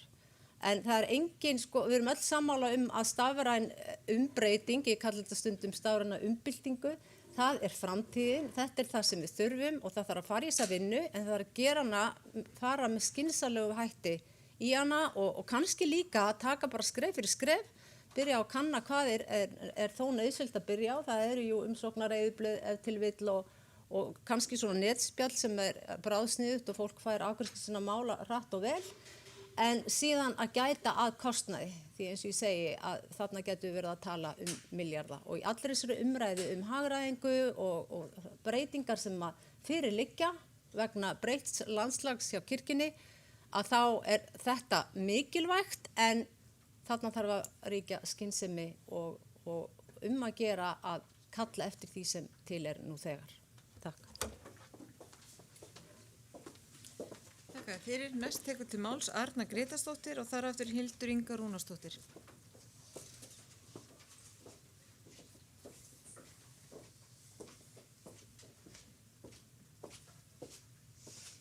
Forseti. Já, sko mér er hugleikið þessi persónuverndarsjónarmið við svona gagnaöflun sem að kemur fram í greinagerðinni og það er náttúrulega það ríkir mjög rík þagnarskylda á okkur prestum varðandi það hverjir að minnstakosti hringja. Nú er ekki ljóst að hvernig svo gagnaöflun á sér stað hefur verið að hringja en það er að minnstakosti möguleiki að rekja símtöl og finna út úr því. Þetta eru kannski óþarfa áhyggjur, ég veit það ekki. Ég sé þetta miklu frekar eiga kannski mögulega heima inn í prófastaminn með að vera að tala um neyðarvaktina. Neyðarsími er til staðar í mörgum samstarfsvæðum og er við lýði og lögreglan með þessi símanúmer. En prófastæmin hvert og eitt ættin þá frekar að koma sér upp svona einhverjum símanúmerum á sínu svæði sem að væri þá hægt að skipuleggja, held ég. Ég sé þetta mál miklu frekar saminast 22. máli sem vorum að ræða hérna áðan, sem fara inn í þennan starfsemi og kanna þjónustuna, heldur en nokkuð tíman að fara inn í forsætisnefnd sem nú hefur virðist vera í þessu máli tekið við hlutverki kirkjuráðs þegar við verðum að vísa málum til sem á að kanna eða þess aftur. Þetta er kannski mögulega fyrsta máli sem er vísbendingi þá átt að forsætisnefnd sé að taka við af kirkjuráði. Bara svona smá ábending í þá átt.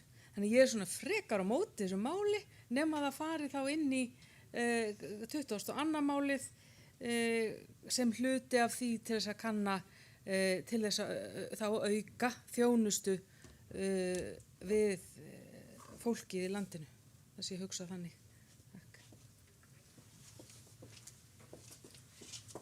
Þakka fyrir. Næst tekur til máls Hildur Inga Rúnarsdóttir.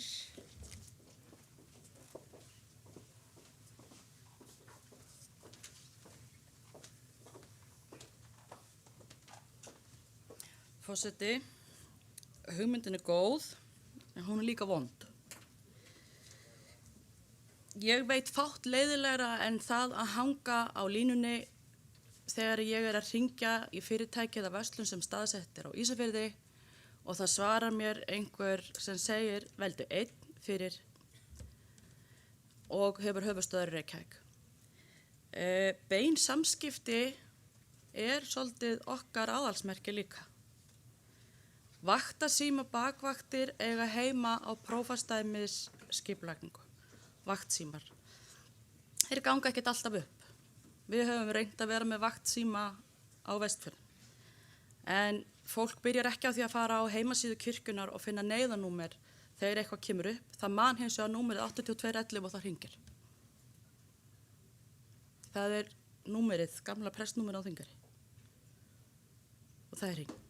Meiri segja lögreglan sem hefur vaktsíman okkar hringdi beint í prestinn á viðkomandi stað. En það er önnur saga. Það að ætla að fara að svara í síman hér fyrir sunnan, fyrir kirkjuna, held ég gangi ekki upp. En hugmyndin er ekkert slæm. En hún er heldur ekkert rosalega góð. Sko, getið þið ímyndað eitthvað hvernig samtali væri? Þú ert komin í samband við Þjóðkirkju Íslands. Veldu 1 fyrir Þjóðkirkjuna, veldu 2 fyrir kirkjuþing, veldu 3 fyrir biskupsstofu. Þú velur 1. Veldu Skálholtsdæmi, veldu Hóladæmi.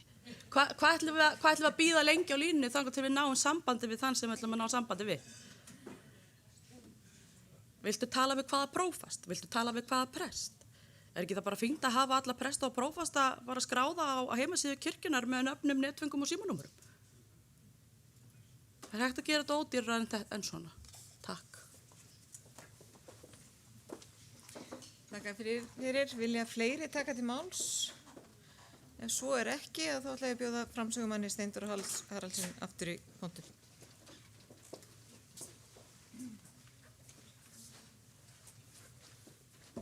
Já, ég þakka fyrir þetta. Það sem Kolbrún talaði er bara alveg hárétt. Það bara á alls ekki að finna upp hjólið. Það bara er búið að því og á ekki að gera það aftur. Þess vegna stendur í tillögunni að það er að kanna.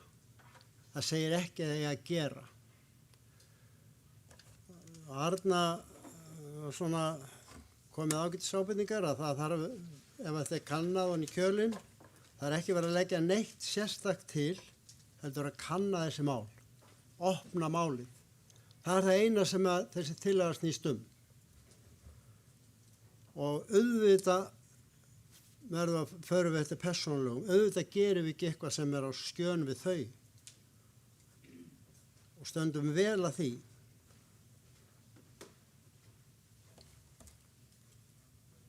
Ég hvort þetta á að fara fyrir forsætisnefnd eða einhverja aðra nefnd, ég vil sjálfur sér ekki ofnæmi fyrir neinni nefnd og það getur vel verið að þetta eigi að fara í einhvern annan farveg en ég vísa þessu inn í allsherjarnefnd og vona að hún finni einhverja leið fyrir þetta, að þetta mál verði kannað, það er það sem ég er að tala um. Það sem Hildur sagði er náttúrulega svona dálítið sérstakt því að þjóðkirkjan býr ekki til svona andstyggilegt viðmót. Alls ekki. Það væri mikil, það er bara ég trúi því ekki að nokkurum hér inni detti það í hug að mála upp það versta sem til er. Auðvitað þarf að vera persónulega svörun og viðmót þegar hringt er til kirkjunar, hvar sem er. Og það er ekki endilega þannig að einhvers sem svarar í síma fyrir þjóðkirkjuna þurfi verið í Reykjavík. Hann getur bara verið út á Spáni þess vegna, eða í Grímsey, eða Þingeyri, eða hvar sem er. Við erum bara ekkert í þessari veröld lengur. Það er það sem ég er að segja.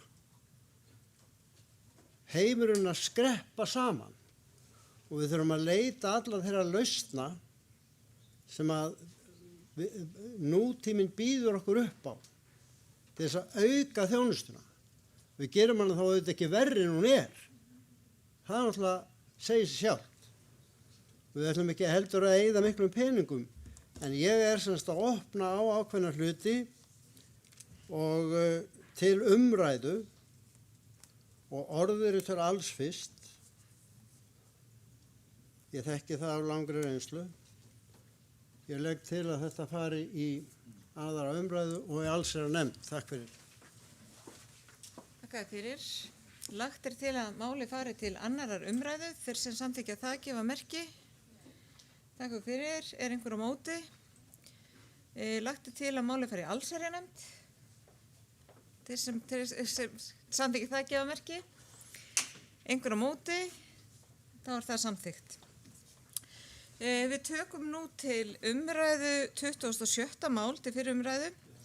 Tillaga til þingsályktunar afnám greiðsla vegna prestþjónustu flutt af Anni Ingimarsdóttur, Árnýju Herbertsdóttur, Margréti Eggertsdóttur og Stefáni Magnússyni. Framsögumaður er Stefán Magnússon.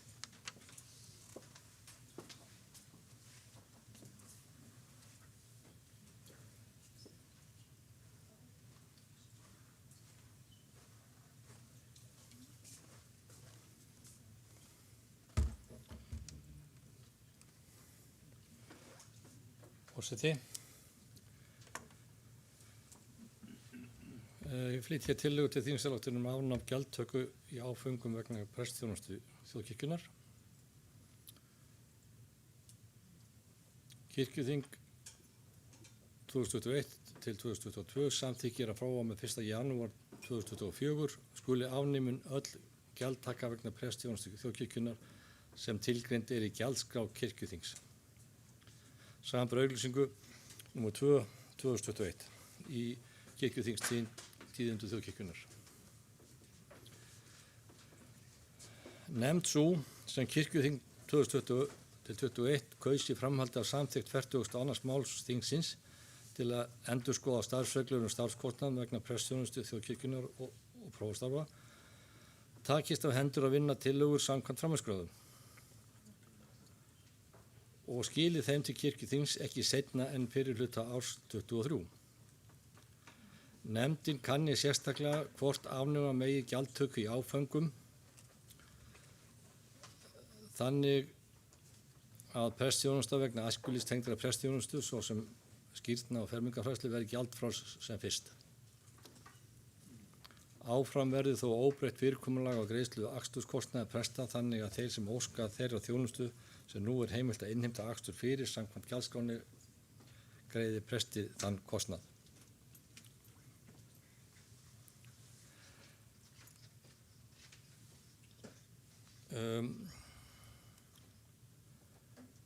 Ég legg áherslu á það að hér er ekki verið að stökkva til í einhverju panik. Heldur er gefin hér rúmlega 2 ára tími til að skoða málið. Og ég legg líka áherslu á það að málinu er vísað í nefnd til þeirra nefndar sem nú þegar er komin í gott talsamband við prestafélagið og þeir eftir að gaumgefa málið meðal annars auðvitað í samtali við prestafélagið skili kirkjuþingi niðurstöðu sinni og tillögu. Það er hins vegar mikilvægt að við förum á stað núna verði þessi tillaga samþykkt að það liggi fyrir að kirkjuþing vilji leggja þessa greiðslur af. En ef nefndin sem þessa tillögu fá og mun vinna þetta, ef að hún skilar kirkjuþingi niðurstöðu sem eitthvað annað að þetta verði hluti af þessu verið lagt af eða allt eða lengri tíma eða hvað, þá er það sem gildir en ekki það að kirkjuþing núna ákveða að þá vilja yfirlýsingu leggja þetta af. Þetta hangir saman. Verður þetta samþykkt? Vilja yfirlýsing okkar að leggja þetta af og vinna nefndarinn sem hún þarf að skila aftur til þingsins. Það er ekki þannig að málinu sé vísað nefnd, hún gerir ekkert og eftir 2 ár fallir allt niður. Það er ekki boði. Og allar hártoganir annað eru afþakkaðar. Þetta er mikið til ásýnd kirkjunnar. Hvernig viljum við hafa hana? Maður heyrir mjög mikið talað það að manni finnist það skrítið að við tiltekin prestverk sé innheimt gjald. Og þetta er náttúrulega arfleifð gamals tíma og meðan sé að mjög gamals tíma að hluta til. Og hefur einhvern veginn dankað áfram á þess að vera tekið á því og hefði átt að vera búin að gera það fyrir löngu síðan. Þetta kom náttúrulega til þegar kjör presta voru allt önnur og miklu verri. Og þetta snýst ekkert síður ásýnd kirkjunnar heldur en eitthvað annað.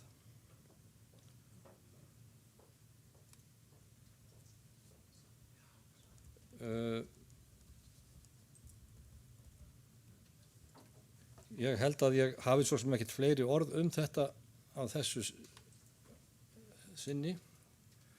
Þið rennið yfir greinargerðina og ég tel eðlilegt að þetta fari bara í allsherjarnefnd, held ég.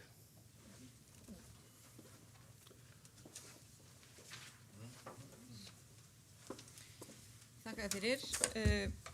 Það hefur borist frávísunartillaga og vegna þess að það er nú orðið svolítið liðið sem við fengum frávísunum tillögu síðast ætla ég að minna hérna aðeins á í starfsreglunum þingsköp í 30. grein við fyrri eða síðari umræður heimilt að bera fram tillögu frávísun máls. Hún kemur til afgreiðslu við lok umræðunar. Þannig að núna verður frávísunartillagan, hún verður borin upp. Við ræðum báðar tillögunar og síðan í lokin verður byrjaði að greiða atkvæði frávísunartillöguna og síðan málið ef þess þarf. En við tökum næst tegur til máls Þuríður Björg Víum Árnadóttir og hún flytur frávísunartillögu við tillögu til þingsályktun afnám gjaldtöku í áföngum vegna prestsþjónustu þjóðkirkjunnar. Þetta frá Guðrúnu Karls Helgudóttur, Örnu Grétarsdóttur, Bryndísi Möllu Elídóttur, Axeli Árnasyni Njarðvík, Hildi Ingu Rúnarsdóttur, Þuríður Björgu Víum Árnadóttur, Hreini Hákonarsyni, Gísla Gunnarsyni og Gísla Jónassyni. Gjörðu svo vel.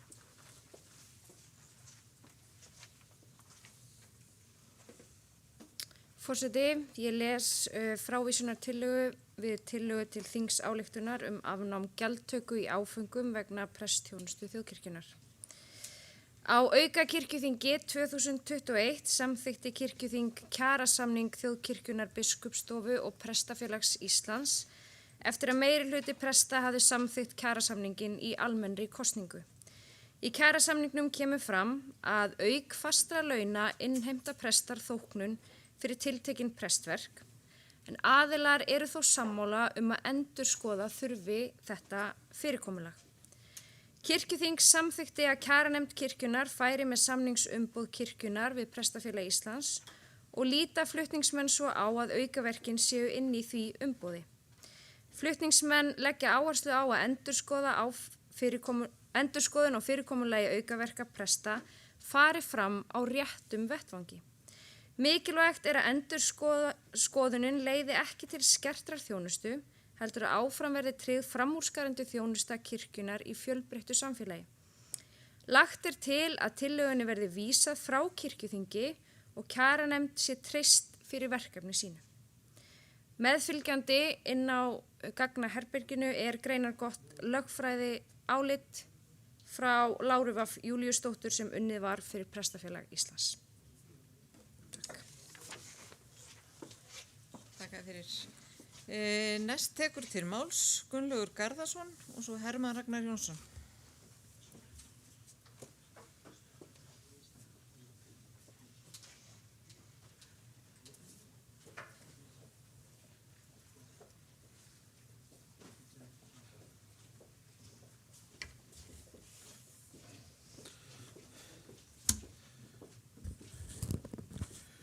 Í Prestafélagi Íslands er þetta mál gamalt og ég er búin að upplifa marga umræðuna það í gegnum árin.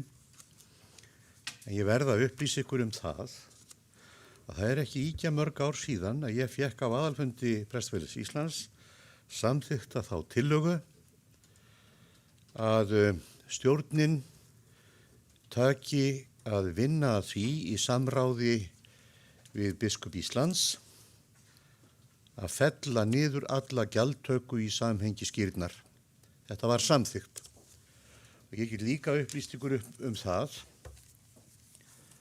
að sá ofríkisandi ríkti í stjórninni að hún gerði ekkert með þessa aðalfundar samþykkt allt til þessa dags. Og mér var búin að flytja þessa tillögu nokkru sinnum í gegnum árin að því mér var svo misboðið að það væri gjaldtaka í samhengi heilagrar skírnar og við værum alveg á skjön við systur kirkjurnar okkar í þessu efni að ótrúlegustu menn stóðu upp í harkalegri vörn fyrir pingjunni sinni. Og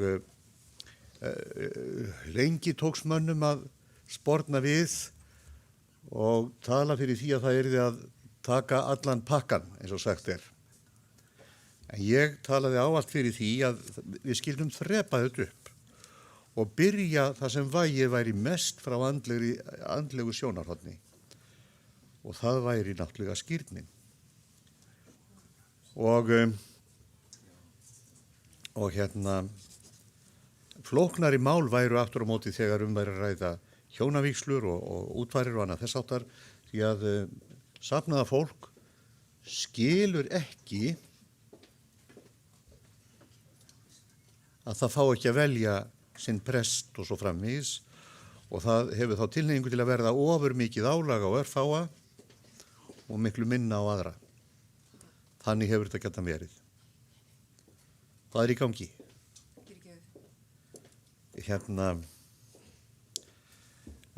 Þannig að mér liggur þetta mjög á hjarta. Ég skil vel að auðvitað þarf að semja kaup og kjör og laun og það eru ferli þar í gangi. En ég skil tillöguna afnám sem langtíma markmið og það megi alveg fara að taka þetta í þrepum.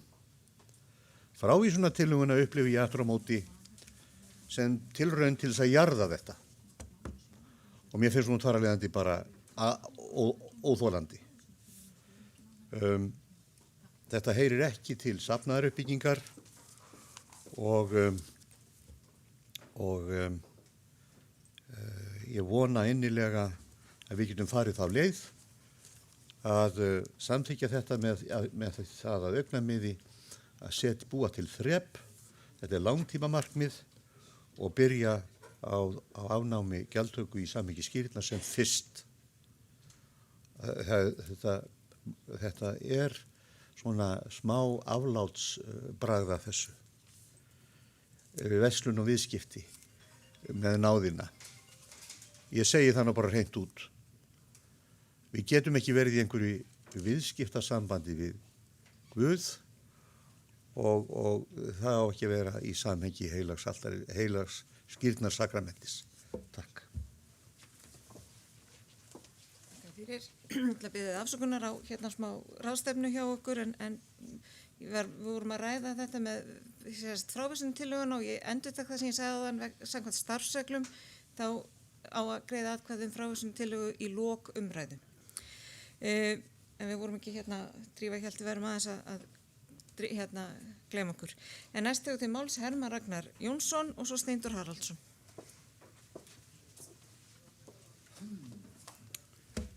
Forseti, ég styð tillögu afnám gjaldtöku í áfengum og við eigum að leggja stað í þessa vegferð. Alls ekki að staldra við eða vísa frá. Við eigum að taka fyrstu skrefin eins og framsögumaður sagði. Við þurfum ekki að taka þetta allt í einu lagi og ég er sammála líka séra Gunnlaugi þegar hann sagði áðan að við eigum að byrja á skírninni. Við eigum að byrja á skírninni og ég saknaði svolítið bara að því ég er nú búin að vinna í kirkjunni í mörg ár að hvað skírninnar hafi farið mikið út úr guðþjónustum. Ég er þeirra skoðunar að prestar eigi að leiða samtalið þangað þegar kemur að skírn á barni að leiða samtalið þangað að barnið komi í kirkjuna til skírnar og skírnin fari fram í upphafi athafnar og ef eitthvað kemur upp á sem að gæti tröfla þá er lítið mál að fara til hlés og koma svo aftur. En sem sagt ég styð þessa tillögu. Takk. Þakka fyrir. Næst tekur til máls Steindór Haraldsson og svo Hjalti Hugason.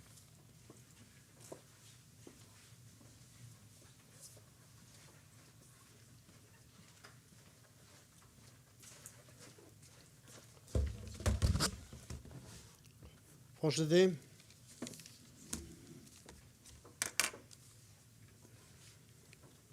ég hef starfað við hlið presta í öllum prestverkum áratugaskeið. Ég er búin að starfa með mörgum, bæði í gleði og sorg, eins og við þekkjum öll í starfsemi kirkjunnar. Ég var útfararstjóri í yfir 25 ár, en ég veit alveg hvernig það er allt saman. Ég styð þessa tillögu með tilliti þeirra orða sem framsögumaður sagði hér að koma þessu á og koma þessu sem svona stefnumarkandi plaggi í gang. Á að geta byrja kannski smátt eins og þeir sögðu sem töluðu hér á undan mér. Þessi tillaga hins vegar, frávísunartillaga, er ein ljótasta tillaga sem ég hef séð á kirkjuþinginu síðan ég kom hérna inn 2010. Þetta er svo grímurlaus, það er svo grímurlaust farið að því að verja eigin fjárhagshagsmuni. Frávísunartillagan byggir á því að verja eigin fjárhagsmuni, þó að það sé kannski ekki búið að ræða þetta hlítar hvernig á að handla þessi mál. Það geti ekki einu sinni komið með breytingatillögu. Þetta er frávísun. Þetta er alveg með ólíkindum. Það er alveg vitað að við þurfum hægt og sigandi að komast út í því kerfi sem við erum í. Og að 10 af 12 prestum á kirkjuþingi, eða 9, er þið 9? Ok, skiptir kannski ekki öllu máli. Hafi ekki meiri sjálfsvirðingur þetta. Það kemur óvart. Takk fyrir.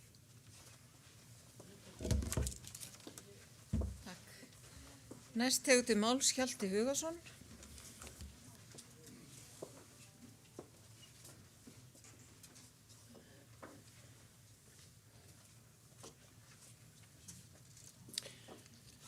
Forseti, ég er í þeirri stöðu að get ekki lýst yfir stuðningi við neina tillögu, en ég get fagnað tillögum og ég get harmað tillögur.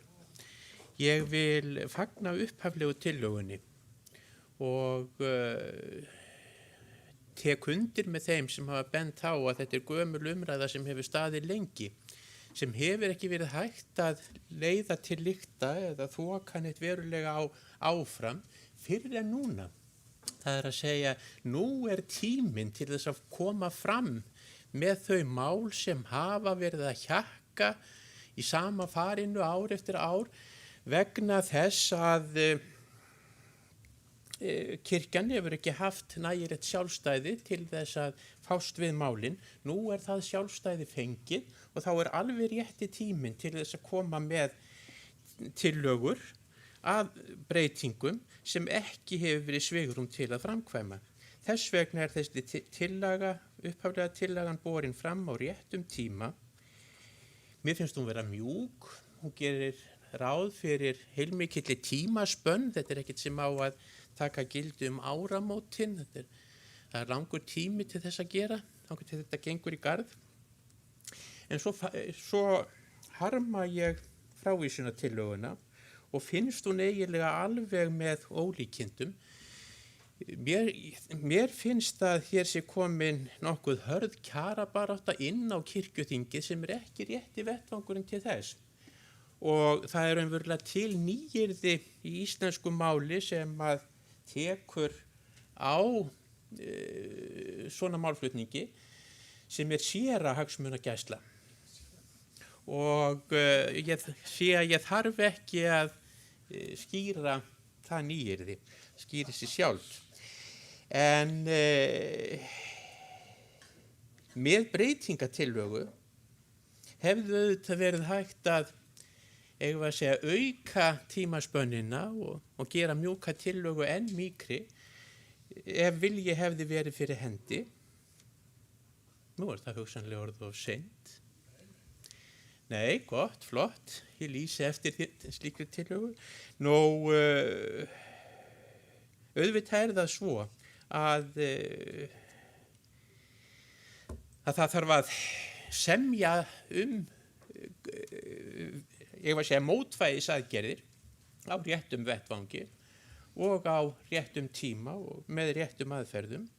Og ef að það er ekki svigrúm innan þessarar tímaspannar, þá hefði kannski verið bara leikur einn að breyta henni, þannig að það hefði verið hægt að opna þetta mál öðruvísi.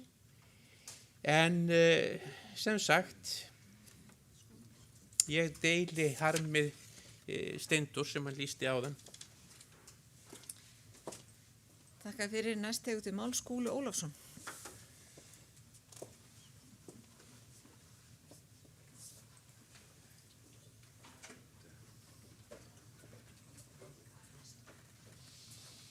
Forseti, ég ætla nú ekki að harma þessa frávísunu tillögu. Mér finnst hún eiginlega borin upp með ákveðnum rökum það að kirkjuþing sé að mati flutningsmanna tillögunar ekki réttur vettvangur til að ræða kjaramál presta. Ég er ekki hins vegar inn á henni. Ég var að sjálfsögðu boðið að vera með í henni en ég afþakkaði það og á þeim forsendum að ég er svo eindreginn talsmaður þess að við víkjum frá þessu aukaverkakerfi að mér hugnaðist ekki að vísa því frá með svona fremur harkalegum hætti eins og frávísuna tillögu bera með sér. Það þarf eitthvað mjög sterkt og róttækt að vera í mínum huga til þess að ég sé tilbúin að skrifa undir slíka tillögu. Þetta langtíma markmið. Það alveg þannig. Við getum ekki hort fram hjá því. Og svo ég sendi reikninga fyrir útfarir við prestandir í Neskirkju, tökum 2/3 af fermingargjaldinu og söfnuðurinn fari 1/3.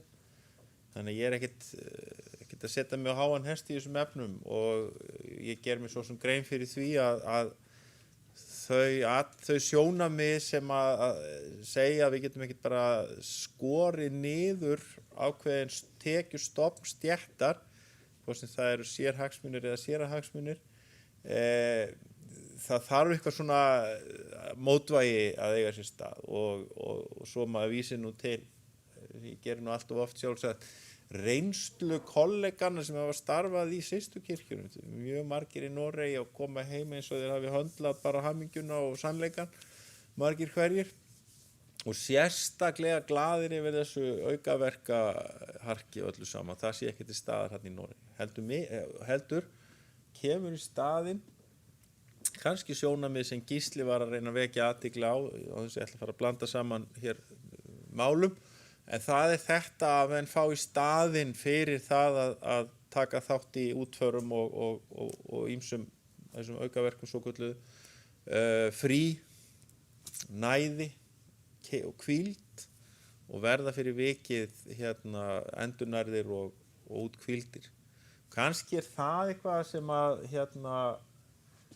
væri auðvitað langtíma markmið slíkrar tillögu sem þessar, að við myndum reyna að skipta út þessum greiðslum sem eru tímaskekkja, við getum bara alveg heiðarlega með það, fyrir þá það að prestar sem sagt taki sér hlé, því að ég veit það bara og þekki það svona tímabilum í mínu lífi og ég veit að það eru margir prestar sem eru gríðarlega vinsælir, að þetta ákaflega slítandi og fer ekki vel með fólk í lengri tíma.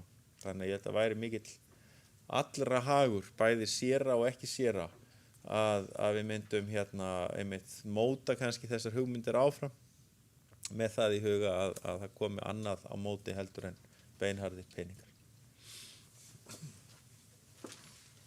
Þakka fyrir. Næst tekur til máls Einar Már Sigurðarsson og svo Árný Herbertsdóttir. Einar, ertu þarna?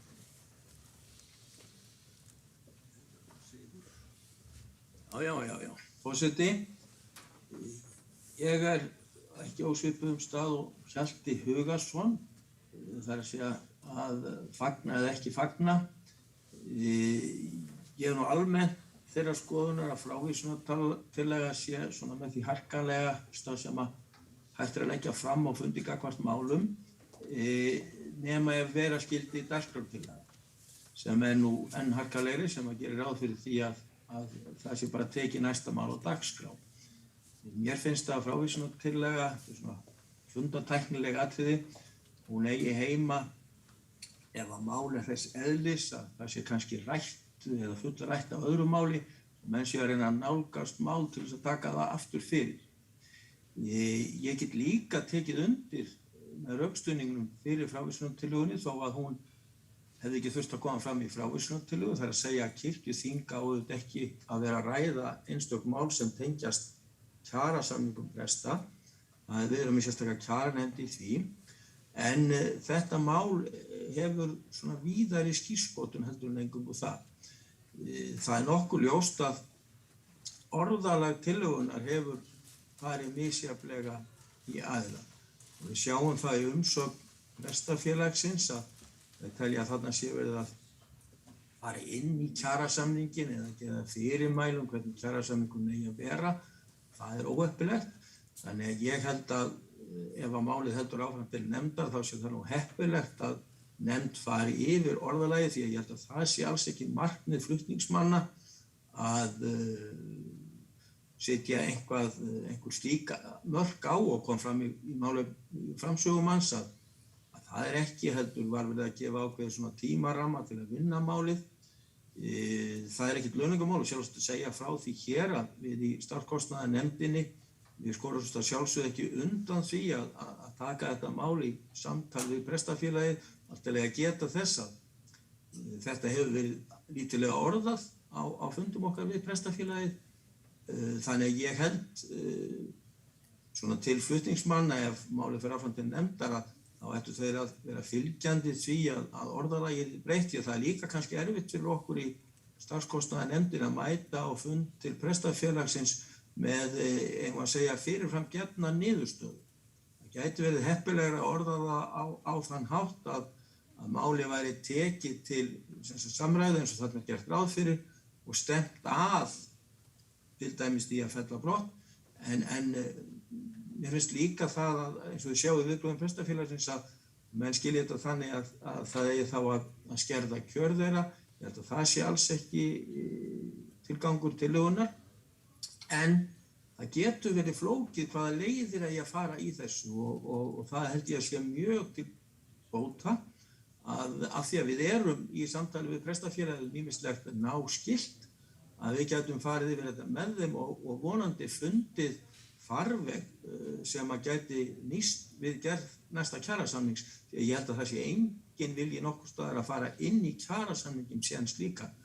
Nú síðan eins og var rætt eins og þið munið á aukakirkjuþinginu síðast þegar við rættum þessi mál, þá var meðal annars þessi spurning hvort að kirkjuþingi sem slíkt ætti að vera að sitja gjaldskrána, hvort að það væri hlutverk kirkjuþingsins að sitja gjaldskrána vegna þess að þetta er þess háttar störf að það er ekki allavega sjálfgefið að kirkjuþingið seti gjaldskrána. Þannig að það eru margar leiðir til að nálgast máli, þannig að ég held að það sé vanlegast eins og í flestum málum að við ræðum okkur sameiginlega niður á niðurstöðu og ég get bætt því við að samtal okkar við prestafélagið hefur verið mjög jákvætt og við höfum náð að tala okkur niður á niðurstöðu í þeim málum sem við höfum verið með þar sem við höfum klárað. Og rétt að geta þess líka að við skiluðum til okkar og ég átti samtöl við formann kjaranefndar einmitt það sem við höfum rætt í þessum samtölum og ég tel eins og ég hef líklega sagt áður að það hefði að minnstakosti liðkað til þess að síðasti kjarasamningur að náðist að rita undir hann á þeim tímapunkti sem það var gert. Næst tegur til máls Árný Herbertsdóttir og þar á eftir Gísli Jónasson.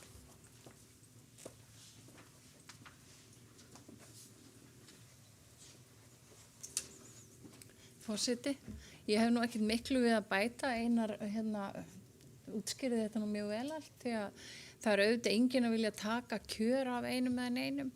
Það sem mér hefur fundið svona frá mínum bæðiruleikja baki er að þegar að börn eða fólk er skýrt þá erum við að koma inn í söfnuð kirkjunar. Við erum að koma og vera trúið og inn í þessi félagi þjóðkirkjunni og þá finnst mér einhvern veginn að við tökum þeim fagnandi og séum einmitt að reyna að gera það á þeim vettvangi að við fáum börnin inn í guðþjónusturnar, reynum að gera meira úr þeim skýrnar athöfnum og ekki að fara með það alltaf inn í heim eða eins og er gert svo mikið í dag. Ég veit ekki af hverju það er.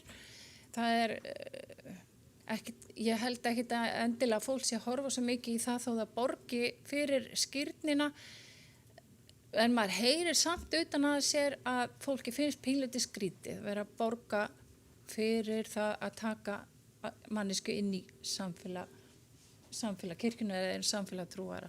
Ég veit ekki hvort ég skilji hvað ég er. Aðalega þetta sem mér finnst og einn stundum með ferminguna, þá erum við líka að staðfesta það að við viljum vera trúið, við viljum tilheyra þjóðkirkjunni og þá þurfum við að borga svo mikið fyrir það og kennsla er alveg heilmikil vinna og heilmikil mál og það er örugglega mikil þá vinna fyrir prest að vera að kenna börnum sem eru að undirbúa ferminguna og eru kannski með svo margar kennslustundir í viku og ná allt annað álag sem hann er með. Þannig að eðlilega ætti að vera meira kaup fyrir það en þessi peningur dekkar nú alla það kaup. Þannig ég verð svolítið ringluð þegar kemur að þessum aukaverkum. Og líka það að þau ég fór að skoða þetta svolítið vel og það eru til lög frá 1907 aukaverk presta og þá er það byggt á enn eldri lögum og þá veit maður auðvitað að þessi aukaverk voru sett inn þegar prestar voru bændur og voru að lifa á sinni jörð og það gekk nú kannski svo vel og svo voru þeirra með alls konar athafnir og aukaverk og þá var það borgað fyrir það. Mér finnst það aðalega skýrnin og fermingin sem skiptir máli í þessu ef við erum með giftingar og greftranir þá eru það náttúrulega svolítið miklar einkaathafnir og við erum ekki með því þó við séum náttúrulega með grefturinn að útskrifa kannski fólk úr þjóðkirkjunni að þá er það nú samt ekki alveg beinlínis þannig. Þannig að mér finnst kannski að sumuleyti það alveg vera eitthvað sem að fólk er ekki eins að spá í eins og skýrn og ferming að þá erum við að fagna fólki inn í félagið okkar og mörgum og ég heyri oft umræðu að þetta sé svona svolítið skrítin gjöld. Bara takk. Næst tekur þið máls Gísli Jónasson. Fleiri hafa síðan ekki, einn enn, tveir enn.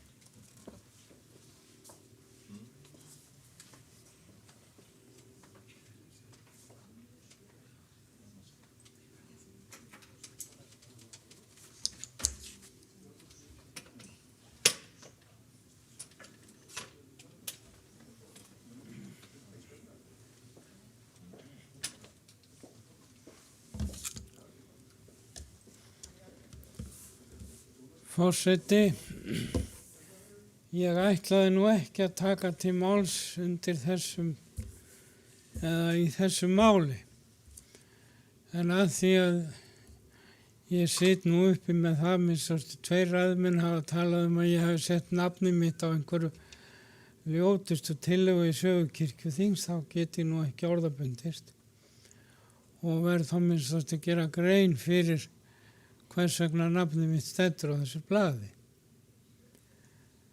Ég skil mjög vel þar sem að baki þessari tillögu býr og ég get bara sagt ykkur það að ég sem ungur prestur 1982 eða 3 flutti tillögu aðalfundi prestafélagsins í fyrsta skiptið afnám greiðslu fyrir aukaverk og hafði tekið þátt í því með fleiri góðum kollegum á þeim tíma að móta þá tillögu og síðan hef ég minnst í tvígang síðan flutt samsvarandi tillögur þar sem reynt var að finna leið út úr þessu kerfi sem að ég tel að sé kirkjunni til tjóns. Þannig að ég er alveg gjörsamlega sammála inntaki tillögunar. En vandinn er bara ekki svona einfaldur. Þetta hefur málið og þessar tillögur hafa alltaf strandað á því að eins og launakjörum presta hefur háttað þá skiptir þetta ákomulega séð marga presta miklu máli og þið vitið það náttúrulega og ég þykist nú vita það. Það er engin hér inni sem er glaður með það að láta lækka launin sín. Við fengum nú að reyna það eftir bankahrunið og ekki voru menn nú allir ánægðir og sælir með það. Við sem í því lendum. En það hafa verið ýmsar lausnir reyndar og ég var kjarafulltrúi prestafélagsins á sínum tíma og þá meðal annars reyndum við að smíða kerfi sem að, og aftur síðar sem að byggða á því að reyna að dreifa þessu, hvað ég var að segja, áfalli, þannig að fleiri tækja á sig en höggið en prestarnir einir. Og einu sinni, þegar sóknargjöldin voru nú 2007 í eðlilegu móti, þá var komið töluvert áleiðis með það að búa til einhvern módel þar sem að kannski sóknirnar tækja einhvern þátt í þessu. En niðurskurði sóknargjaldsins stöðvaði það náttúrulega. Síðan var þetta líka, veit ég, rætt við ráðherra til þess að reyna að koma þessu bara inn í launin. En sá ráðherra sem þá var taldi þetta nú bara alveg fyrirkomulag því að svona ætti þetta að vera og það ætti að borga sem mest og það var ákveðið prinsip bara ráðherrans að allar svona aukarsporslu væri á hinu góða, hvort að það var í heilbrigðiskerfinu eða annar staðar. Þannig að þetta hefur nú ekkert verið auðvelt ganga en ég syns ég byrja nú á þessum formála bara til þess að ítreka það að ég er ekki á þessari frávísunartillögu vegna þess að ég sé mótfallið þessu prinsipi því að mér finnst það vont og mér finnst það sem prófasti slæmt að sjá líka misræmið milli prestana til dæmis í prófastæminu og hvað sumir hafa allt og mikið að gera í þessu verkefni. Og ég er heldur ekki, svo ég bara sé alveg hreinskilinn á þessari tillögu vegna þess að ég sé að verja minn eigin hagsmuni því að ég er hættur í þessum bransa og ég verð væntanlega með minn sjúkdóm komin undir græna torfu áður en þessar reglur verða komnar á. Þannig að það er ekkert, þannig að mér sárnar nú pínu lítið bara svona persónulega þessi áburður. Ástæðan fyrir því að ég er á þessari tillögu er það að ég tel að hún sé bara mjög trublandi og skemmandi fyrir það ferli sem er í gangi og sem Einar lýsti, ég er nú meðnefndamaður hans í þessari starfskostnaðarnefnd þar sem þessir hlutir hafa eins og hann kom inn á verið til umræðu og hafi einhver ekki sem hér er inni gerð sér grein fyrir því, þá er félagsfundur boðaður í prestafélaginu á 50. Og nota bene sá fundur var boðaður löngu áður en að þetta kirkjuþingsmál kom fram sem að er einmitt að ræða og efni þessa fundar er að ræða það hvernig og hvort prestar geti fundið einhverja leiðir út úr þessu máli. Ég er hins vegar voðalega hræddur að þessi tillaga núna sé búin að hleypa þeim fundi bara upp í loftið og eyðileggja þá umræðu sem að á síðasta fundi prestað sem ég satt var greinilega meiri hluti prestana sem vildi gera eitthvað ákveðið í afnema með einhverjum hætti aukaverkin og sumir jafnvel tilbúin til að afsala sér þeim bara alveg. Það er nú kannski seint samstæðum það af vísu. Þannig að ég er fyrst og fremst á frávísunartillögunni vegna þess að af þessum ástæðum. En svo vil ég kannski líka benda á að greiðslurnar fyrir einstök verk eru mjög eðlisólíkar. Það er til dæmis í mínum huga pínulítið ósanngjarnt að bera saman annars vegar greiðslu fyrir skírn og hins vegar fyrir giftingu. Giftingin er löggerningur sem að getur farið fram hjá ýmsum vígslumönnum og þeir taka allir hvort sem að það er siðmennt eða sýslumönnur aðrir taka mun hærri greiðslur en presturinn. Þannig að það er nú ekki hægt að leggja þetta allt að jöfnu. Og ef það hefði nú bara staðið í þessari tillögu og þess vegna geti svona alveg fallist á það að kannski hefði verið betra að koma með breytingatillögun. Ég er nú ekki höfundur af þessari frávísunartillögu, bara var búið að vera með og sagði bara já, svo sem aðeins að pæla mikið í því eða hefði staðið að stemt skuli að. en þarna stendur alveg afgerandi skal afnumið 1. janúar. Hvað sem tautar og raular og hvort sem einhvern samkomulega niðurstaða fæst eða ekki. Það svolítið mikið afgerandi mál að setja það þannig fram. Og nú hefði maður kannski geta haldið að það hefði verið pínulítið vanhugsað, en það kom nú fram hjá framsögumanni að þetta ætti einmitt að vera svoleiðis. Þannig að þess vegna stend ég hér og bara alls ekkert að skammast mín fyrir það að hafa sett nafnið á þessa tillögu. Hvernig sem að hún svo, hvernig sem henni reiðir af. Og samkvæmt nýjum reglum þá erum við nú prestarnir sennilega allir vanhæfur að fjalla málið, en ég minni á það að sem að kollegi minn í starfskostnaðarnefndinni eina nefndi að það eru áhöld það yfir höfuð hvort að þessi mál eigi erindin á þingið ekki.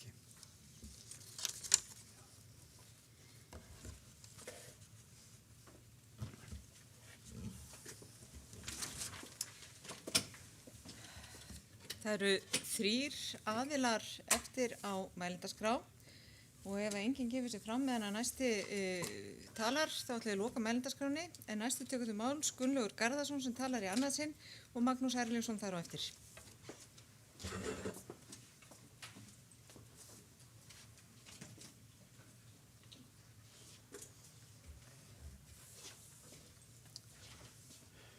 Forseti, starfandi forseti,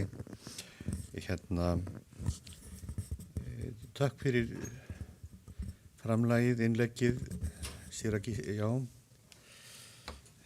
segi ég margt gott sem kom fram hjá síðasta ræðumanni og ég tel það góða ábendingu að ef til vill hefði verið heppilegra að orða það einfallega stefnt skuli að, en ég er jafn samfærður að við eigum að leggja af stað í vegferðina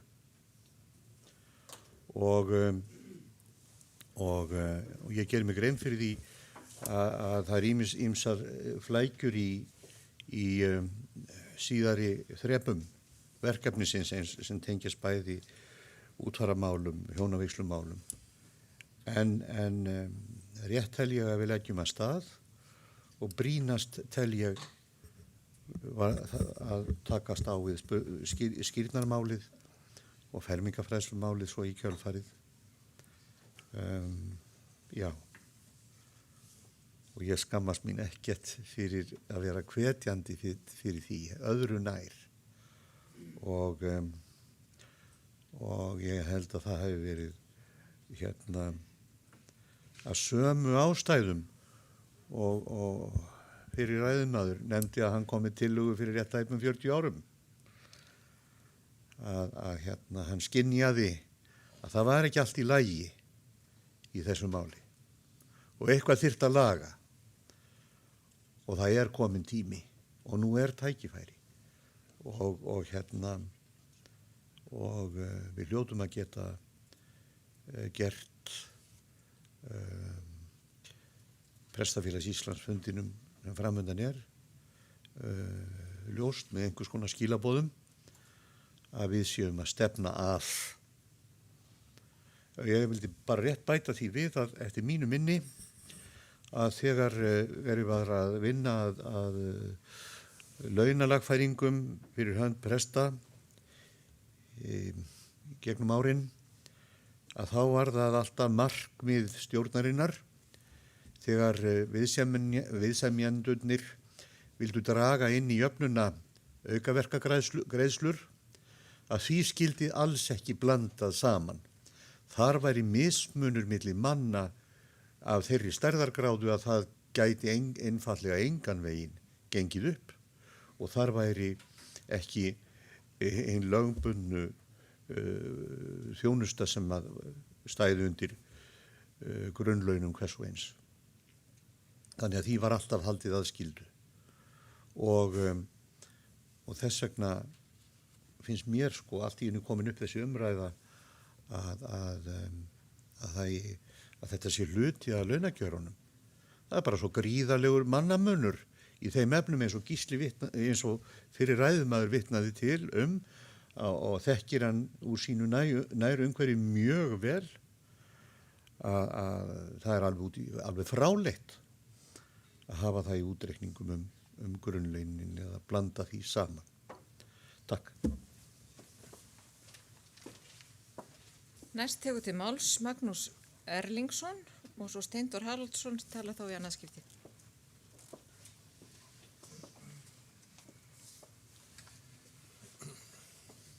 Forseti, fyrst þegar ég las þessa tillögu þá hnykkti mér við og ég var svolítið svona þversum. Upphafið er einhvern veginn þannig svolítið bratt. Svo fór ég nú að lesa þetta aftur betur og hugsa þetta og þá fannst mér að við þyrftum að ræða þetta og þess vegna stendi ég hér. Það er þannig að margir prestar til sveita, þeir rukka ekki fyrir skírnir og ég veit að sumir prestar jafnvel eru með þá reglu að þeir biðja fólk að kaupa biblíu sem er svo árit eða eitthvað og það er greiðslan. Þannig að skírnin eru þetta sakramenti og það er alveg gilt, mér finnst það eftir huglega þetta einmitt að þetta sé bara hluti af því að vera prestur. Hvað varðar ferminguna? Þá vil ég svona velta þeirri spurningu upp. Það stendur að vísu í erindisbyrjunum hefum að uppfræða ungdómin, en ég held að sé að fræðsluskyldan, sem náttúrulega fermingin er fræðsla, þessi skylda hvílir ekkert síður á söfnuðunum og kirkjunni. Í gömlu handbókinni þá stóð, það var ávarp í lok skírnarinnar. Í dag er þetta sagt, nú er það hlutverk ykkar, ástvinir barnsins, að uppfræða það kristna trú. Í gömlu handbókinni stóð það, nú er það hlutverk ykkar, foreldra barnsins og safnaðarins. Ég held þá, svo sem hér menn sem eru miklu fróðar en ég, í guðfræði og kirkjusögur sem geta þá leirikni, en ég held að sé í raun þannig að söfnuðurinn og kirkjan í heild hafi þessa fræðslu skyldu, þannig að, og í mínum huga er það ekkert sem segir endilega að prestarnir eigi einir að sjá fermingafræðsluna, ekki fremur en að prestarnir eigi einir að sjá bara allt safnaðarstarfið, sem líka er fræðsla og margt fleira. Þarna getur fleiri komið að og mér finnst bara allt í lagi að skoða þetta mál eins og séra Gísli bentir á, það er auðvitað mjög, þetta er auðvitað allt annað eðlist en sjónavígslunar og fólk er vant í að þurfa að taka upp veski þegar það er með útfarir, presskostnaður er þar nú minnst í þátturinn. Þannig að mér finnst bara í góðu lagi að ræða þetta mál en tillöguna, já, mér finnst hún er svolítið hvöss og hún stuðar, heyri ég kollega mína, þannig að ég væri alveg inn á því að við myndum breyta þessari tillögu verulega og ég hugsa að flutningsmenn muni örugglega vera til í það, þannig að ég vildi bara gera grein fyrir þessu. Næst tekur til máls Steindór Haraldsson sem talar í annað skipti og að því loknu muni framsögumenn taka til máls. Já, forseti, ég ætla nú að byrja á því að biðja vin minn Gísla Jónasson afsökunar á því að tala til allra sko sem á þessu voru, þessari tillögu, frábærsum tillögum. Auðvitað veit ég það að hann er ekki að vinna þessu út af eigin launum, það er alveg ljóst. Ég bið hann bara afsökunar á orðum mínum og ég hljóp á mig þarna og ekki fyrsta og síðasta sinn. Ég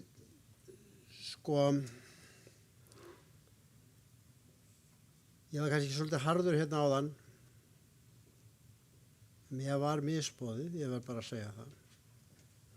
Mér finnst það mjög dapurlegt þegar ekki er hægt að ræða mál. Ég vil þó séu erfið, ég vil þó fólki finnist þau alveg út úr korti.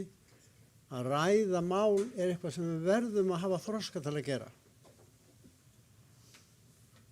hvað sem okkur líkar þau vel eða illa. Við þurfum að geta rætt mál og ég hefði ekki verið nokkuð hátt hissa ef að hefði komið breytinga til að við þetta og það hefði mér þótt eðlilegt. Og hvort að þetta á heima hérna inn á kirkjuþingið ekki, já, forsætisnefndin mat það svo að þetta væri þingtækt mál og þá tel ég svo vera. Svo verð ég nú að segja það að ég hef nú ekki oft séð það áður hér á kirkjuþingi að þeir sem eru á máli hverfi að vettvangi og taki ekki þátt í umræðunum. Takk fyrir.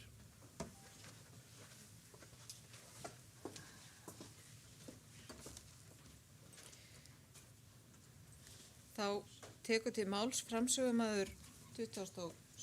máls, Stefán Magnússon. Já, þið getur komið inn hjá þig.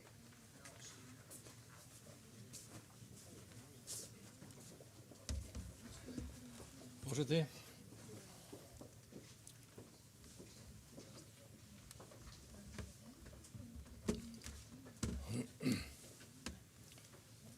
Ég þakka góðar og málefnarlegar umræður og spurningunum það hvort að þetta eigi erindi hingað eða ekki, hún er alveg gild. Þetta er hins vegar tvískipt mál. Annars vegar er þetta kirkjupólitískt mál sem felur það í sér að þetta skuli stefnt að því að afnema þessa gjaldtöku í því formin sem er núna. Hins vegar er hún kjaramál sem snýr að þeirrum upphæðum sem þar liggja á baki. Þess vegna er málið sett upp eins og það er að þetta sé vísað í þann farveg sem að kirkjuþing hefur búið til. Og ekki bara það til úrlausnar þar, heldur líka til að fá endurgjald frá nefndinni til þess að koma hér og leggja fyrir kirkjuþing tillögu sem er þá tæk og gild og hefur verið samið. Það er gjarnan talað það að menn vilja bera sig saman við nágrannakirkjurnar þegar það hentar. Þetta er ekki hlutur sem tíðkast annar staðar og þetta er að mínum að til okkar sem flytjum þetta ekki eitthvað sem við eigum að hafa til framtíðar. Í því er kirkjupólitíkin.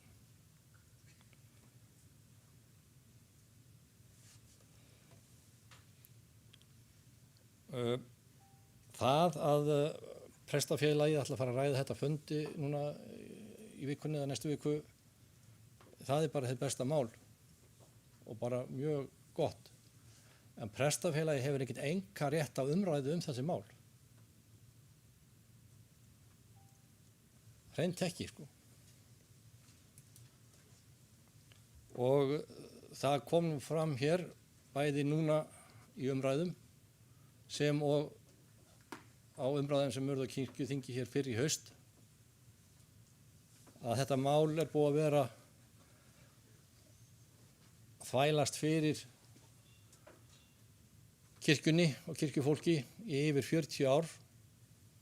Það hafi komið fram tillögur að gera eitthvað í þessu, afnema þetta, en þær hafi einhvern veginn ekki fengið framgang og verið kaffarðar. Nú skulum við gera eina tilraun enn og gá hvort að við náum ekki í bara ágættri sátt niðurstöðu í málinu. Flutningsmenn eru ekki að fara að höggva hér í kjaramál presta. Ef við hefðum alltaf að gera það, þá hefði tillagan hljóðað allt öðruvísi. Þá hefði við getið verið vísað þessu eitt eða neitt. Bara ákveða þetta.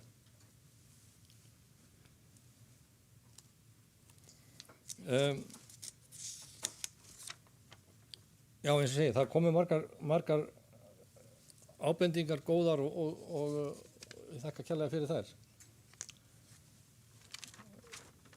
Þar á meðal kom upp svona hugmynd að milda orðalagið og það flutningsmönnum algjörlega mennilausu. Og ég geri það bara ráð fyrir því að allsherjarnefnd taki þetta til lagfæringar þó að efnislegt innihald haldi sér. Og að svo mælti þá bara legg ég til að þetta fari í allsherjarnefnd. Vill framsögumaður frávísunartillögu, framsögumaður frávísunartillögu Þuríður Björg Víum Árnadóttir tekur nú til máls.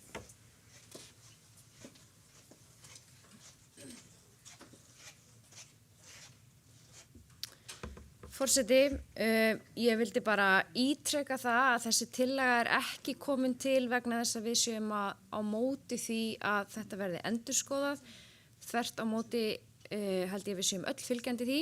Tillagan komin til vegna þess að við teljum og höfum það lögfræði álit að þessi ákvörðunartaka eigi ekki heima hér inn á þessu þingi, heldur á öðrum vettvangi þar sem að umræðan þegar í gangi.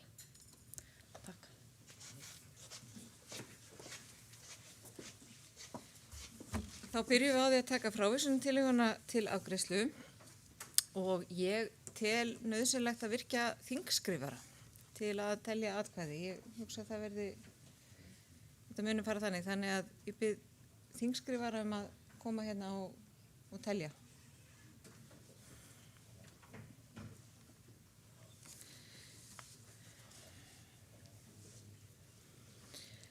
Þá tek ég til afgreiðslu frávísunartillögu við tillögu til þingsályktunar afnám gjaldtöku í áföngum vegna prestsþjónustu þjóðkirkjunnar. Þeir sem eru samþykkir þessari frávísunartillögu gefi merki. Ég vil fá hann Einar hérna upp á töflu.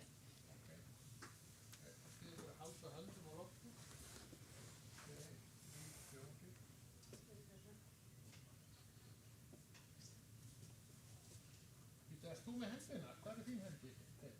Já, þarna.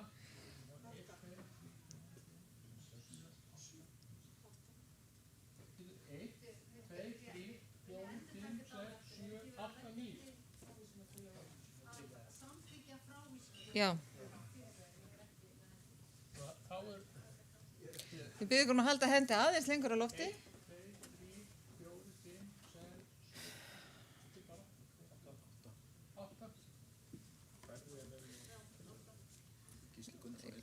Þeir sem eru á móti, gefi merki.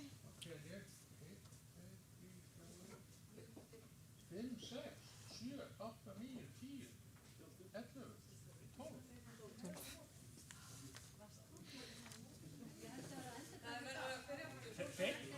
Heyrðu,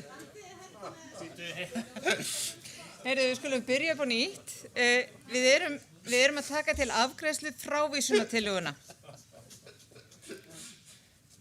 Þeir sem samþykkja að málinu verði vísað frá, gefi merki.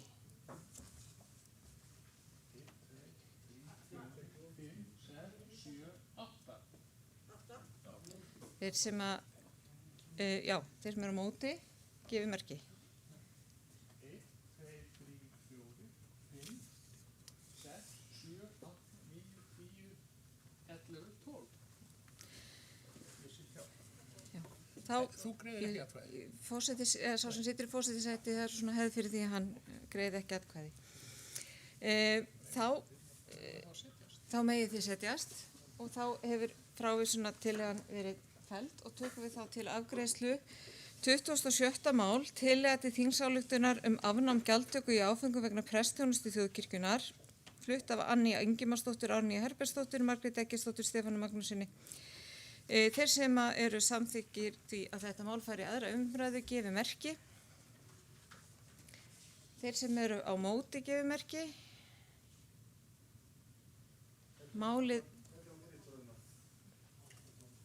8-12 núna. Það var sjáanlegu meiri hluti. Já. Þorri, Þannig að þetta fer þá í aðra umræðu með meiri hluta atkvæða. Þeir sem eru samþykkið því að málið fari til allsherjarnefndar gefi merki. Þeir sem eru á móti, málið fer þá til allsherjarnefndar til afgreiðslu. Ég ætla að bjóða henni Drífu að taka aftur við Kafilíu. En erum við farið nefndastörf þar eftir eða? Það er að taka mál. Ok. Þá fresta ég fundi núna og við tökum, hálftíma í Kafilíu? Hálftíma.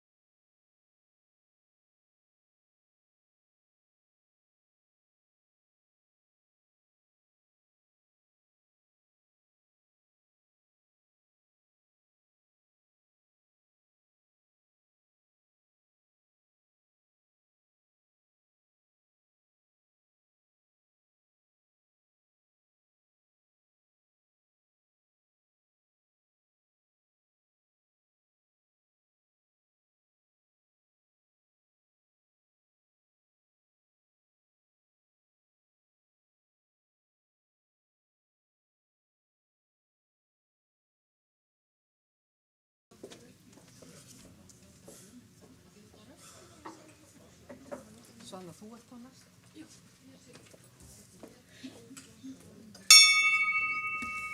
Fundi er framhaldið og fyrir er tekið 29. mál til fyrri umræðu. Það er tillaga til þingsályktunar leiðréttingu sóknargjalda flutt af Svönu Helen Björnsdóttur, Gísla Jónasinni, Einari Má Sigurðarsinni, Þorkeli Heiðarsinni, Hermanni Ragnari Jónsinni og Hreini Hákonarsinni. Framsögumaður er Svana Helen Björnsdóttir og tekur hún út til máls.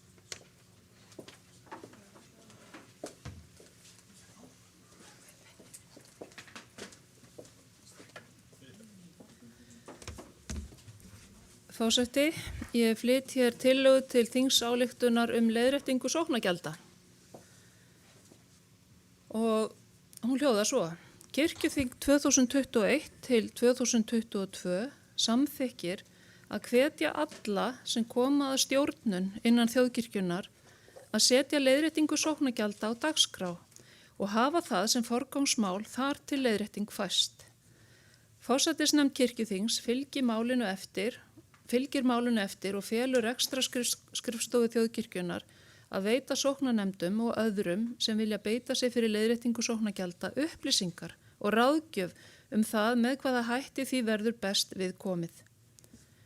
Og greinargerðin hljóðar svo.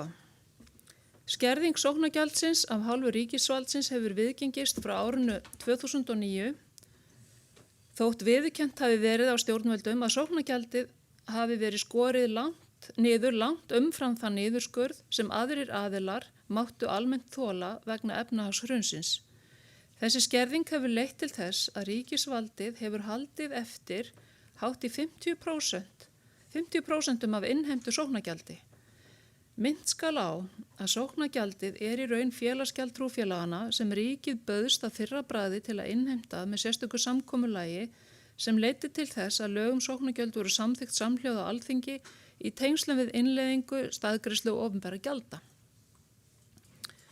Sú mikla skerðing sóknargjaldsins sem átt hefur sér stað frá árinu 2009 og það eru komin 12 og bráðum 13 ár. Eins og áður segir og sem enn er að aukast nú rúmum 10-12 árum eftir efnahagshrunið hefur haft gríðarlega neikvæð áhrif á starfsafnaðana, prófastæmana og kirkjurnar allar.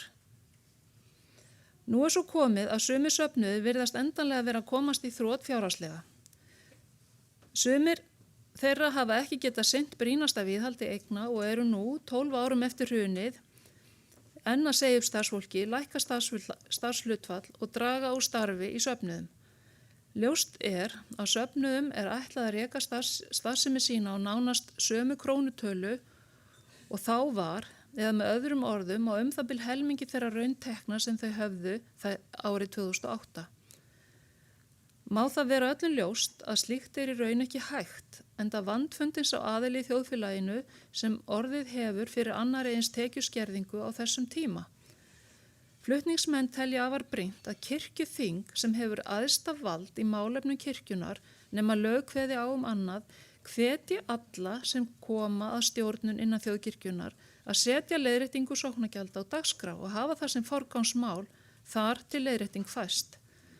Og það er lagt til að forsætisnefnd kirkjuþings fylgi málinu eftir og feli rekstrarskrifstofu þjóðkirkjunar að veita sóknarnefndum og öðrum sem vilja beita sér fyrir leiðréttingu, upplýsingar og ráðgjöf eins og það hvernig þessu verður best við komið. Og rekstrarskrifstofa þjóðkirkjunar myndi senda öllum viðkomandi þessa hvatningu ásamt leiðbeiningum með hvaða hætti þær geta komið málun á dagskrá. Mér er auðvitað alveg kunnugt að til er sóknarsamband Íslands og þar er ágætis fólk en við erum búin að reyna nú í 12 ár að ná árangri og það hefur ekki náðst viðunandi árangur. Og nú með aukinni ábyrgð kirkjuþings þá eigum við ekki annan betri öflugri vettfang heldur en kirkjuþing til þess að standa með sóknum í þessu máli. Það er enginn að tala að forseti eða kirkjuþingsmenn sjálfur beinlínis taki eitthvað sérstakt verkefni að sér, en það er alveg ljóst að sóknirna þurfa stuðning í þessu. Það þarf einhvern veginn að stilla saman strengi og af því að við erum sjálfboðaliðar í sóknunum að þá erum við stundum eins og höfuðlaus her. Og það er bara eðlilegt. En við erum öll að vilja gerð og tilbúin til þess að gera nánast hvað sem er, til þess að vinna að þessu máli og mynda þá teymi, gera það sem menn álíta að gagnist, hvort sem það er að tala við aðila, skrifa bréf, koma upplýsingum gott starf og framfæri. Það þarf bara einhver að leiða þetta áfram og þess vegna er þetta mál lagt hér fyrir og ég vona að fái góða viðtökur. Ég ætla bara strax að segja það, ég vonast til þess að það verði samþykkt að leggja málið, eða að málið fari í aðra umræðu og ég reikna með að þetta verði þá allsherjarnefnd. Takk. Orðið er laust og til máls tekur Steindór Haraldsson og eftir honum Gunnlaugur Garðarsson.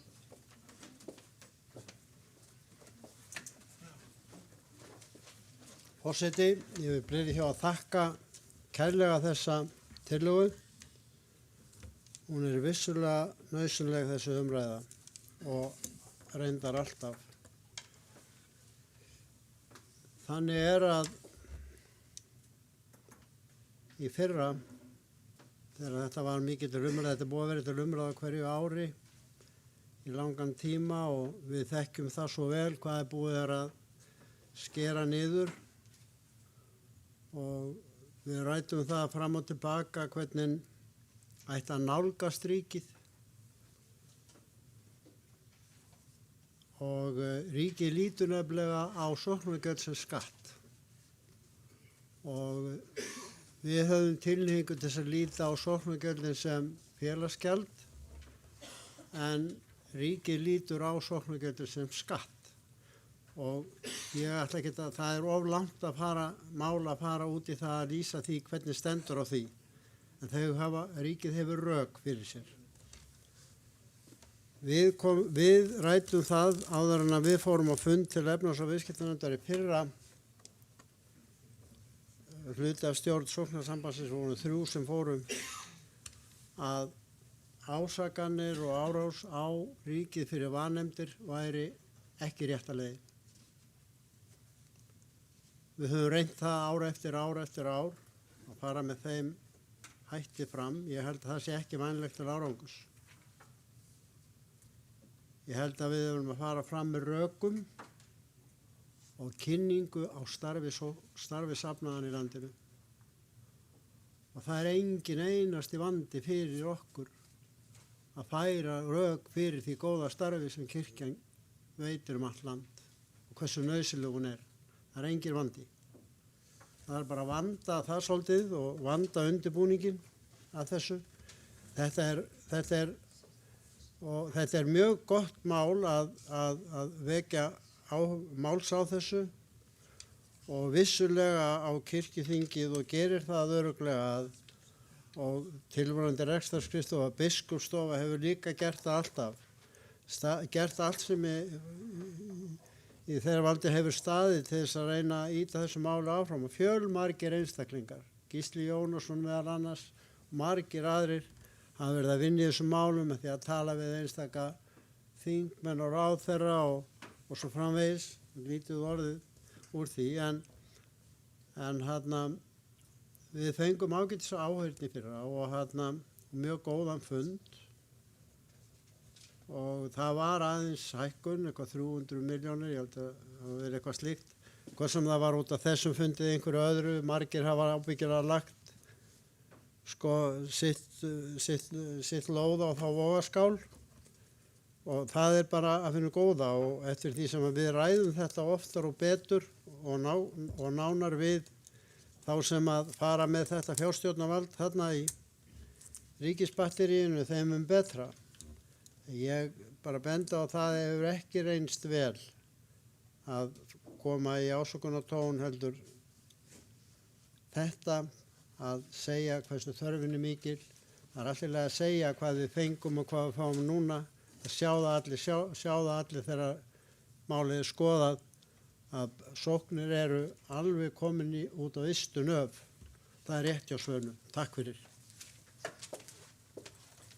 Til máls tekur Gunnlaugur Garðarsson og eftir honum talar Hreinn Hákonarsson.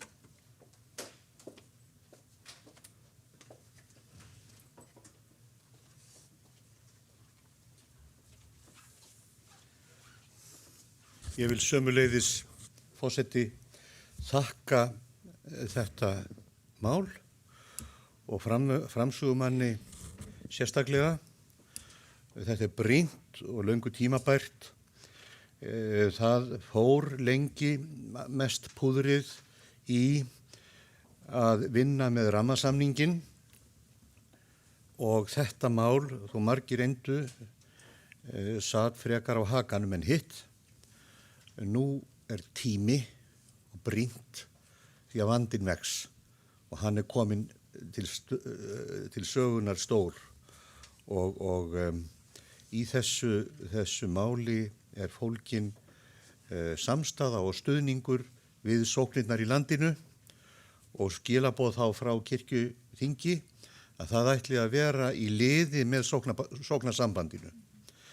Það er ágætt að halda því til haga að innheimtan eftir að samþykkt hafi verið á Alþingi á sinni tíð að fara þá leið að ríkið tæki að sér innheimtu á þessum tekjustofni sóknana, að þá í höndum embættismanna ráðuneyta að þá fór það í sama farveg og innheimta annarra gjalda og hafa þeir verið tregir að endurskoða þann skilning bara af því að það teknilega fór í þann farveg, en formaður fjárhagsnefndar situr á fróðleik og upplýsingum tilurðarsögu þess að þetta fór í gegnum Alþingi á sinni tíð og málflutningur og réttlæting þess að það var samþykkt á þingi var með þeim hætti, ræður og rök, að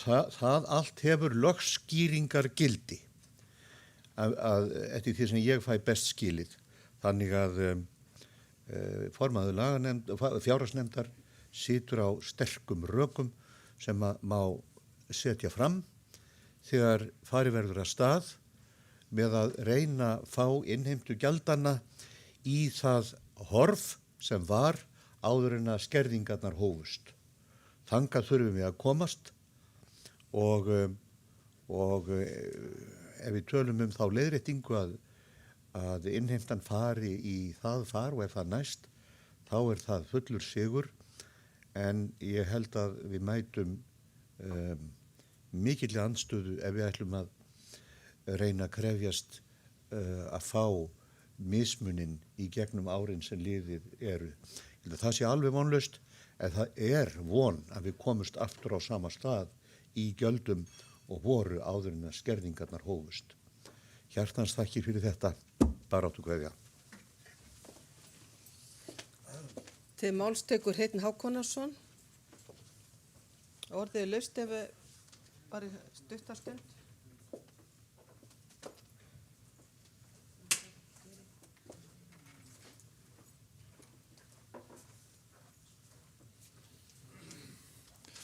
Forseti, örstutt athugasemd við þetta. Íslendingar eru hrifnir af átökum og ná oft alveg ótrúlegum árangri með því að efna til átaka. Og átak getur verið í raun og veru annað orð yfir það að hervæðast. Og ég held að við ættum núna að hervæða eins og tillagan gengur að vissu leyti út á þess að nota það orð að þjappa fólki saman og hefjast handa og sækja það sem búið er að taka frá okkur. Ríkisvaldið getur verið yndislegt og það getur líka verið mjög ógeðfellt. Það getur verið hættulegt og það getur verið óskamfeilið og það hefur náttúrulega sýnt vissa óskamfeilni með þessu sem má nefna ýmsum nöfnum. Það má kalla þetta rán, þjófnað og jafnvel lán, tekið ófrjálsi hendi. Við getum notað alls konar orði yfir þetta, en staðreyndin er svo að það er tekið frá þeim sem sannanlega á. Og ég held að nú ættum við bara, eins og tillagan gengur út frá að hervæða sóknarnefndinnar og við getum notað sem kjörorð Guðspjall síðasta sunnudags sem ágætt, kemur okkur mjög til liðs, eigi þreytast. Ekkjan, hún sagði, lát þú mér ná rétti á mótstöðu manni mínum, ríkinu. Og það vildi hann ekki lengi vel, en hún nauðaði og nauðaði og nauðaði. Og hann gafst upp. Hann sagði ekki óttast í Guðasönnunni skeytu nokkurn mann, en þessi ekkja læti mig aldrei í friði. Því vil ég rétta hlut hennar áður hún gerir út af við mig með nauði sínu. Og þetta skulum við gera. Fleiri hafa ekki hvatt sér hljóðs og tekur þá framsögumaður til máls, Svana Helen Björnsdóttir.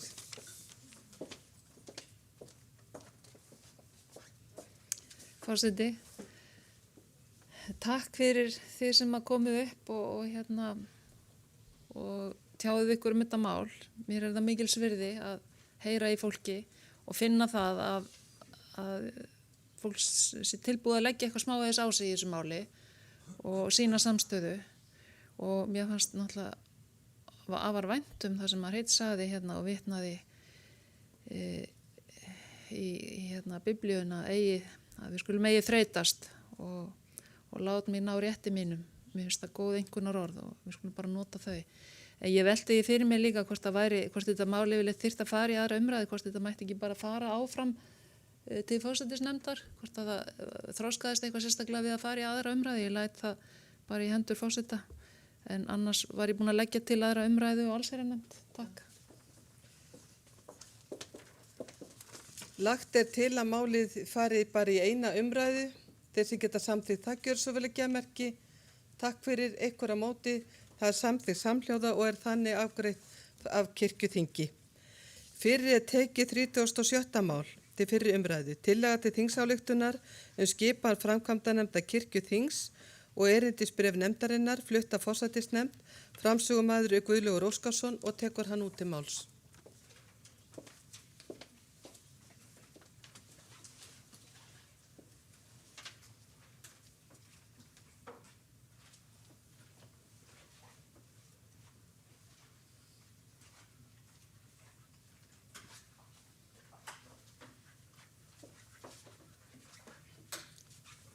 Forseti, ég flytt hér tillögu til þingsályktunar skipan framkvæmdanefndar kirkjuþings og erindisbréf nefndarinnar. Þetta flutt af forsætisnefnd. Kirkjuþing 2021 til 2022 samþykkir að kjósa framkvæmdanefnd skipaða 3 kirkjuþingsfulltrúum, 2 úr hópi óvígra og 2 til vara, 1 úr hópi vígra og 1 til vara með sama hætti. Formaður skal kosin sérstaklega. Umboð nefndarinnar gildir til næsta reglulegs kirkjuþings 2022. Kirkjuþing 2021 til 2022 samþykkir eftirfarandi erindisbréf framkvæmdanefndar kirkjuþings. Og þá erindisbréfið. 1. grein. Framkvæmdanefnd kirkjuþings fer fyrir hönd kirkjuþings með eftirlit með því að starfsreglum, ályktunum og samþykktum kirkjuþings sé fylgt eftir. Framkvæmdanefndin ábyrg gagnvart kirkjuþingi. Nefndin hefur gætur á því að rekstrarskrifstofa þjóðkirkjunnar ásamt almennri þjónustu við yfirstjórn þjóðkirkjunnar sem og við starfseiningar á ábyrgðasviði biskups Íslands eftir því sem við á og í samræmi við þau verkefni og sérfræðiþekkingu sem innan vébanda skrifstofunar. 2. grein. Framkvæmdanefndin heldur að jafnaði mánaðarlega fundi. Framkvæmdanefndin boðar meðal annars biskup Íslands, forseta kirkjuþings og framkvæmdastjóra rekstrarskrifstofu eða fulltrúa þeirra á fundina eftir því sem málefni gefa tilefni til. Nefndin skilar árlega skýrslu til kirkjuþings eftir hvert starfsár nefndarinnar. 3. grein. Telji framkvæmdanefnd kirkjuþings að ástæða sé til að ætla að eigi sé farið eftir starfsreglum, stefnum, ályktunum, áætlunum, öðrum samþykktum kirkjuþings eða að góðum stjórnunarháttum hafi ekki verið fylgt, skal nefndin tilkynna það forseta kirkjuþings. 4. grein. Framkvæmd kirkjuþings kosin til eins árs. Hið sama gegnir varamenn. Starfsreglur þingsköp kirkjuþings gilda hæfi nefndarmanna. Framkvæmdanefndin ræður framkvæmdastjóra rekstraskrifstofu kirkjunnar og setur honum starfslýsingu. Framkvæmdanefndin skal sjá til þess að ritaður séu fundagerðir af fundunefndarinnar og þær birtar á opnum vef kirkjunnar að jafnaði innan viku frá fundi. Heimilt nefndinni að halda sérstaka trúnaðarbók málefni sem nauðsyn krefur að trúnaður ríki Framkvæmdanefndin setur sér vinnureglur og verkferla sem eru birt á vef kirkjunnar. Framkvæmdanefndin hefur aðgang að skjalasafni þjóðkirkjunnar. Framkvæmdastjóri rekstraskrifstofu veitir framkvæmdanefndinni þær upplýsingar nefndin óskar eftir. Hver nefndamaður skal undirrita ótímabundna trúnaðaryfirlýsingu þagnaskyldu áður en hann tekur til starfa. Erindisbréfið gildir frá 1. janúar 2022 til næsta reglulegs kirkjuþings 2022. Það var greinargerðin. Með þingsályktun stjórnskipan kirkjustjórnarinnar í 7. máli aukakirkjuþings 2021 var samþykkt að skipta yfirstjórn þjóðkirkjunnar upp í 2 ábyrgðarsvið sem munu starfa náið saman. Í þingsályktunartillögunni segir meðal annars svo: Kirkjuþing kýs framkvæmdanefnd úr röðum kirkjuþingsfulltrúa sem hefur í umboði kirkjuþings eftirlit með fjárhag og rekstri þjóðkirkjunnar og fylgir eftir ákvörðunum og áætlunum samþykktum af kirkjuþingi. Í framkvæmdanefnd skulu vera 3 nefndamenn, 2 úr hópi óvígra og 1 úr hópi vígra. Varamenn skulu vera jafnmargir í sömu hlutföllum. Aðal og varamenn skulu kosnir á kirkjuþingi til eins árs í senn. Formaður skal kosin sérstaklega en að öðru leyti skiptir nefndin með sér verkum. Framkvæmdanefndina fjallað í fleiri tillögum sem eru lagðar fram á kirkjuþingi 2021 til 2022. Fjallað framkvæmdanefndin í 4. grein tillögu forsætisnefndar að starfsreglum kirkjuþing í 10. máli þingsins. Segir þar meðal annars að kirkjuþing setji nefndinni erindisbréf. Þá fjallað framkvæmdanefndina í tillögu forsætisnefndar að starfsreglum þingsköp kirkjuþings í 11. máli þingsins.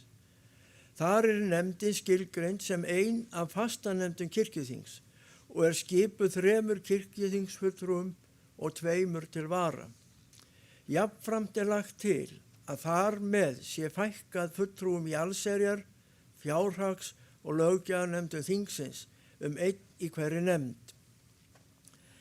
Þykir það ekki fara saman eiga sæti bæði í framkvæmdanefnd og einhverri framangreindra 3 fastanefnda. Þá fjallað framkvæmdanefndina í tillögum að starfsreglum fjármál þjóðkirkjunnar í 13. máli kirkjuþings og það útfærsla á því hvernig nefndin sinnir almennu eftirlitshlutverki sínu. Að því varðar fjármál kirkjunnar. Fjallað nefndina í tillögum að starfsreglum rekstraskrifstofu þjóðkirkjunnar í 38. máli. Þar gert ráð fyrir að nefndin ráði framkvæmdastjóra rekstrarskrifstofu þjóðkirkjunnar, setji honum starfslýsingu og ákvarfi starfskjör. Vafalaust verða fyrirmæli framkvæmdanefndina í þeim starfsreglum sem endurskoðunarnefnd starfsreglu sú sem sett var á laggirnar á aukakirkjuþingi 2021 í 9. mál þingsins mun leggja fram á kirkjuþingi. Forsætisnefnd leggur til að framkvæmdanefndin verði kosin á fundi kirkjuþings í október 2021 til að hún geti hafist handa við að undirbúa þá innleiðingu á nýju stjórnkerfi kirkjunar sem tekur gildi áramótin 2021 til 2022, samanber þingsályktun stjórnskipan kirkjustjórnarinnar í 7. máli aukakirkjuþings 2021. Þá meðal annars stuðst við þá góðu reynslu af því frá árun 2020 að kjósa bæði úthlutunarnefnd og kjaranemnd til undirbúnings áður en þær hófust handa við eiginleg verkefni sín. Einnig ljóst að skammur tími til stefnu, rúmi 2 mánuðir og því mikilvægt að nýta hann sem best. Lokið máli mínu. Orðið laust 37. mál. Svana Helen Björnsdóttir tekur til máls.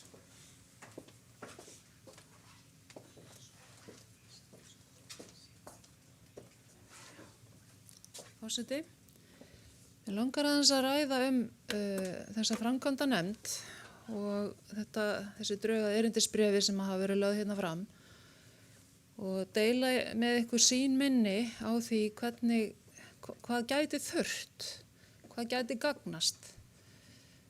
Í mínum huga, þegar þetta var rætt svona, sem skipulag, þá sá ég fyrir mér að þessi framkvæmdanefnd væri nokkurs konar framkvæmdastjórn sem væri bakhjarl stjórnenda í ýmsum rekstrarmálum sem hefði virt eftirlit en tæki á vissan hátt þátt í því sem var að gerast með ábendingum og með því að setja sig inn í mál og ég skal nefna ykkur dæmi. Við höfum talað það hérna, það sem er mikilvægt að koma á virku innra eftirliti.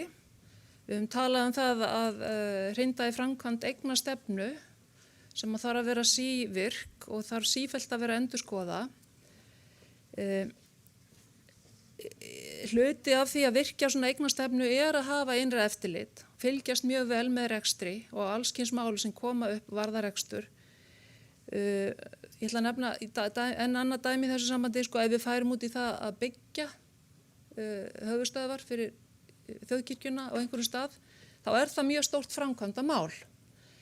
Og það margt sem kemur upp í slíku ferli og það þarf að bæði að geyma peninga á ávaxta, það þarf líka að nota peninga, það þarf að gera verksamninga og það þarf að vinna oft hratt og skipulega og rýna, koma upplýsingum áfram og upplýsa.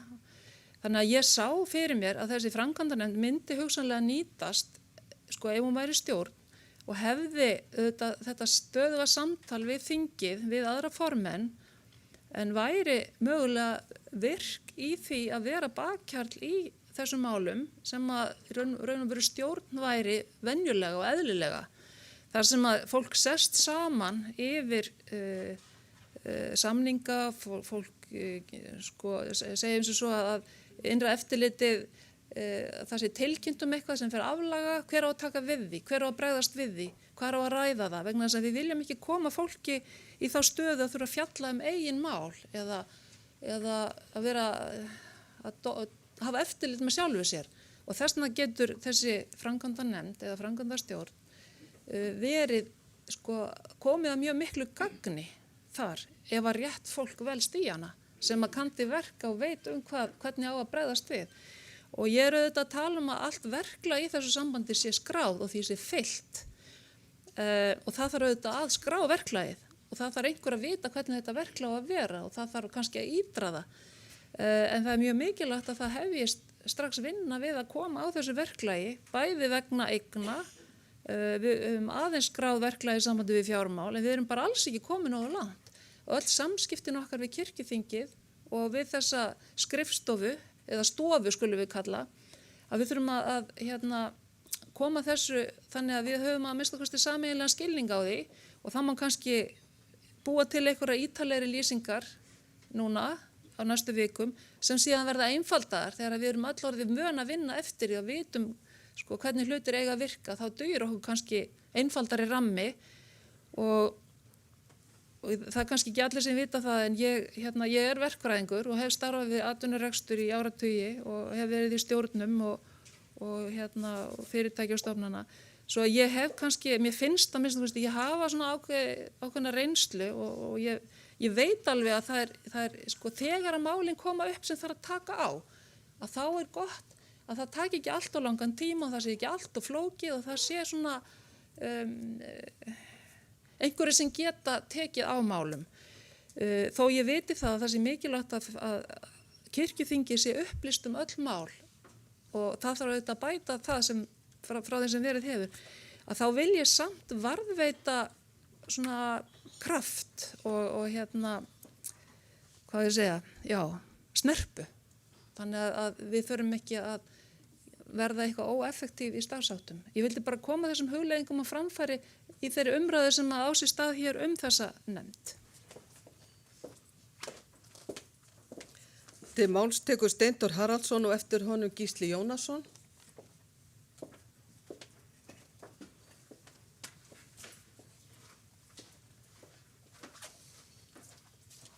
Forseti, það hefur komið í ljós núna á undanförnum dögum að það er ekki allir sem að kannski líta sömum augum á þessa nefnd. Og ég held nú að það hefði nú verið alveg orðið ljóst að við ætlum að ekki hafast þessa nefnd sem stjórnsýslu nefnd.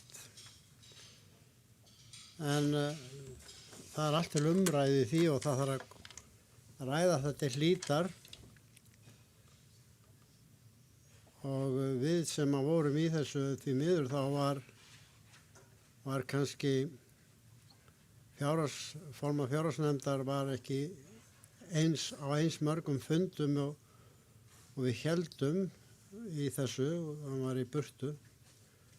En hvaðan það og þess vegna kannski sumt fjárhagsnefnda fólk ekki alveg með allt á hreinu hvað þarna fór fram. En ég veit ekki, en það var hugsun að allavega eins og ég skildi það að ráða faglegan framkvæmdastjóra með stóru F-i sem að axlaði þessa ábyrgð og nefndin væri raunverulega farvegur upplýsinga frá honum til þingsins og frá þinginu til hans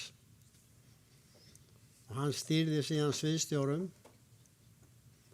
og sviðstjórar og framkvæmdastjóri mynduðu þessa framkvæmdastjórn. Hún yrði á faglegum nótum og nefndin yrði eina fastanefndum þingsins sem að eins og gert ráð fyrir hérna en ekki stjórnsýslunefnd. Þetta er svona pólitísk nefnd. Við þurfum að bara gera það upp við okkur hvort að við getum og viljum þingi sem slíkt afhenda þá ábyrgð sem á okkur lögð samkvæmt lögum eða framselja hana með einhverjum hætti og þetta þarf bara að ræðast. Við þurfum öll að vera á sömu blaðsíðunni með það hvernig þessi nefnd á að vera og ég tek alveg undir það með Svönu að við þurfum að ræða það og við getum eiginlega ekki. En það var þegar við vorum að semja þetta erindisbréf, þá var ekki komin neinar starfsreglur og þetta er svona fram og tilbaka mál. Við verðum bara að byrja svona aðlöguna ferli og umræður, vinsamlegar umræður okkar í milli og tala okkur niður á þá niðurstöðu sem að okkur finnst skynsamlegust.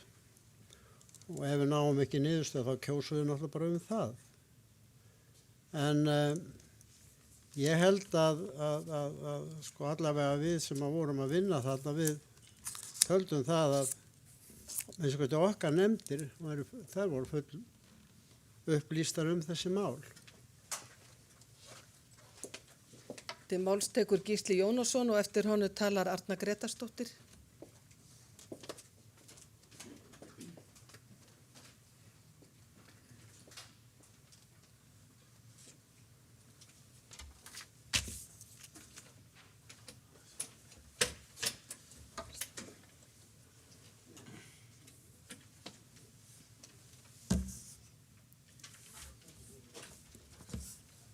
Forseti,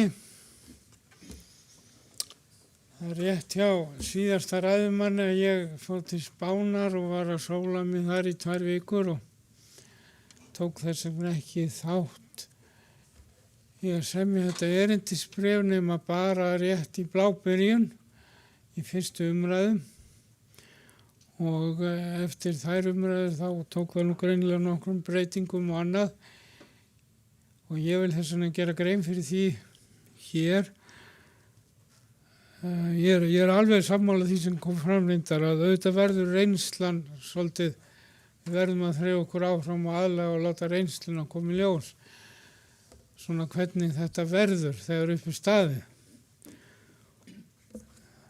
Annað eins hefur nú gerst í sögu kirkjuþings eins og það við þurfum að endurskoða einhverja hluti. En ég er hér sammála Svönu Helen, við höfum nú reyndar rætt þetta svolítið í fjárhagsnefndinni núna og þar heyrist mér að menn telji nú almennt að nefndin get ekki verið algjörlega umbáðslaus og verið bara einhver, fyrirgefðu orðbragði kaffiklúpur sem að heitist einu sinni í mánuði til þess að heilsa upp á starfsfólki og spyrja er ekki allt í góðu lagi hjá ykkur. Hvernig er þetta, er nokkuð sérstætt í gangi? Takk fyrir bless. Þetta er ekki, sko þá getum við alveg sleppt þessari nefnd ef það væri. En ég er náttúrulega alls ekki ætla mönnum það að nefndin eigi að starfa þannig.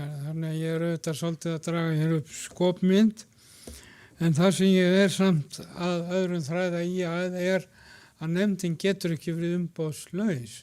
Og það kom bara upp eitt praktískt dæmi af því að kannski samráði var ekki nægjanlegt út af sólarferðinni minni að þegar við vorum að ræða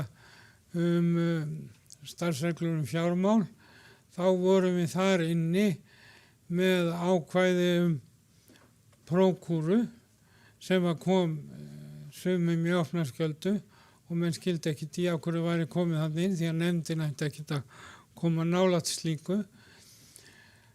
En ég vil bara benda á þetta sem dæmi, sko, einhvers stað verður prókúrun að vera. Og auðvitað er þetta framselja prókúruna til framkvæmdastjórans að ákveðnu marki og það getur verið ágætt en hann getur ekki verið þar eftirlitslaus og þar þá að vera í umboði einhvers sem hann líka getur gripið inn ef áþarf að halda. Og ekki ætlum við að fara að kalla saman heilt kirkjuþing með 29 undirskriftum í hver skipti sem að það þarf prókúru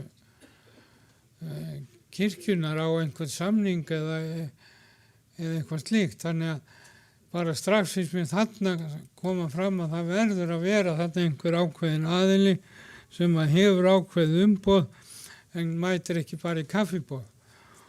Og ég held vona að allir átti sig á því að þarna hvað er að fara. Nú annað sem að ég sé þarna er það að því að nú er í starfsreglum og annað fjárhagsnefnd falið ákveðið verkefni og að hafa ákveðið eftirlit með fjármálum og annað að fjárhagsnefndin er í raun og veru eins og þetta núna bara nánast gerð óvirk.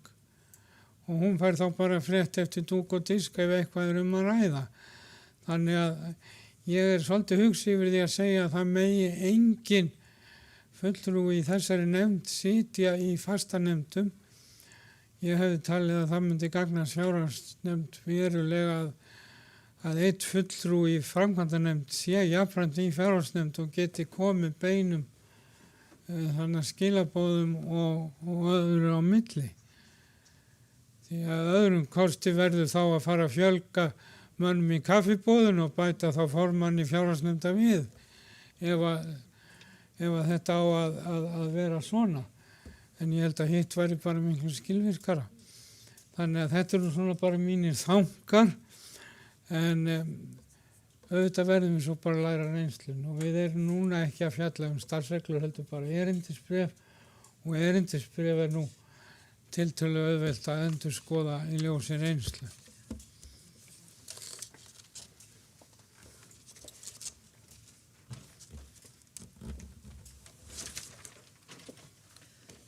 Til máls tekur Arna Gretarsdóttir og eftir henni talar Axel Árnason Njarðvík.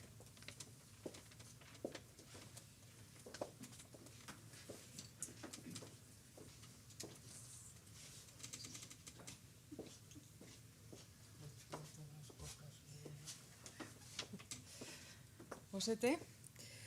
Já, þetta mál fjallar ekki bara með erindisbréfið, heldur fjallar þetta með við kjósum núna. Og greinargerðin segir að við erum að kjósa núna í október, sem er bara, og ég ætla ekki að gera athugasemdir við það, öðruvísi en það er svolítið sérstakt að vera sett í þá stöðu að eiga kjósa fulltrúa inn í óskilgreint hlutverk. Þó, þetta er ekki þannig að maður veit ekki sirka hvað á að vera, en hins vegar það sem við höfum fyrir framan okkur og það sem við erum búin að samþykkja er að við erum búin að samþykkja að skipta yfirstjórninni í 2 ábyrgðarsvið. Og þá er ég að velta fyrir mig, þá erum við komið með þessi 2 ábyrgðarsvið og hvar kemur forsætisnefndin í? Við þurfum að hugsa þetta rosalega vel, að setja umboð kirkjuþings ekki á fleiri en eitt stað hvað varðar hvern málaflokk. Þá erum við bara að flækja hlutana fyrir fólkinu sem er að vinna vinnun á gólfinu dagstaglega.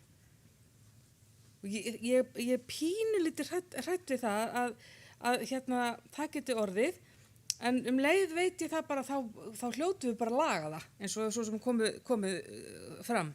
En þá þurfum við líka að hlusta. Við erum að hlusta á fólki sem er að starfa. Hlusta á fólki sem er að starfa nú þegar á einhvers konar rekstrarskrifstofu og nú þegar á biskupsstofu.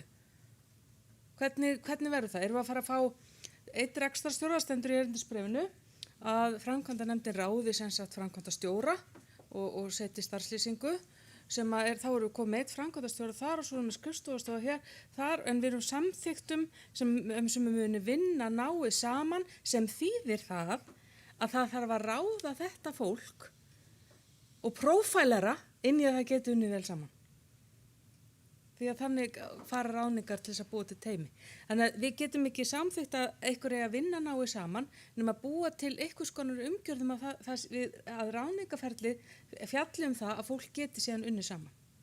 Hafið þekkingu sem að þarf á að halda, sjálfsögðu, menntun og þess aftar, en það fjalla líka það að prófælera fólk saman í teymi. Þið þekki það mörg hver. Ég held að þetta ráðningar umboð sem að virðist vera komið á margar hendur, ég vona, ég er að vonast til þess að það geti farið inn á mannusvið þar sem við erum með sérfræðingi í þessum málum. Eins og í flestum fyrirtækjum, þá er bara af því það er svo erfitt að vera að mynda saman teymi og það er sikkur aðilinn sem er að ráða. Þetta er eitt dæmi sem að ég sé að getur orðið vandamál, þarf ekki verða það, en getur orðið það. Síðan er þetta, framkvæmdanefndin þarf miklu skýrara umboð heldur en er í þessu erindisbréfi. Og það hefur svo sem komið fram og sér að Gísli tók þetta fram. Skýra lýsing á hlutverki sínu og þess vegna held ég að sé bara ágætt að kjósa strax, af því það er oft ágætt að fá fleira fólk inn í það að býtu hvar eigum að staðsetja öll þessi verkefni sem hafa verið hér og þar.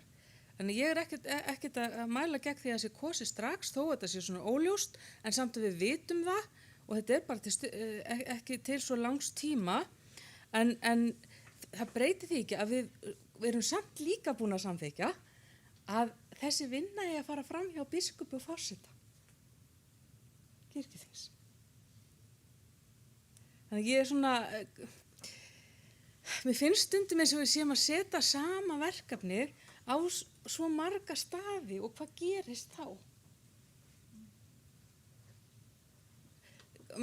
Ég held að, og þarna þurfum við bara að hugsa saman, því ég á enga lausn á þessu, frekar en hérna kannski einhver einn hér. En ég veit bara að núna í gegnum nokkrar tillögur sem að liggja núna fyrir, þetta ekki kýrskýrt og ég held að væri ofboðslega gott að fá til dæmis stjórnsýslufræðing, Bjarna sem hefur til dæmis verið okkur innanhandar, til þess að fara í gegnum þetta. Sýn okkur nákvæmlega hvernig þetta lítur út, hver er með hvaða ábyrgðasvið, hlutverk, umboð. Þannig að hérna, og alltaf með þetta marki að fyrir fólki sem þarf að starfa dagstaglega, starfsfólki sem er ráðið í vinnu, lendi ekki í óþarfa árekstrum út af því að hlutinir eru ekki nógu skýrir. Við höfum bara að vera með starfsmannastefnu líka hérna á kirkjuþingi sem fjallar að einfalda hlutina. Hvað er það búið að koma oft? Mér finnst þetta pínuflóki en það er kannski að því við höfum eftir að sortera. Takk. Til máls tekur Axel Árnason Jarvík og eftir honum tala Bryndís Malla Elídóttir.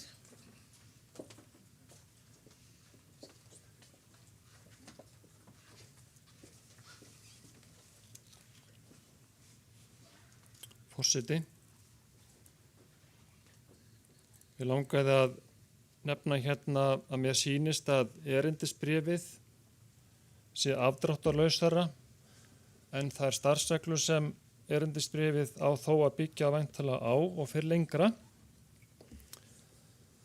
Ég held að það að bera ábyrgð feli í sér valdsvið og Svana með leyfi forseta nefndi ýmsa þá þætti sem þessi nefnd þarf að bera ábyrgð á vegna eftirlits og starfa. Og ég fæ ekki séð að dæmi gangi upp nema þessi nefnd hafi sumt af því sem kirkjuráð bar. Erindisbréfið segir að framkvæmdanefnd kirkjuþings fer fyrir hönd kirkjuþings með eftirlit með því að starfsreglum, ályktunum og samþykktum kirkjuþings sé fylgt eftir. Framkvæmdanefndin er ábyrg gagnvart kirkjuþingi eins og þið sjáuð þarna. En ég held að sé í 10. máli, í 4. grein, þar segir að starf nefndarinnar, og þarna verður árekstur, sé að hafa eða líta eftir að starf rekstrarskrifstofu þjóðkirkjunnar sé starfandi við gildandi starfsreglur. Ég sé þarna ákveðin árekstur eins og þið hafið sjálfsagt líka séð, vegna þess að þetta snýst kannski ekki síst umboð, hvaða umboð fólki hefur til þess að starfa. Og mér finnst til dæmis síðustu, kannski 2 misseri, 3 jafnvel í kirkjuráði að hvað eftir annað hefur verið bent á það að það sé nú alvarlíðundu lok og umboð þess sé dregið í efa. Og ég er ekki frá því að það hafi nú dregið úr manni svolítið mátt að smitast að þeirri hugsun að þetta sé nú eiginlega alveg bara búið. Og þið skuli bara bíða með allt. Þetta er svona tilfinning sem ég hef haft. Og mér finnst eins og núna að við séum kannski að flækja leið hlutina of vegna þess að við erum kannski ekki alveg nógu afdráttalaus og hrein og klár það hvað við erum að höndla með. Og það skiptir alveg gríðarlega miklu máli að þetta sé alveg á hreinu hvað þessi nefnd má gera, á að gera. Og ég ítreka bara það sem ég sagði áðan að við verðum, held ég, að gefa þessari nefnd fullt umboð til þess að bera ábyrgð á því sem hún á að bera ábyrgð og geta rækt sitt, sína starfsskyldur og það sé aldrei dregið í efa að hún hafi umboð til þess að gera það sem hún á að gera eins og ég upplifi með til dæmis kirkjuráð. síðustu mánuði. Takk. Til máls tekur Bryndís Malla Elídóttir og eftir henni talar Skúli Ólafsson.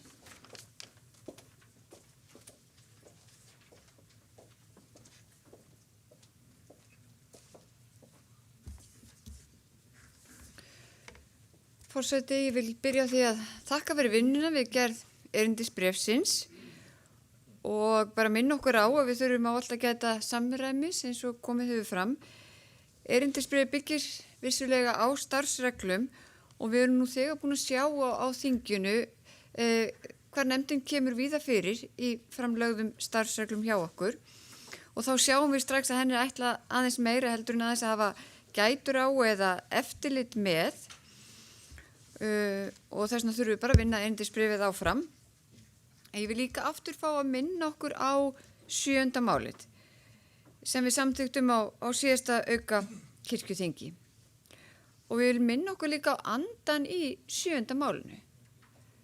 Mér finnst það svolítið mikilvægt í þessu samhengi að því við erum að byggja á því líka og þar samþyktum við í 7. málinu, ef ég má með leyfi forseta vitna í það, að þar samþyktum við öll sem eitt kirkjuþing kýs framkvæmdanefnd úr röðum kirkjuþingsmanna sem hefur í umboði kirkjuþings eftirlit með fjárhag og rekstri þjóðkirkjunar og fylgir eftir ákvörðunum og áætlunum samþyktum af kirkjuþingi. Við stundum eins og það hefur settu punktur að inn í meiri setningu. Þannig að við þurfum bara að gæta þess að það er seinni part setningarna líka sem við þurfum að muna eftir þegar við erum að vinna erindisbréfið í nefnd áfram. Það er svo mikilvægt, eins og reyndar held ég allir hafi nefnt sem hér hafa talað, að það sé skýrt hvert verksvið nefndarinnar er og mér finnst það í rauninni vera. Mér finnst þetta vera bara mjög skýrt hjá okkur. En það er samt mikilvægt að það sé ekki einhver misskilningur í gangi þegar nefndin er að hefja starf sitt. Mér finnst það gríðarlega mikilvægt þegar við erum að fara af stað með svona mikla skipulagsbreytingu að staða nefndarinnar sé skýr. Hún kemur náttúrulega vissulega til með að mótast að einhverju leyti starf sitt þegar hún fer af stað og mun setja þessi vinnureglur eins og mjög gott að sjá í erindisbréfinu. En það er líka alveg skýrt í mínum huga að við erum ekki þarna með nýtt kirkjuráð.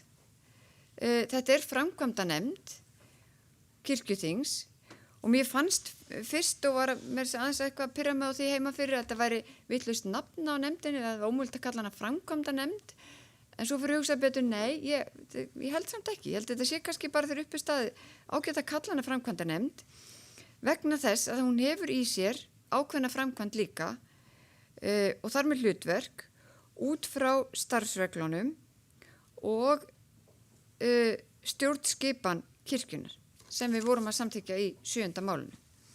Þannig að mér finnst bara mikilvægt núna að við vöndum okkur, eins og mjög oft sagt á þinginu, gerum það þegar við vinnum erindisbréfið áfram og gætum okkur líka á því svo enn einu sinni í 7. málið, að 7. málið átti, ég tala um 7. málið á auka kirkjuþinginu síðasta, það er uppáhaldsmálið mitt í dag, Skúli.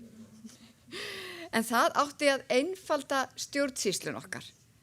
Og svo við skulum gæta þess að fara ekki að flækja hana núna. Til máls tekur Skúli Ólafsson og eftir honum talar Stefán Magnússon. Forseti, þetta nú heldur betur. Flýta sér hægt og vanda sig. Eða sem sagt, er ekki hugmyndi þessi, svona í megin nefnum. Þessi framkvæmdanefnd heitir framkvæmdanefnd vegna þess að henni er falið að framkvæma það sem kirkjuþing felur henni að framkvæma. Þaðan sækir hún umboð sitt og vald. Þannig er það. Þetta er bara hluti af þessari þingræðisbyltingu sem er að verða í kirkjunni. Hún hefur ekki verkefni sem að henni eru falin í þjóðkirkjulögum, ekki einu svona fast mótu verkefni.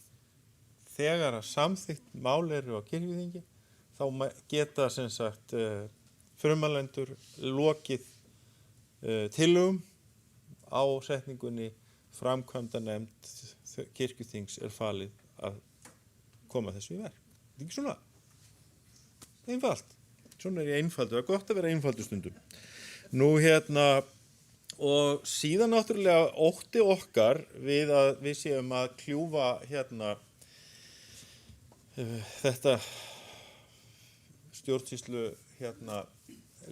þessa lífeyri okkar í tvennt og búa til 2 ábyrgðarsvið og allt það.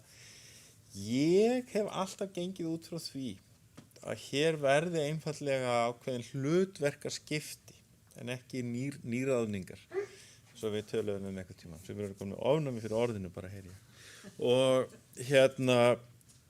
Og til dæmis fjármálastjórinn eða þau verkefni væru í rauninni núna, verkefni fjármálastjóra væru í rauninni komin í það að vera þessi framkvæmdastjóri sem að talaði sem að starfa með framkvæmdanefndinni, eins og kemur fram í þessu erindisbréfi, þannig að það sé ekki verið að búa til einhvers konar spegla stjórnsýslu heldur erum við í rauninni að færa þyngdarpunktin aðeins til, sem að ég segi það enn og aftur, ég er alveg afskaplega sáttur og ánægður með þá þróun sem ég held að sé lýðræðisleg, gagnleg og gagnsæ. Og ég held hún sé líka miklu viðráðanlegri. Það þingið hefur tækifæri til þess að móta hugmyndir og þróa það betur með þessum hætti.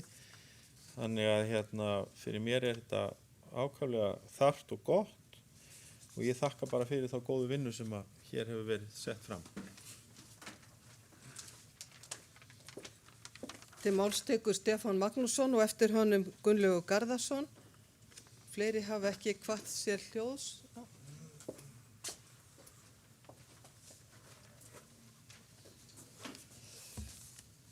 Forseti,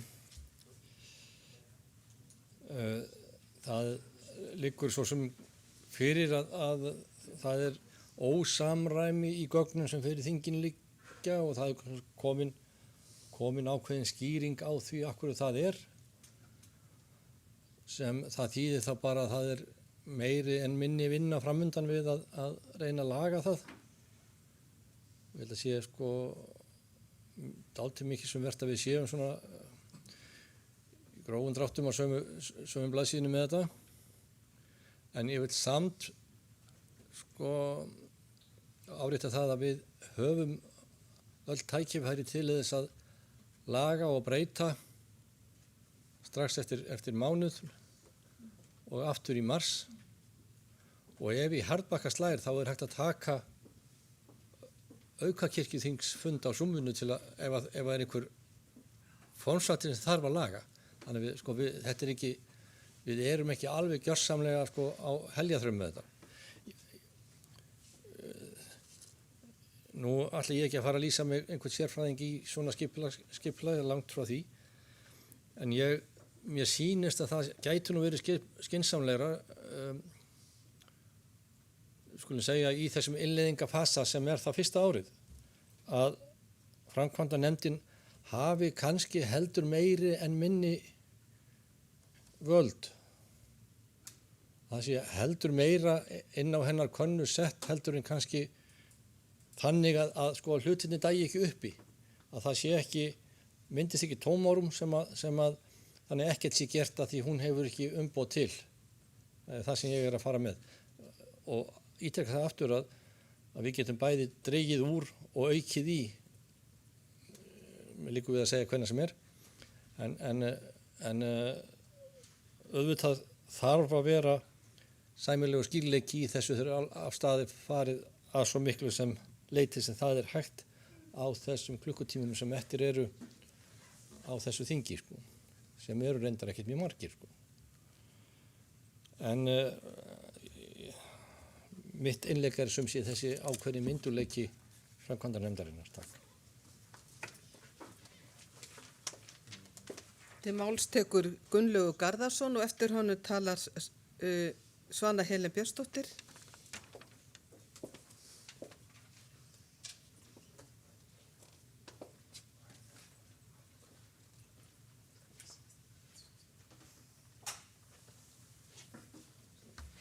Forseti,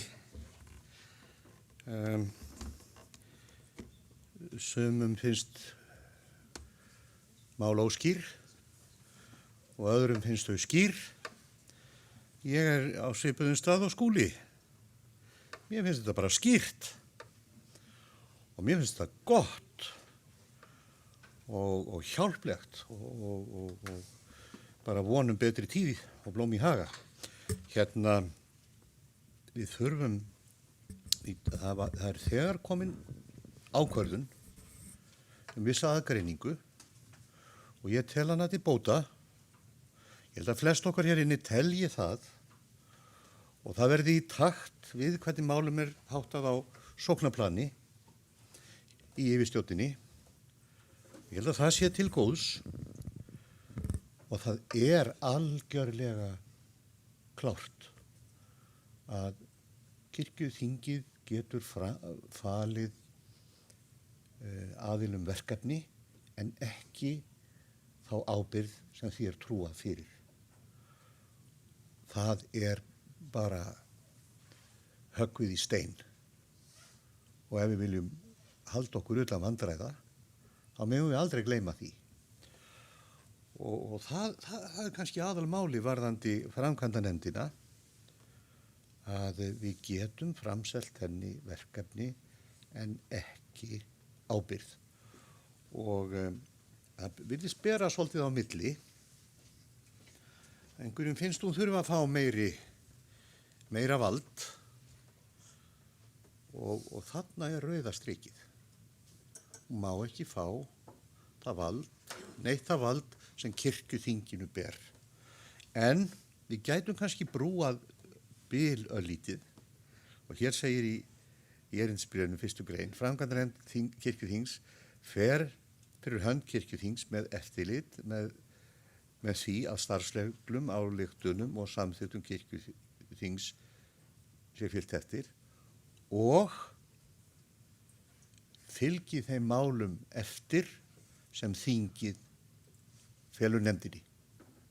Það er hugsunin. Þannig að þingið geti falið nefndinni þetta eða hitt og falið því að fylgja því eftir með þeim verkfærum sem er þá starfsfólkið en ekki ábyrgðin. Það er bara rautt strik þar. Þar eru við og það er gott. Mér finnst þetta skýrt, segi ég eins og Skúli. Takk fyrir. Til máls tekur Svana Helén Björnsdóttir og eftir henni tala Steindór Haraldsson. Forseti, þetta eru ágætar umræður. Mér líður ennþá svolítið eins og að kirkjuþing vilja hafa bæði belti og axlabönd í þessu máli. Menn vilja gardera sig mjög vel fyrir því að gera ekki minn einn mistök í þessu máli og ég skil það full vel. En mér langar aðeins að segja ykkur frá því í sambandi við eftirlit að sko það er til svona þegar maður fjallar stjórnkerfi þá er til ISO-staðall sem heitir ISO 9011 sem er úttektarstaðall. Ég er sjálf sem sagt alþjóðlega vottaður úttektamaður samkvæmt ISO-staðlum og hef þekkið þennan ISO-staðall ágætlega.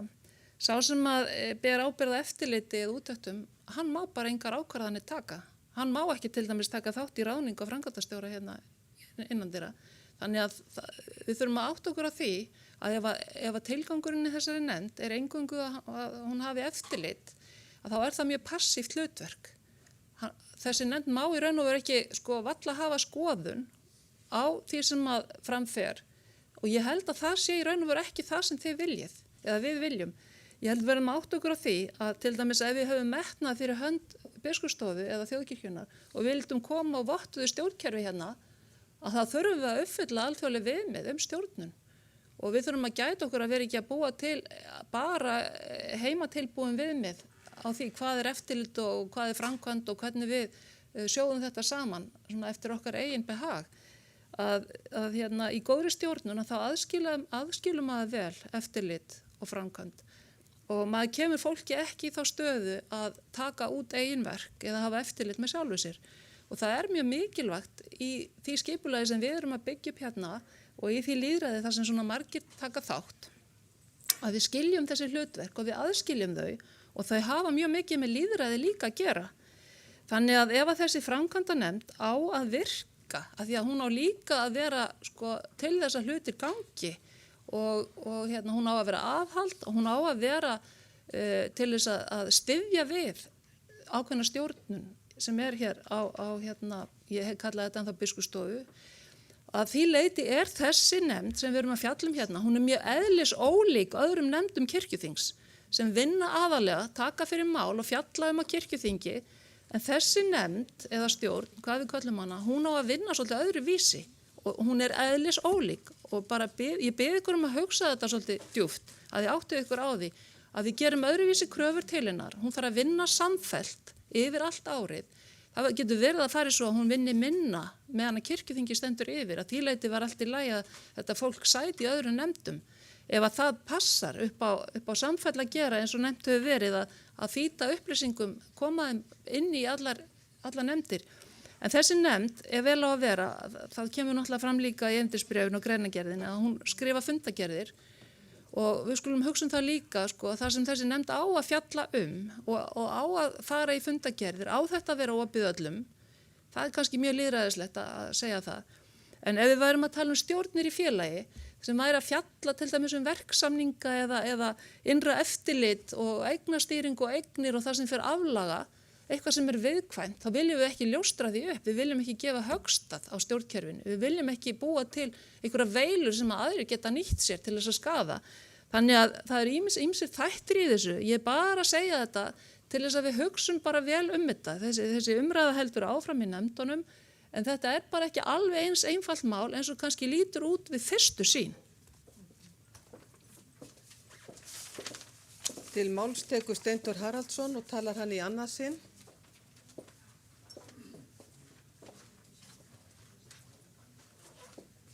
Já, forseti, þetta er umræða sem er nauðsynleg. Ég ger nú ekki ráð fyrir því að þjóðkirkjan muni einhvern tíðan uppfylla ISO-staðla, alþjóðlega ISO-staðla. Þá þyrftum við nefnd og stjórn til þess að enginn skaraði nokkuð staðar. En það er annað mál. Nefndin, við sem vorum að vinna þessu brefi, sem við vissum alltaf að yrði svona svolítið erfitt, það var ekki komnar starfsreglur, en við höfðum það, ég malla myndi á það sem við höfðum fyrir framan okkur var bara þessi samþykkt og 7. máli sem er svohljóðandi: kirkjuþing kýs framkvæmdanefnd úr röðum kirkjuþingsmanna sem hefur í umboði kirkjuþings eftirlit með fjárhag og rekstri þjóðkirkjunnar og fylgir eftir ákvörðunum áætlunum samþyktum af kirkjuþingi. Í framkvæmdanefnd skuli vera 3 nefndarmenn, 2 úr hópi óvíðra og 1 úr hópi víðra og svo víðra. Sko, þetta er það sem við höfðum. Og ég get ekki betur séð en það erindisbréf sem við skrifum uppfyllir þetta. Ég get ekki betur séð, það hittir svo annað mál að það orkar allt tvímælis þá gert er. Við skulum bara skoða þetta með opnum huga.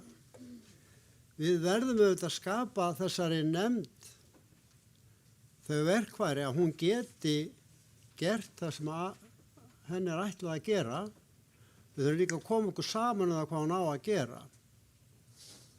Og hvort að við eigum að búa til stjórnsýslu nefnd sem tekur við að kirkjuráði eða ekki, það er bara pólitísk ákvörðun hérna inni. Og ég get ekki svarað því. Mín skoðun er nei, en það er bara mín skoðun. Takk. Fleiri hafa ekki hvatt sér hljóðs. Vill framsögumaður taka til máls? Guðlaugur Óskarsson tekur þá til máls.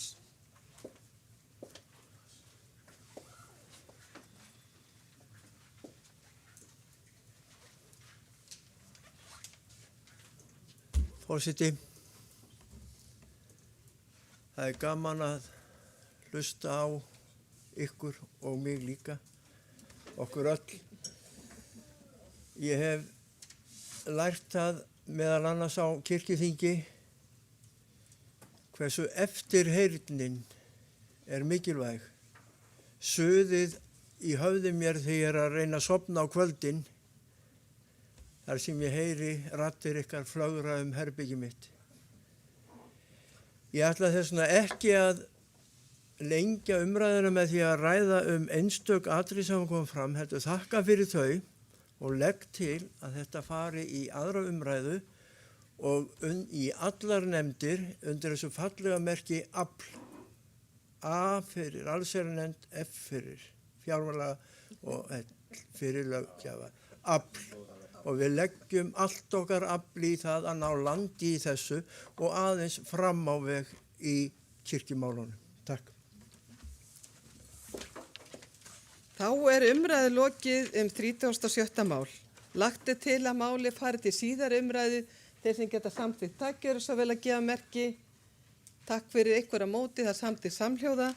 Lagt er til að máli fari í allar nefndir, AFL. Þeir sem geta samþykkt takk eru svo vel að gefa merki. Takk fyrir ykkur að móti, það samþykkt samhljóða. Forseti biður þingmenn að bíða aðeins, ég ætla að slíta fundi svo aðeins að ræða við ykkur utan dagskrár. Þessum fundi er nú slitið til nýs fundar verði boðað með dagskrá.